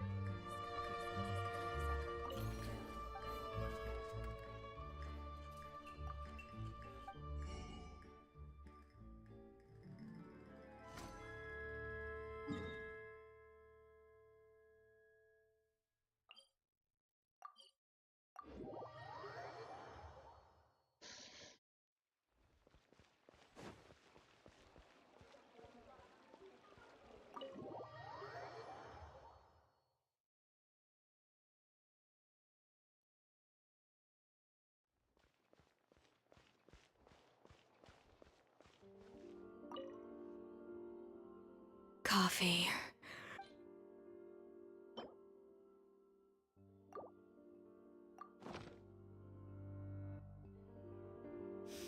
Oh, I smell coffee. I feel much better now. Thank you so much, Traveler and Paimon. Glad to hear it, but make sure to catch up on your sleep when you get the chance.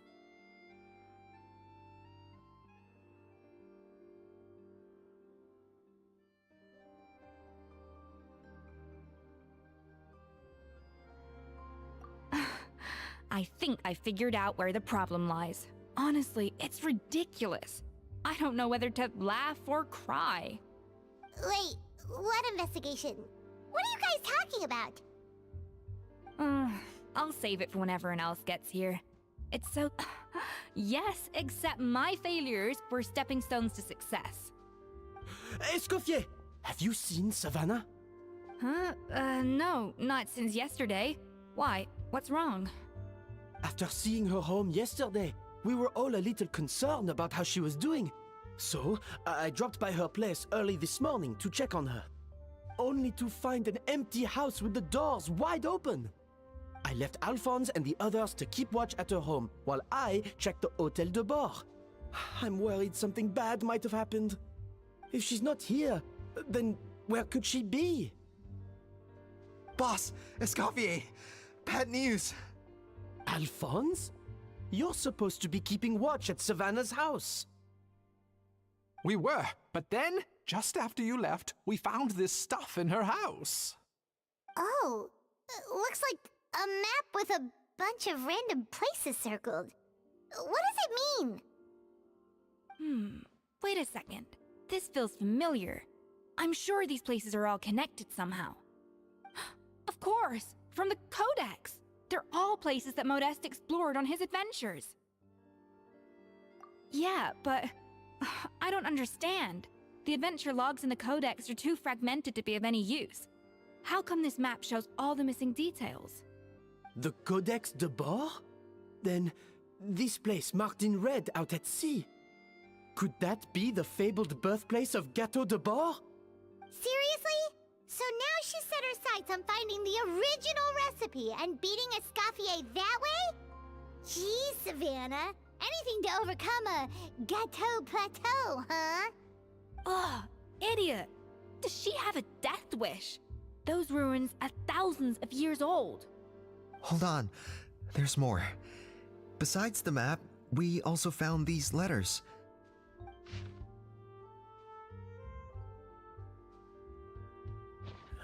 It was you. You let the Lumaline through, didn't you? It sounds like a threat letter. Does this mean that Savannah was responsible for the safety incident? And not Monica after all? Retrieve the codex by any means necessary.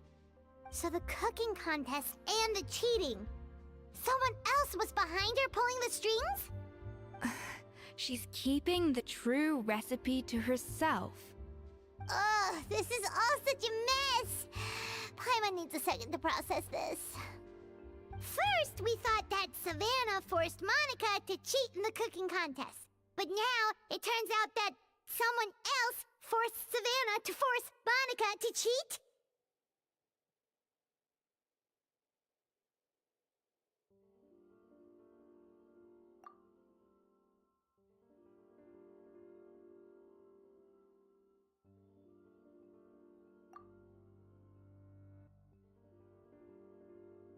You're finally here. Of course. I should have put two and two together as soon as I read your threat letter. The food safety incident, the demand for a cooking contest, the instruction to blackmail Monica, even the suggestion that Escoffier was keeping secrets from me. It was all part of your grand plan, wasn't it, Monica?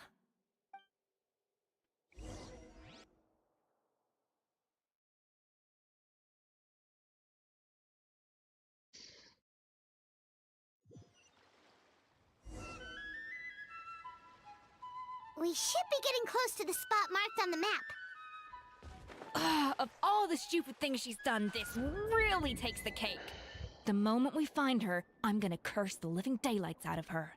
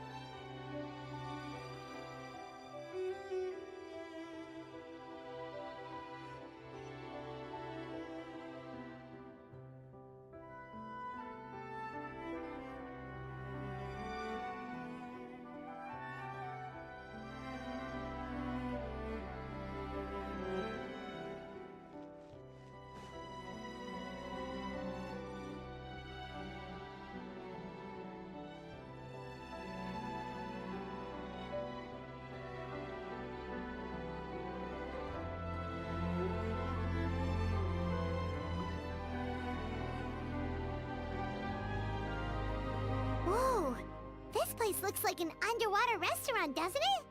Suddenly, the idea of an adventure chef finding secret ingredients makes a whole lot more sense. I think Modest's codex mentioned this place. A public bath from the time of Remoria. So yeah, definitely the kind of place that would have served food and drinks. Huh? Some blubber beasts have come to join the party? How did they get here?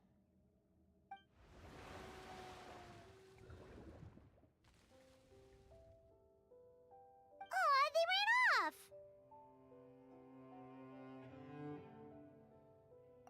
That could be easier said than done. Something's blocking the entrance. Well, Did Modeste mention it in his adventure logs by any chance? They must have gotten through somehow. Good point. Yes, that's right. It's coming back to me now. We prepared a banquet for our shy little guests, and as the food flowed away on the current, they broke into a joyous chorus, and the path opened to us. We have to feed the blubber beasts? With what? There's nothing here besides rocks, romaritime flowers, and lumitoile. See, this is why you should always bring snacks. You never know when you're gonna need them. Now we have to head all the way back to shore and grab some. There is no time for that. Romaritime flowers and lumitoile will have to do.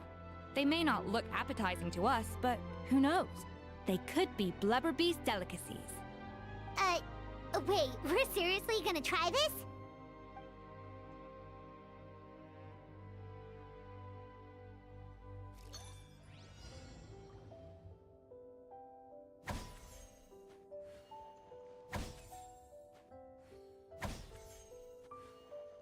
Off to the freezer!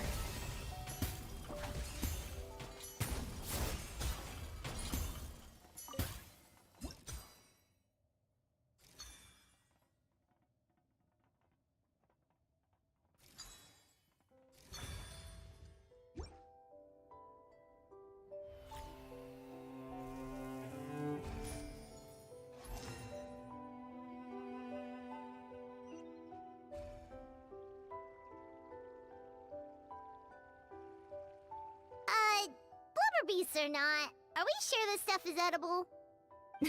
Trust me, they'll love it. Oh, good question. If we try to put them in the pool, we'll probably just scare them off again, and who knows how long they'll be gone. Yes, we can't afford to wait for them to double back. What was it that Modeste said again? Something about the food flowing away on the current.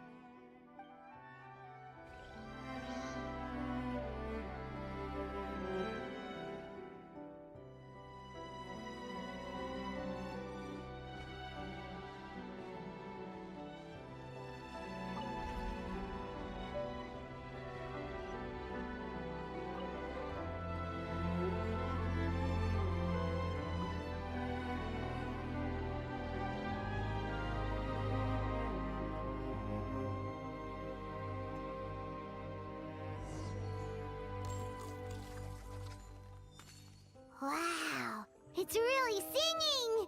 It must taste better than Paimon thought!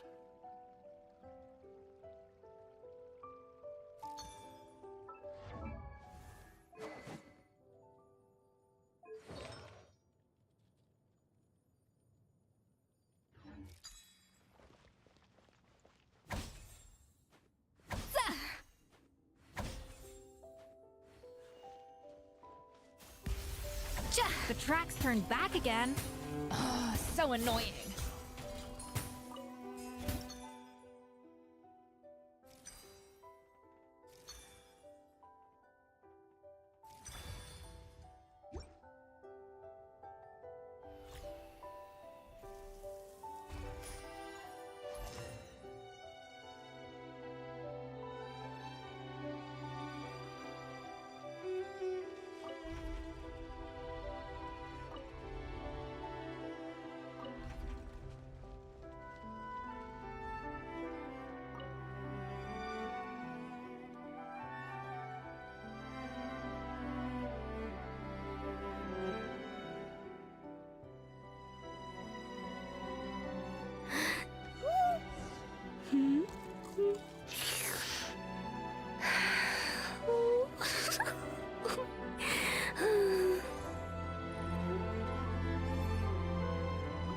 Hey, it's open!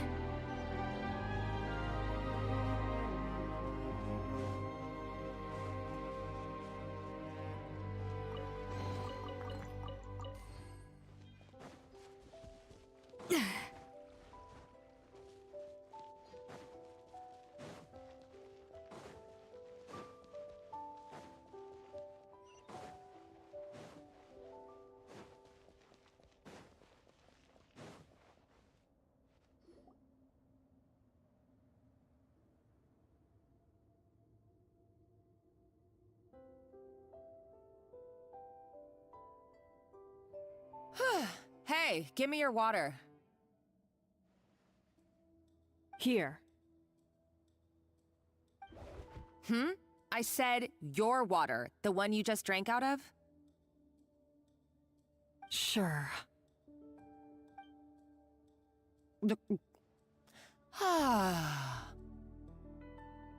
All those years slaving away under Escoffier, and then you. Today, it's finally paying off. Not only have I found the ruin that Savelli kept hidden, but I also get to boss you around like my little lapdog. Hey, go scout ahead for me. If we need to do any more blast tunneling, I want to know where to lay the explosives. Did you not hear me? Get going. Why don't you do it yourself? Oh, when did you learn to fight back? You're always so compliant when I give you instructions by letter. That's because you threatened to expose me for the Lumiline incident. I swear, if I'd known what you were planning, I'd never have... Ha! Don't be so self-righteous. Admit it, you've always been jealous of Escoffier. That's why you lapped up everything I told you.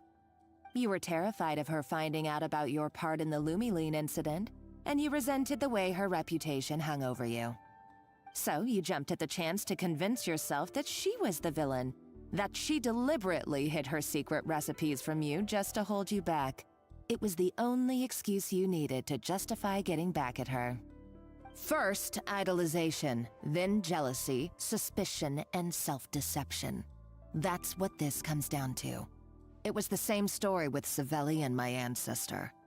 He offered Modeste his friendship only to murder him out of vanity. He promised to explore the world with him, only to later destroy all records of their adventures. It's a miracle I even found this place. You have no idea the countless hours I spent piecing it all together. So you see, you're no better than Savelli. If you can't beat him, betray him, right? I am no Savelli, nor will I ever be. Oh, put a lid on it.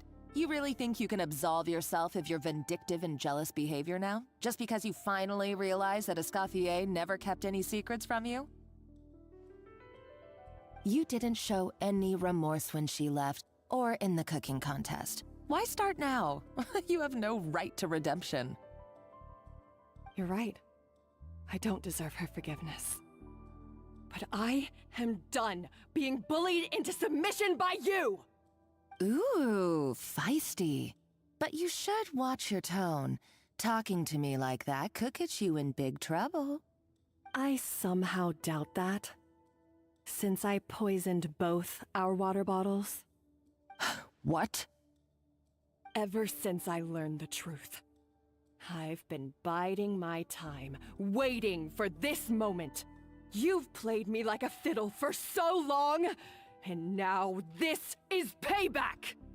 But you drank it too! It's what we both deserve. This is the price we must pay for betraying Escoffier.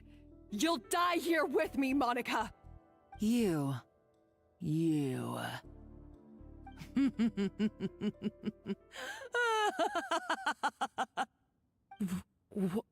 What's so funny? Oh, you're too much. I thought I'd play along for a bit just to amuse myself. You gave a very rousing performance.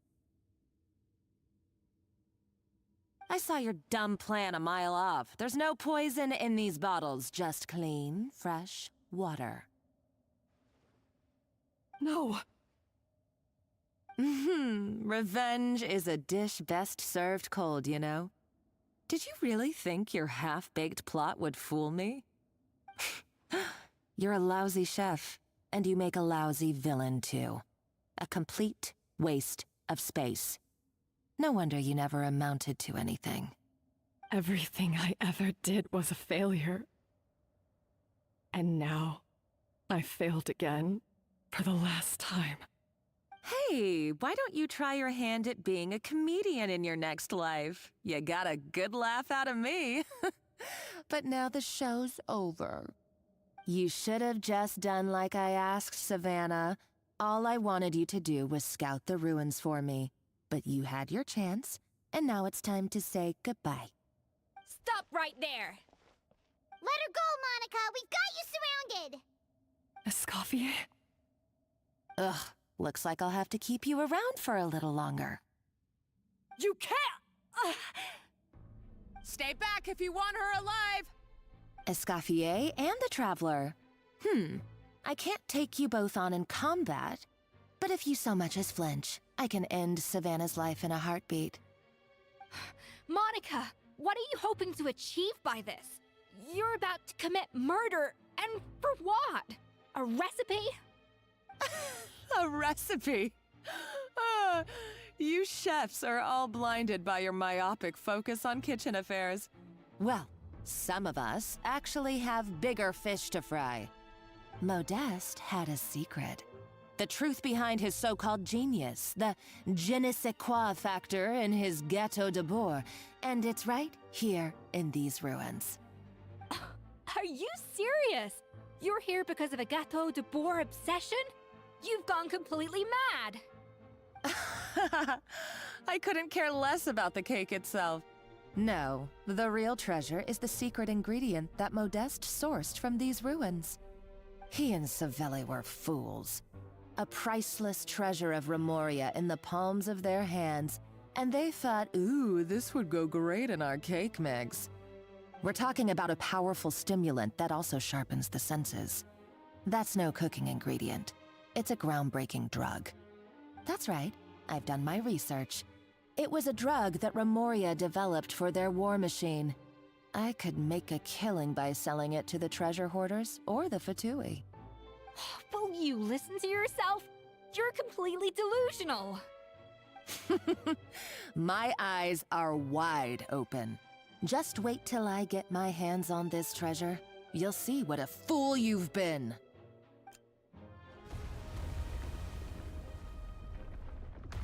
Wait, what's that sound? Just when I thought she couldn't get any crazier. She's lucky the whole place didn't collapse. Uh-oh, Savannah's gone too! Monica must have taken her. Oh, what a coward. She's only taken her hostage because she knows that she's no match for you.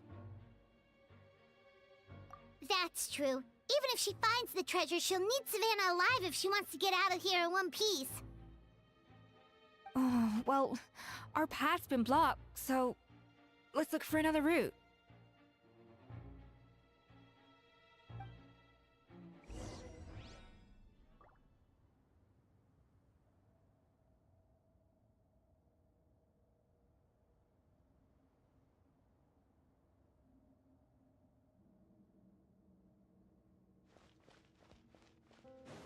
The water looks pretty deep here. Maybe it leads somewhere.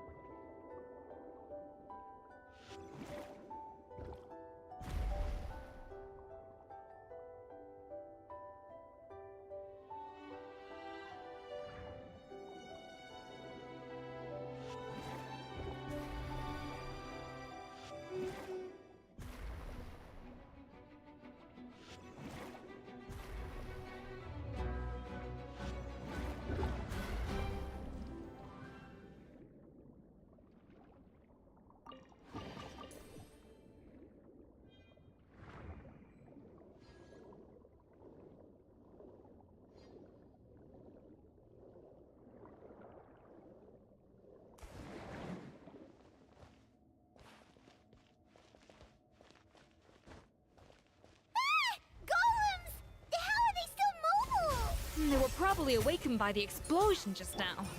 Alright, Knife Skills 101. Time for some rough chopping.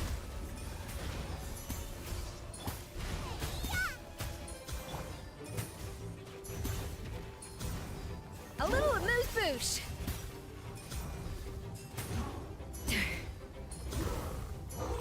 Don't push your luck. Stand clear.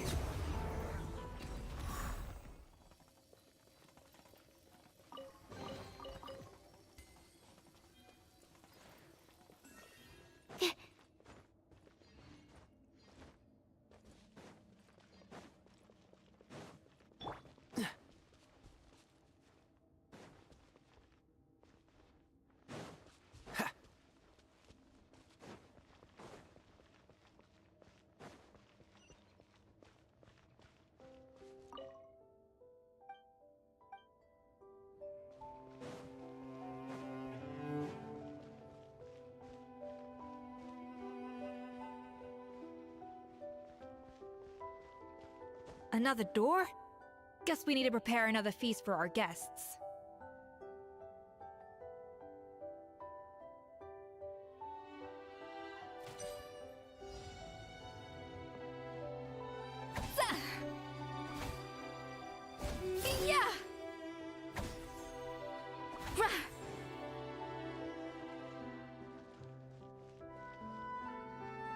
A dash of frosting!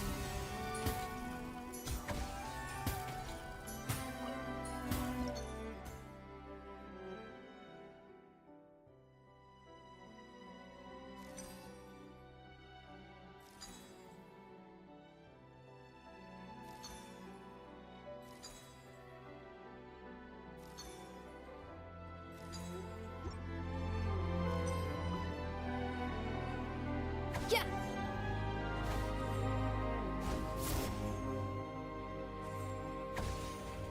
A little amuse-bouche!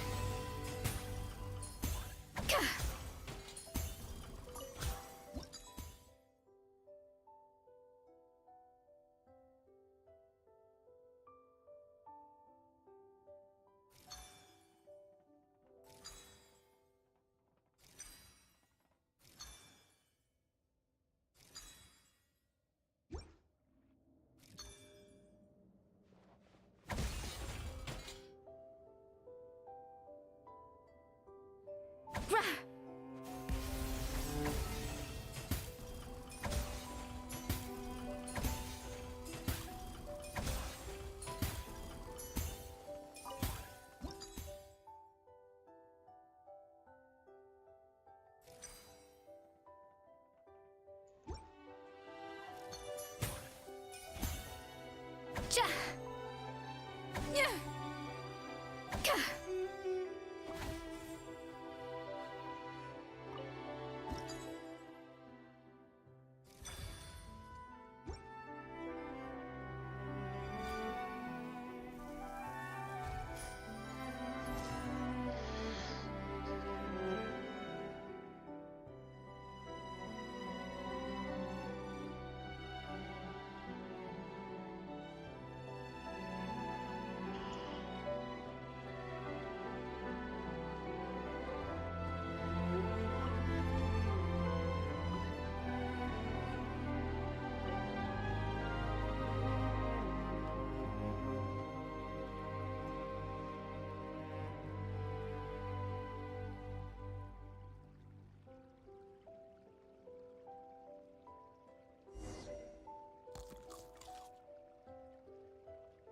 It seems to really like the texture of Rome maritime flowers.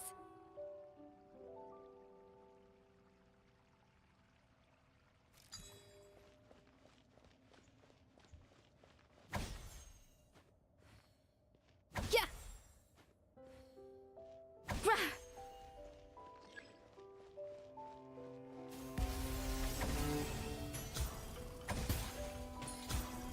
Yeah!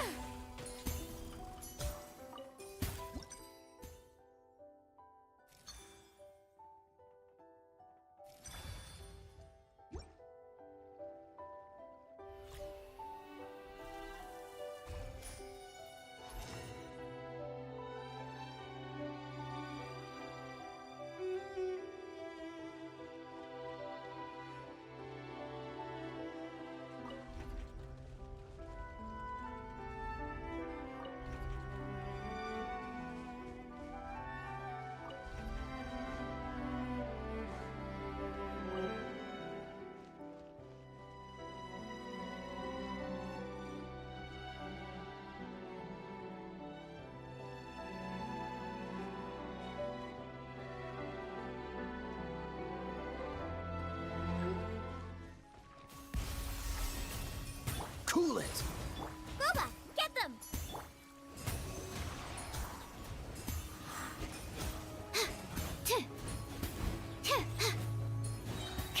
Dodge this!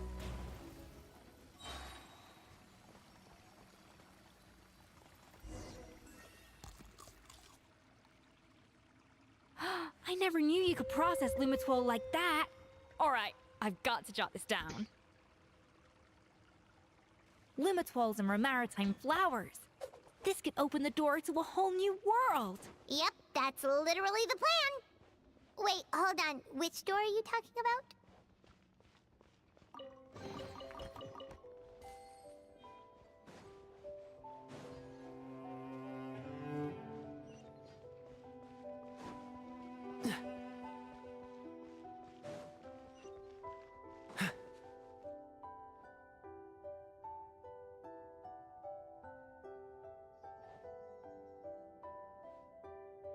That's strange. These don't look Romorian to me. More like last century Fontaine. Adventurers from last century Fontaine, huh? Oh, Modeste and Savelli, do you think they camped here? By the looks of it, this was a one-person camp. They adventured together, but maybe one of them came back alone at a later date. Huh, you really think so? Trust our adventurers' instincts. We're pros at this stuff, just like you're a pro in the kitchen. Okay, well, the Traveler has more adventuring experience overall, but Paimon's definitely a pro rummager from all those treasure chests. Darn it! Paimon was just about to show off her rummaging skills! Huh, no kidding. Are all adventurers so obsessed with journaling? I mean, I guess I take a lot of notes when I'm cooking as well, but I thought that was just me. Anyway, let's find out who was here. It's been years since I've last visited these ruins. It's exactly the way I remember it. This place probably hasn't changed in millennia. Sadly, up above, on dry land, everything has changed. The treasure of Remoria. That's what we used to call it. Modeste was right about its potential. It turned Gâteau de Bourg into a national sensation. Our limited stock of the substance meant that the gâteau could only be produced on a small scale, but this only drove up the popularity all the more. Modeste was right about that too. He predicted all of it. He was praised as a genius, while I, as the one person who'd ever disagreed with him, was labeled a talentless fool. Modeste tried his best to console me, but I knew better than anyone just how great the gulf was between us. Our conversations grew scarce, and we saw less and less of each other. I didn't fight it. He had new friends and a career of his own. Why invite further disdain by inserting myself where I did not belong? I told myself that maybe one day, when I finally created a masterpiece of my own, I'd be able to face him without shame. Or maybe one day, when I've put these feelings of self-loathing behind me, I'd be able to ask him with a smile on my face, how about we go on one more adventure, for old time's sake?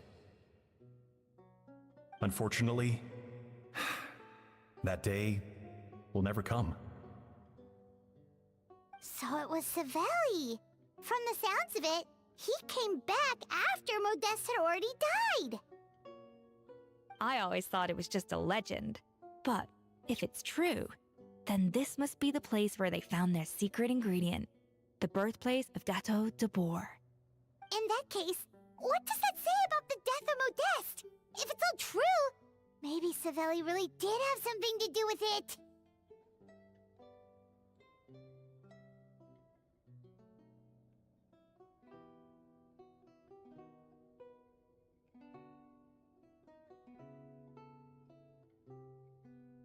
The taste of Gâteau de Bourg has changed. Modeste was convinced of this, even though everyone swore they couldn't tell. Being the perfectionist that he was, he refused to accept even the slightest flaw in his work.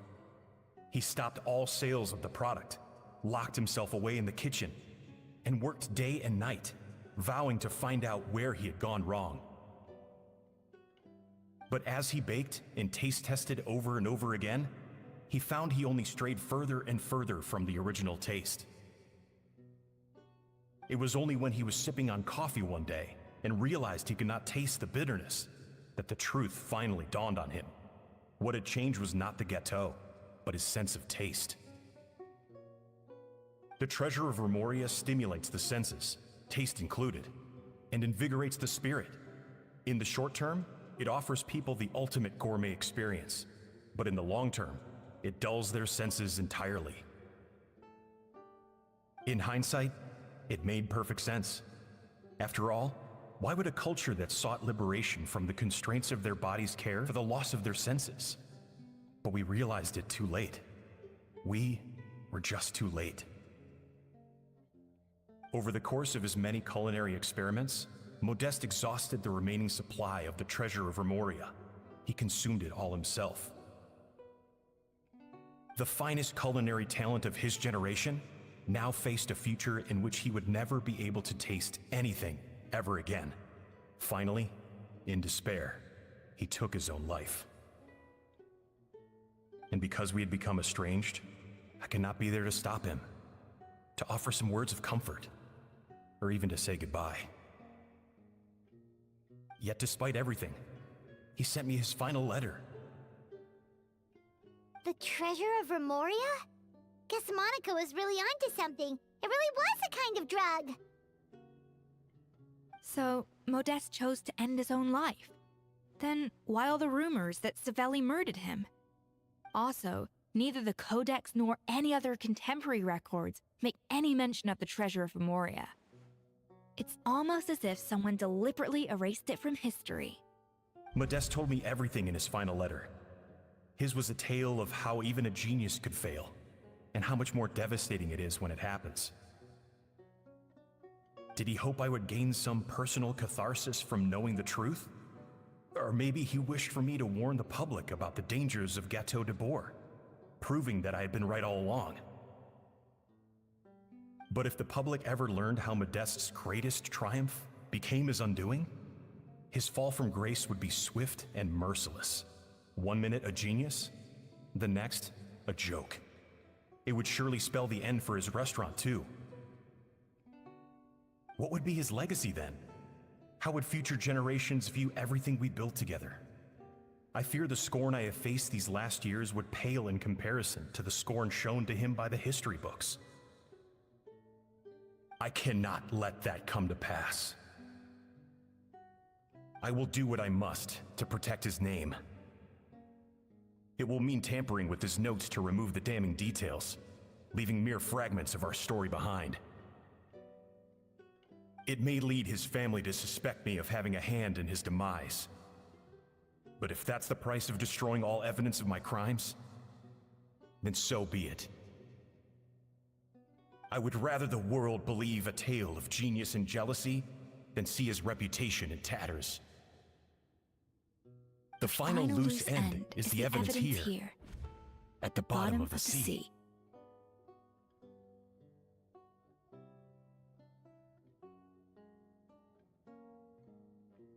Huh? What's wrong? Didn't we say Savannah should be safe for now? So we thought, but if Monica finds out what happened to the treasure, there's no telling what she might do.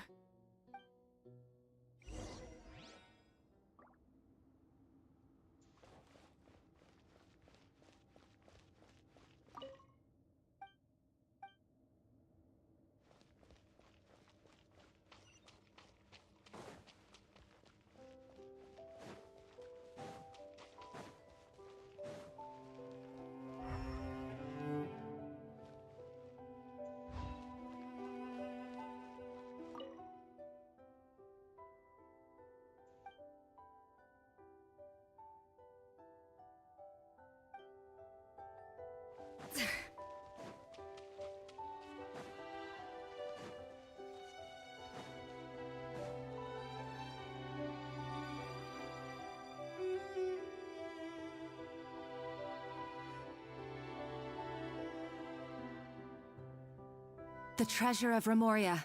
I have found you at last. Savelli, you tried your best to bury the truth, but you underestimated the children of Modeste. Some fragments of his diary escaped your clutches, and we have held on to them for generations. But I have to thank you too, Savannah. Without your help retrieving the Codex, and with it the last piece of the puzzle, I may never have found this place. But now, finally, The secret to Remoria's military might is within my grasp. The treasure of Remoria is mine! Oh. It's empty. It's empty? Monica? Oh, we were seconds too late. Escoffier? What's the deal with that jar? Savelli's final act! He wanted to conceal the secret of the treasure forevermore and make sure it would never harm anyone again. So he came here after his friend's death and destroyed every last shred that remained. This can't be happening. All the years I spent piecing together the truth. All my painstaking planning. All that for an empty jar? Monica, don't do anything stupid. This ruin is more dangerous than you realize. Oh, shut your pie hole! Praise be to Lord Remus. You barbarian shall be slain.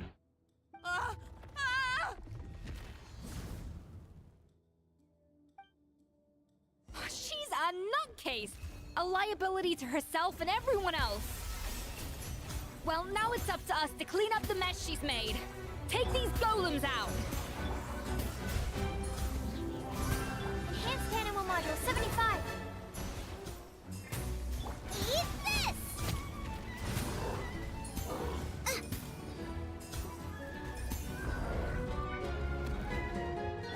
A little amuse-bouche! Done. A dash of frosting! Ah! Why is this place still shaking?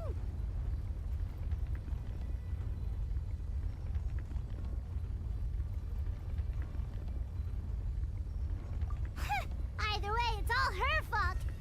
Enough chit-chat. Let's get out of here, Traveler Escoffier, come on! Okay, I'm coming. Oh, no you don't. If I can't get what I want, neither will any of you. I've got nothing to show for my life's work so far. But if I can take another so-called genius down with me in my final moment, then it was all worth it. You're a psycho! Ha!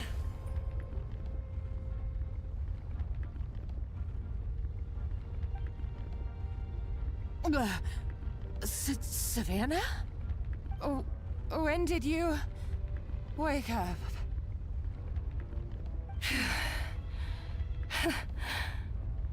I may be a lousy chef, but it looks like I'm not a complete waste of space.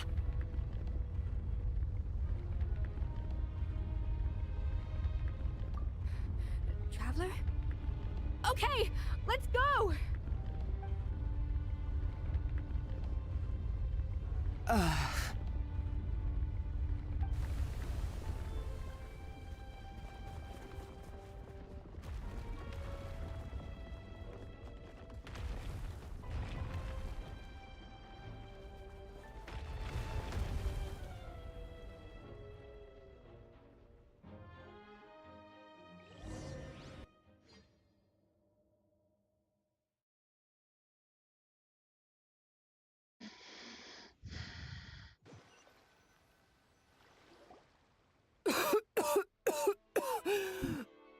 Escoffier! Savannah! Traveler! And Paimon! Venejem! What are you all doing here? What did you expect us to do? Stay at the restaurant and sit on our merry derrieres? While the Traveler and Escoffier were out here risking their lives? We had to do something. Even though that something ended up being, well, waiting for you here instead. I don't deserve any of you. And I certainly don't deserve to be your head chef. It was my fault Escoffier had to leave. Then I couldn't live up to her standards. I acted like a tyrant in the kitchen. And now I almost got myself killed. Come back, Escoffier. Come and be our head chef again. I'll never be able to replace you. Okay, so everything I said to you the day I left, it just went in one ear and out the other? Huh? Sorry, I was kinda in my own head at the time. All I could think about was the Lumiline situation. What was it you said again? Forget it. It doesn't matter. Anyway, I didn't leave this job because of you. And you're not nearly as awful a chef as you think. If you were that bad, why would all your staff show up here for you? Escoffier's right. Sure, you nitpick our work and get us to do things over a lot. But when it comes down to it, you're the one who's always doing whatever it takes to make sure the customers get served on time, every time. Things were pretty rough after Escoffier left, and Savannah's the only reason we've been able to make it through. Our customers know that Escoffier doesn't work for us anymore. But the fact is, they keep coming back. If that's not an endorsement of your work, I don't know what is. At the end of the day, we're all human, and we all make mistakes. All we can do is recognize where we get it wrong and do our best to improve. That's all that's humanly possible. No, I get what you're saying, but what I did to Fermat and to Escoffier, it's unforgivable. Well, about that, there's someone else here to see you, Chef. It's been a while, Chef Savannah. Fermat? I'm so sorry. I put far too much pressure on you. And the way I stubbornly refused to go and see you after you fell ill. There's no excuse. But I'm too late, aren't I? The damage is done. I heard that you can't even hold a kitchen knife anymore. Actually, I think I'm going to be just fine. Huh? We thought Firmin's problem was purely psychological in nature. But after the threat letter came to light, it got Firmin thinking. And then he remembered the tea that Monica used to give him every night. And as it turns out, she was lacing it with Lumiline the whole time. No way! Doesn't that cause nerve damage? It can. High doses pose a risk of serious nervous and sensory complications. But if you calculate the dosage carefully, you can control the extent of its effects. A small dose might simply make a person more emotional, whether that means more fragile or more hot-tempered. No wonder it seemed like you'd lost your edge. I asked my friends at the Fontaine Research Institute about it. They said that with the low dose I was taking, the risks are pretty small. They also fixed me up with some meds and said I should recover in no time. Well, that's what happens when you give someone a little bit of hope to cling on to. There's more.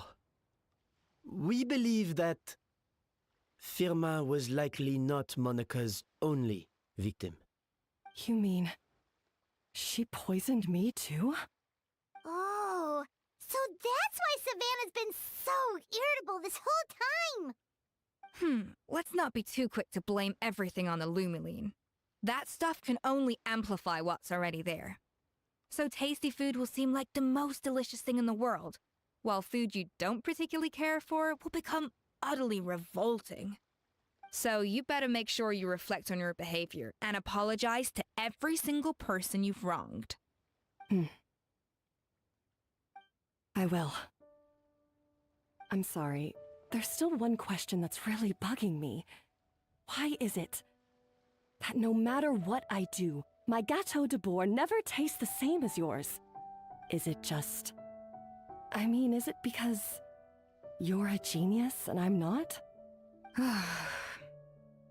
It's because the heating element in your oven is broken, you silly goose. What?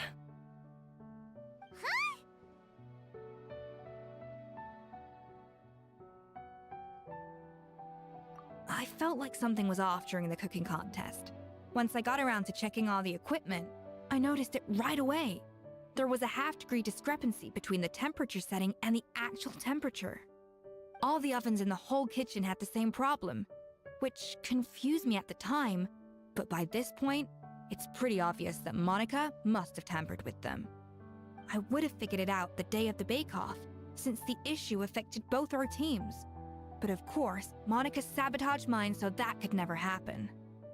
No.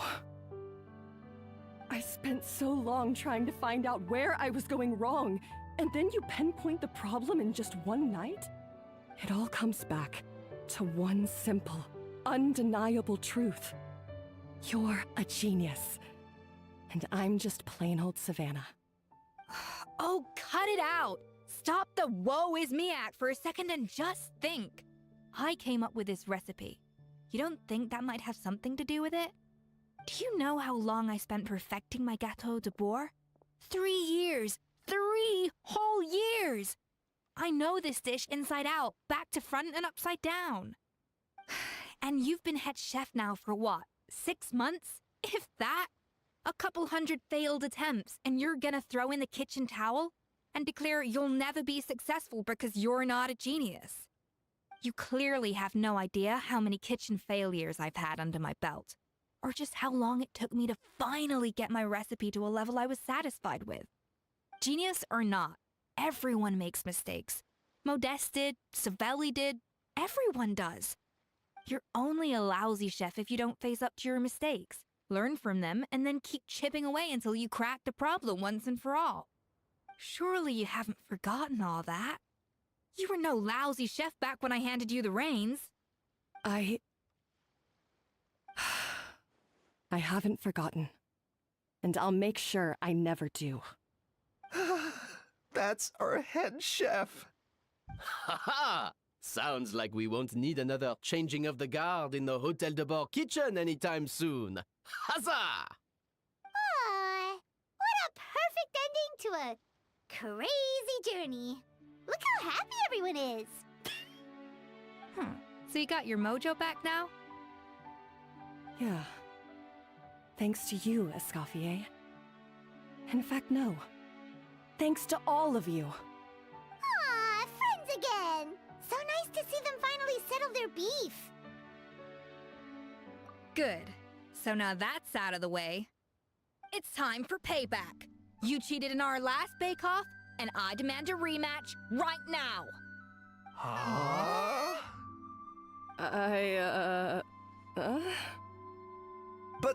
But that was mostly Monica's fault, wasn't it? Right. And also, does it have to be right now? Savannah's only just got her mojo back, and you barely escaped from a death trap. No excuses. This is a cooking contest between 2 top chefs, and nothing will stand in its way. So grab your spatula and get ready, because this rematch is happening today, right now, this instant. Hey, so, this whole time you were salty about losing? The second cooking contest commences now! This time, no more games, and no holding back!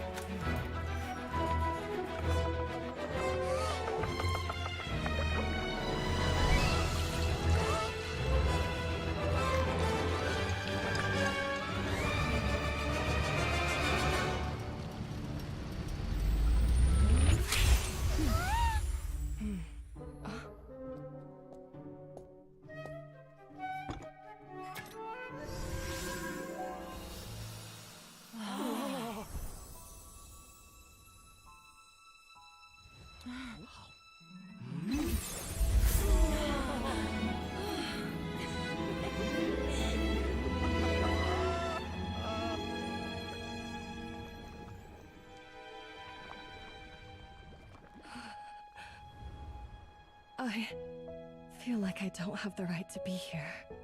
Hey, what are you so afraid of? You can't unbake it now. And if you don't serve it, then good or bad, you'll never find out how to improve. If you're too scared to fail, you'll never know what real success tastes like. So? Embrace your failure. Taste it. Digest it. That's the way to success. I don't know. Sounds like it's easier said than done. I'll do it.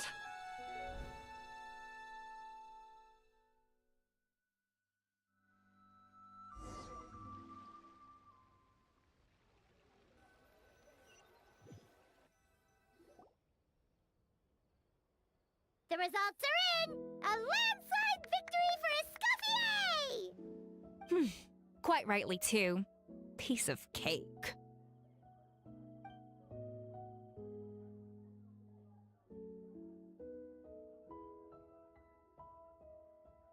Oh yeah, look at that! Savannah looks pretty chipper too, considering she lost.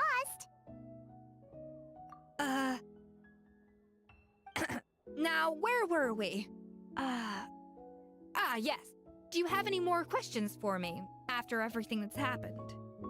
I thought Navia would have filled you in. And actually, I said all this to Savannah before I left. Although, as we saw, I don't think any of it sank in. I had 2 reasons for leaving. One was the food safety incident, of course, but the other was that the Hotel de Boer had reached a point where it didn't need me anymore. So I decided to step down and look for new opportunities to improve myself. Improve how? Well, a while back, I got to know a fellow chef from Liyue, and in her, I saw so many new possibilities. She has that same adventurous spirit that Modeste and Sibeli had in their youth. Slime mucus, lizard tails. With her, nothing's off the table. There's a whole world of new flavors out there waiting to be explored, hiding away in ingredients we overlook. Case in point, remember those Romaritime flowers down in the ruins? I used them in the cooking contest just now. Did you taste the difference? What? Paimon didn't notice at all! Half of the art of cooking is dissecting the recipes of previous chefs and figuring out the exact constellation of elements that gave their work its signature taste. And the other half, it lies in freeing yourself from the confines of the kitchen. You've got to go out and explore the endless possibilities out there. Uh-oh. Paimon's suddenly not sure she wants to try your cooking anymore.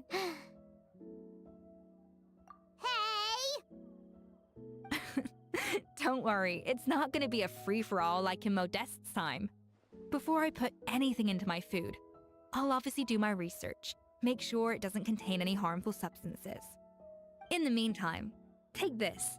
It's a recipe for Petit Gâteau de Boer revised version. I tweaked it to suit your needs as busy adventurers. Hope you enjoy, and remember, feedback is always welcome. All right!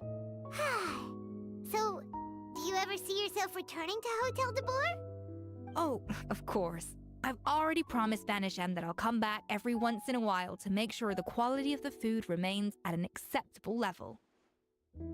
You know, Paimon's still a little disappointed that we never got to see the treasure of Remoria. Surely Monica wouldn't have gotten drawn in so deeply if it wasn't for all the mystery surrounding the original Gâteau de Boer. She practically dedicated her life to finding the lost pieces of Modeste's diary. Then went to all that trouble to infiltrate the Hotel de Boer. And in the end, it was all for nothing. Since you mentioned the treasure, between Modeste's writings and what we saw in those ruins, I think I may have figured out the truth. The so-called treasure of Remoria was most likely a substance that the Remorians extracted from Lumitoiles, better known to us as Lumiline. Huh? So then, why all the hype back in the early days of Gâteau de Boer? Don't forget, it was a very different era. We could barely even refine sugar back then, so desserts were very much in their infancy. In a world of bland food, it's no wonder that the first thing to really excite people's taste buds took the world by storm. And as for the Lumiline, it may well have been somewhat valuable in ancient times. But these days, it's just another drug from the Fontaine Research Institute. Even if Savelli hadn't destroyed it all, I doubt it would be worth that much these days. So after all that, there was nothing in those ruins but worthless junk. Feels strange to say it, but Paimon almost feels sorry for Monica. She sacrificed it all only to get nothing in return. Hey! Huh? Navia? You just got back from that underwater ruin, right? Well, check it out. They ran a special issue. Did you see anything like this down there? Freshly unearthed from the ruins of Rumoria. A magnificent jar thought to be over 1,000 years old. Experts say it has immense artistic and historical value. It could be worth an absolute fortune. Wait! Isn't that the jar they used to hold the treasure? If only it was still in one piece. Some butterfingers must have dropped it or something. Ugh, it's such a shame.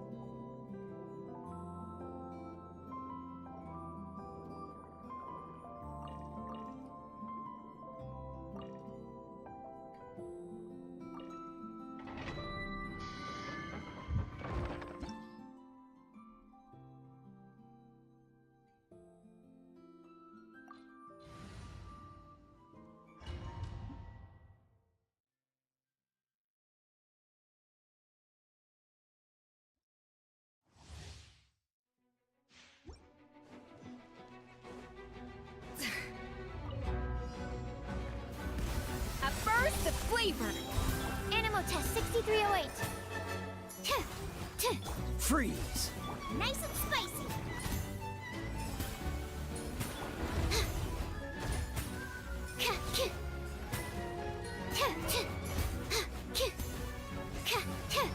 Stand clear. Boba, get them! Cool it! Off to the freezer!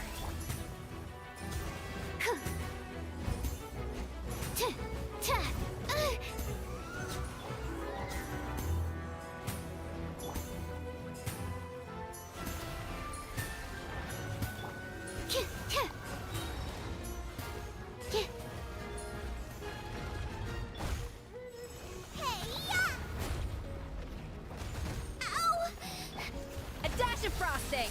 The pinnacle of excellence! Dodge this! Animal test 6308. Nice and spicy.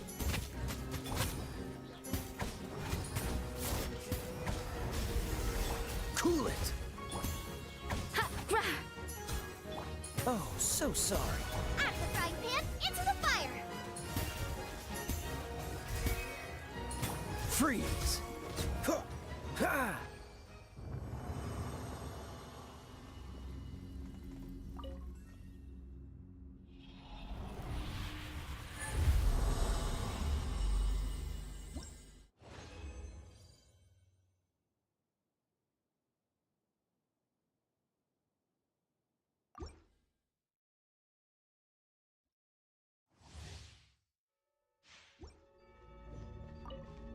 Cool it! A little amuse-bouche! A burst of flavor! Stand clear.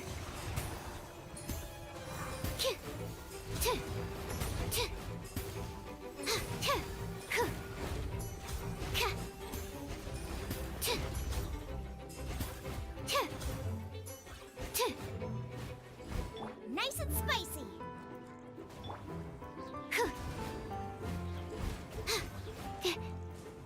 Animal test 6308. Dodge this! You're toast! Animal hypostasis emulation.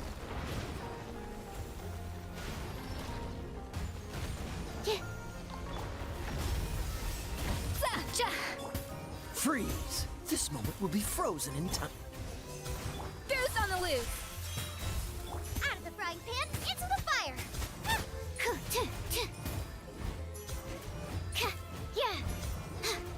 Dodge this! Absorption test. Nice and spicy.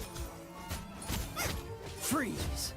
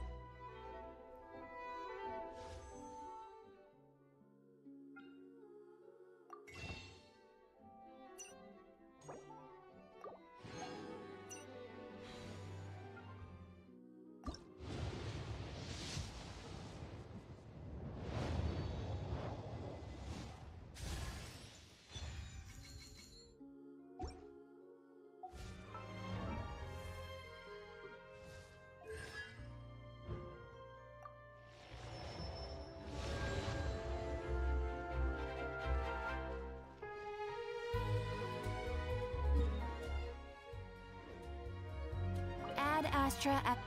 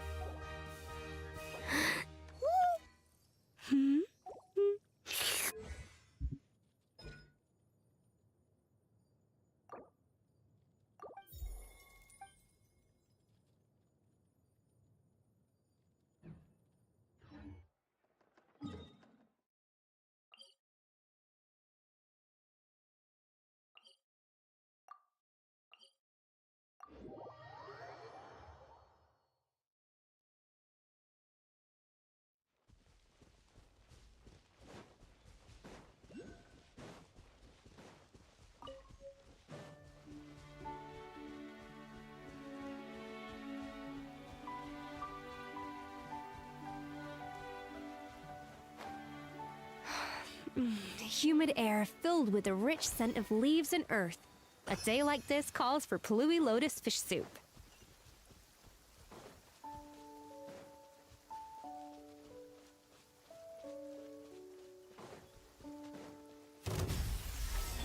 Stand clear.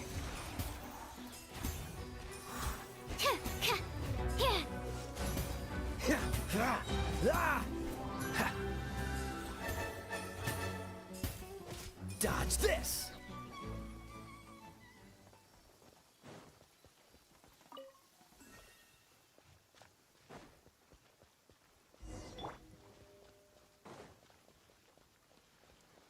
A dash of froth. Animal test 6308. Cool it! Gooba, get them!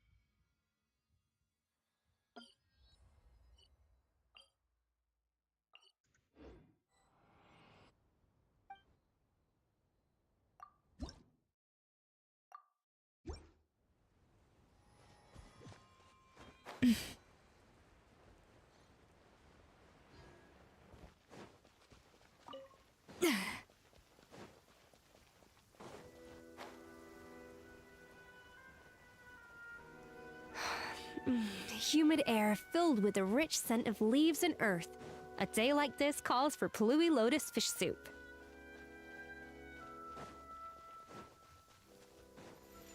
Off to the freeze!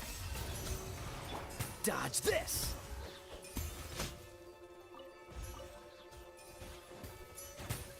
Huh. Freeze! Ha!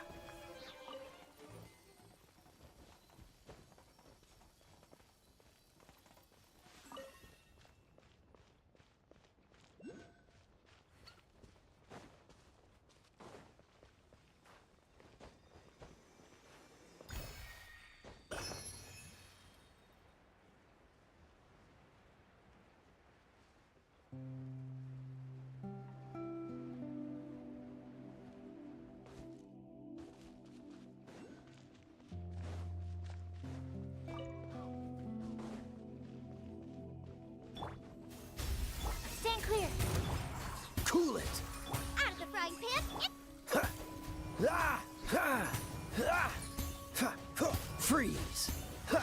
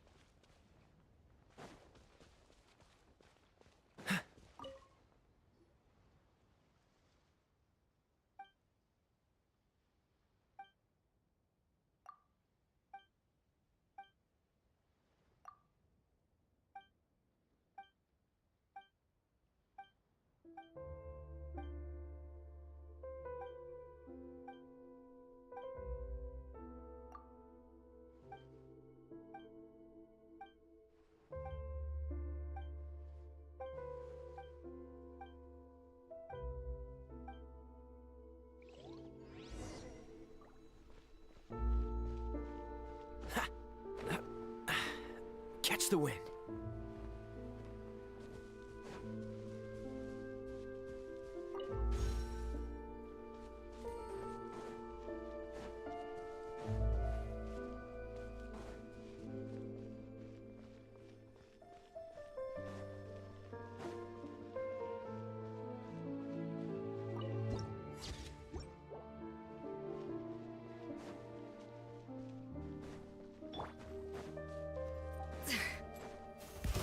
Cool it! Boba, get them! Ha! Don't push your luck. Freeze!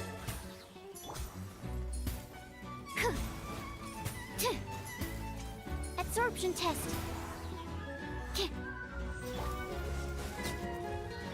A little amuse-bouche! The pinnacle of excellence! Out of the frying pan, into the fire!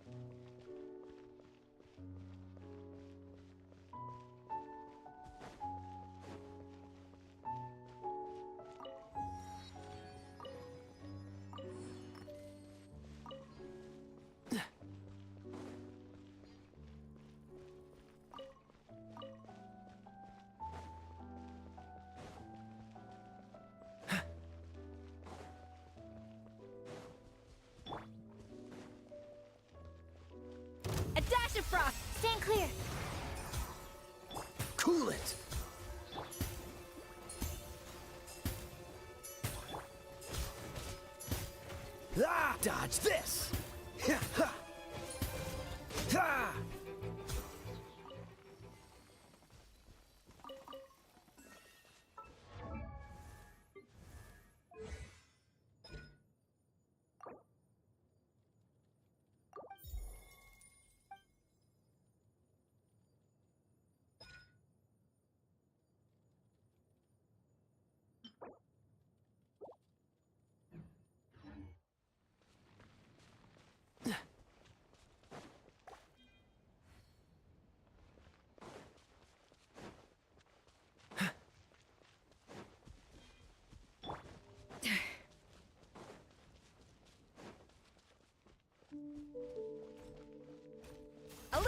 food. Absorption test. Freeze. Nice and spicy.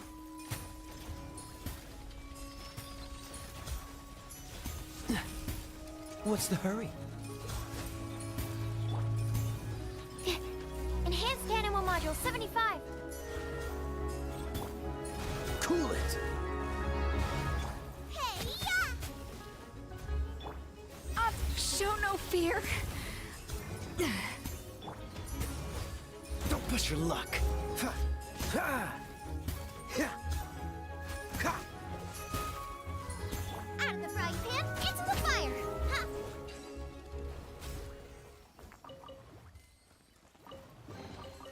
What a bountiful harvest.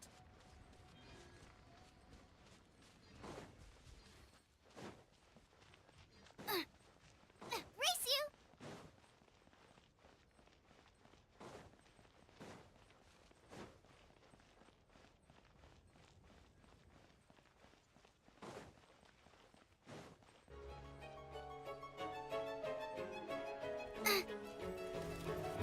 Boba, get them! A dash of frosting. Freeze. Ha.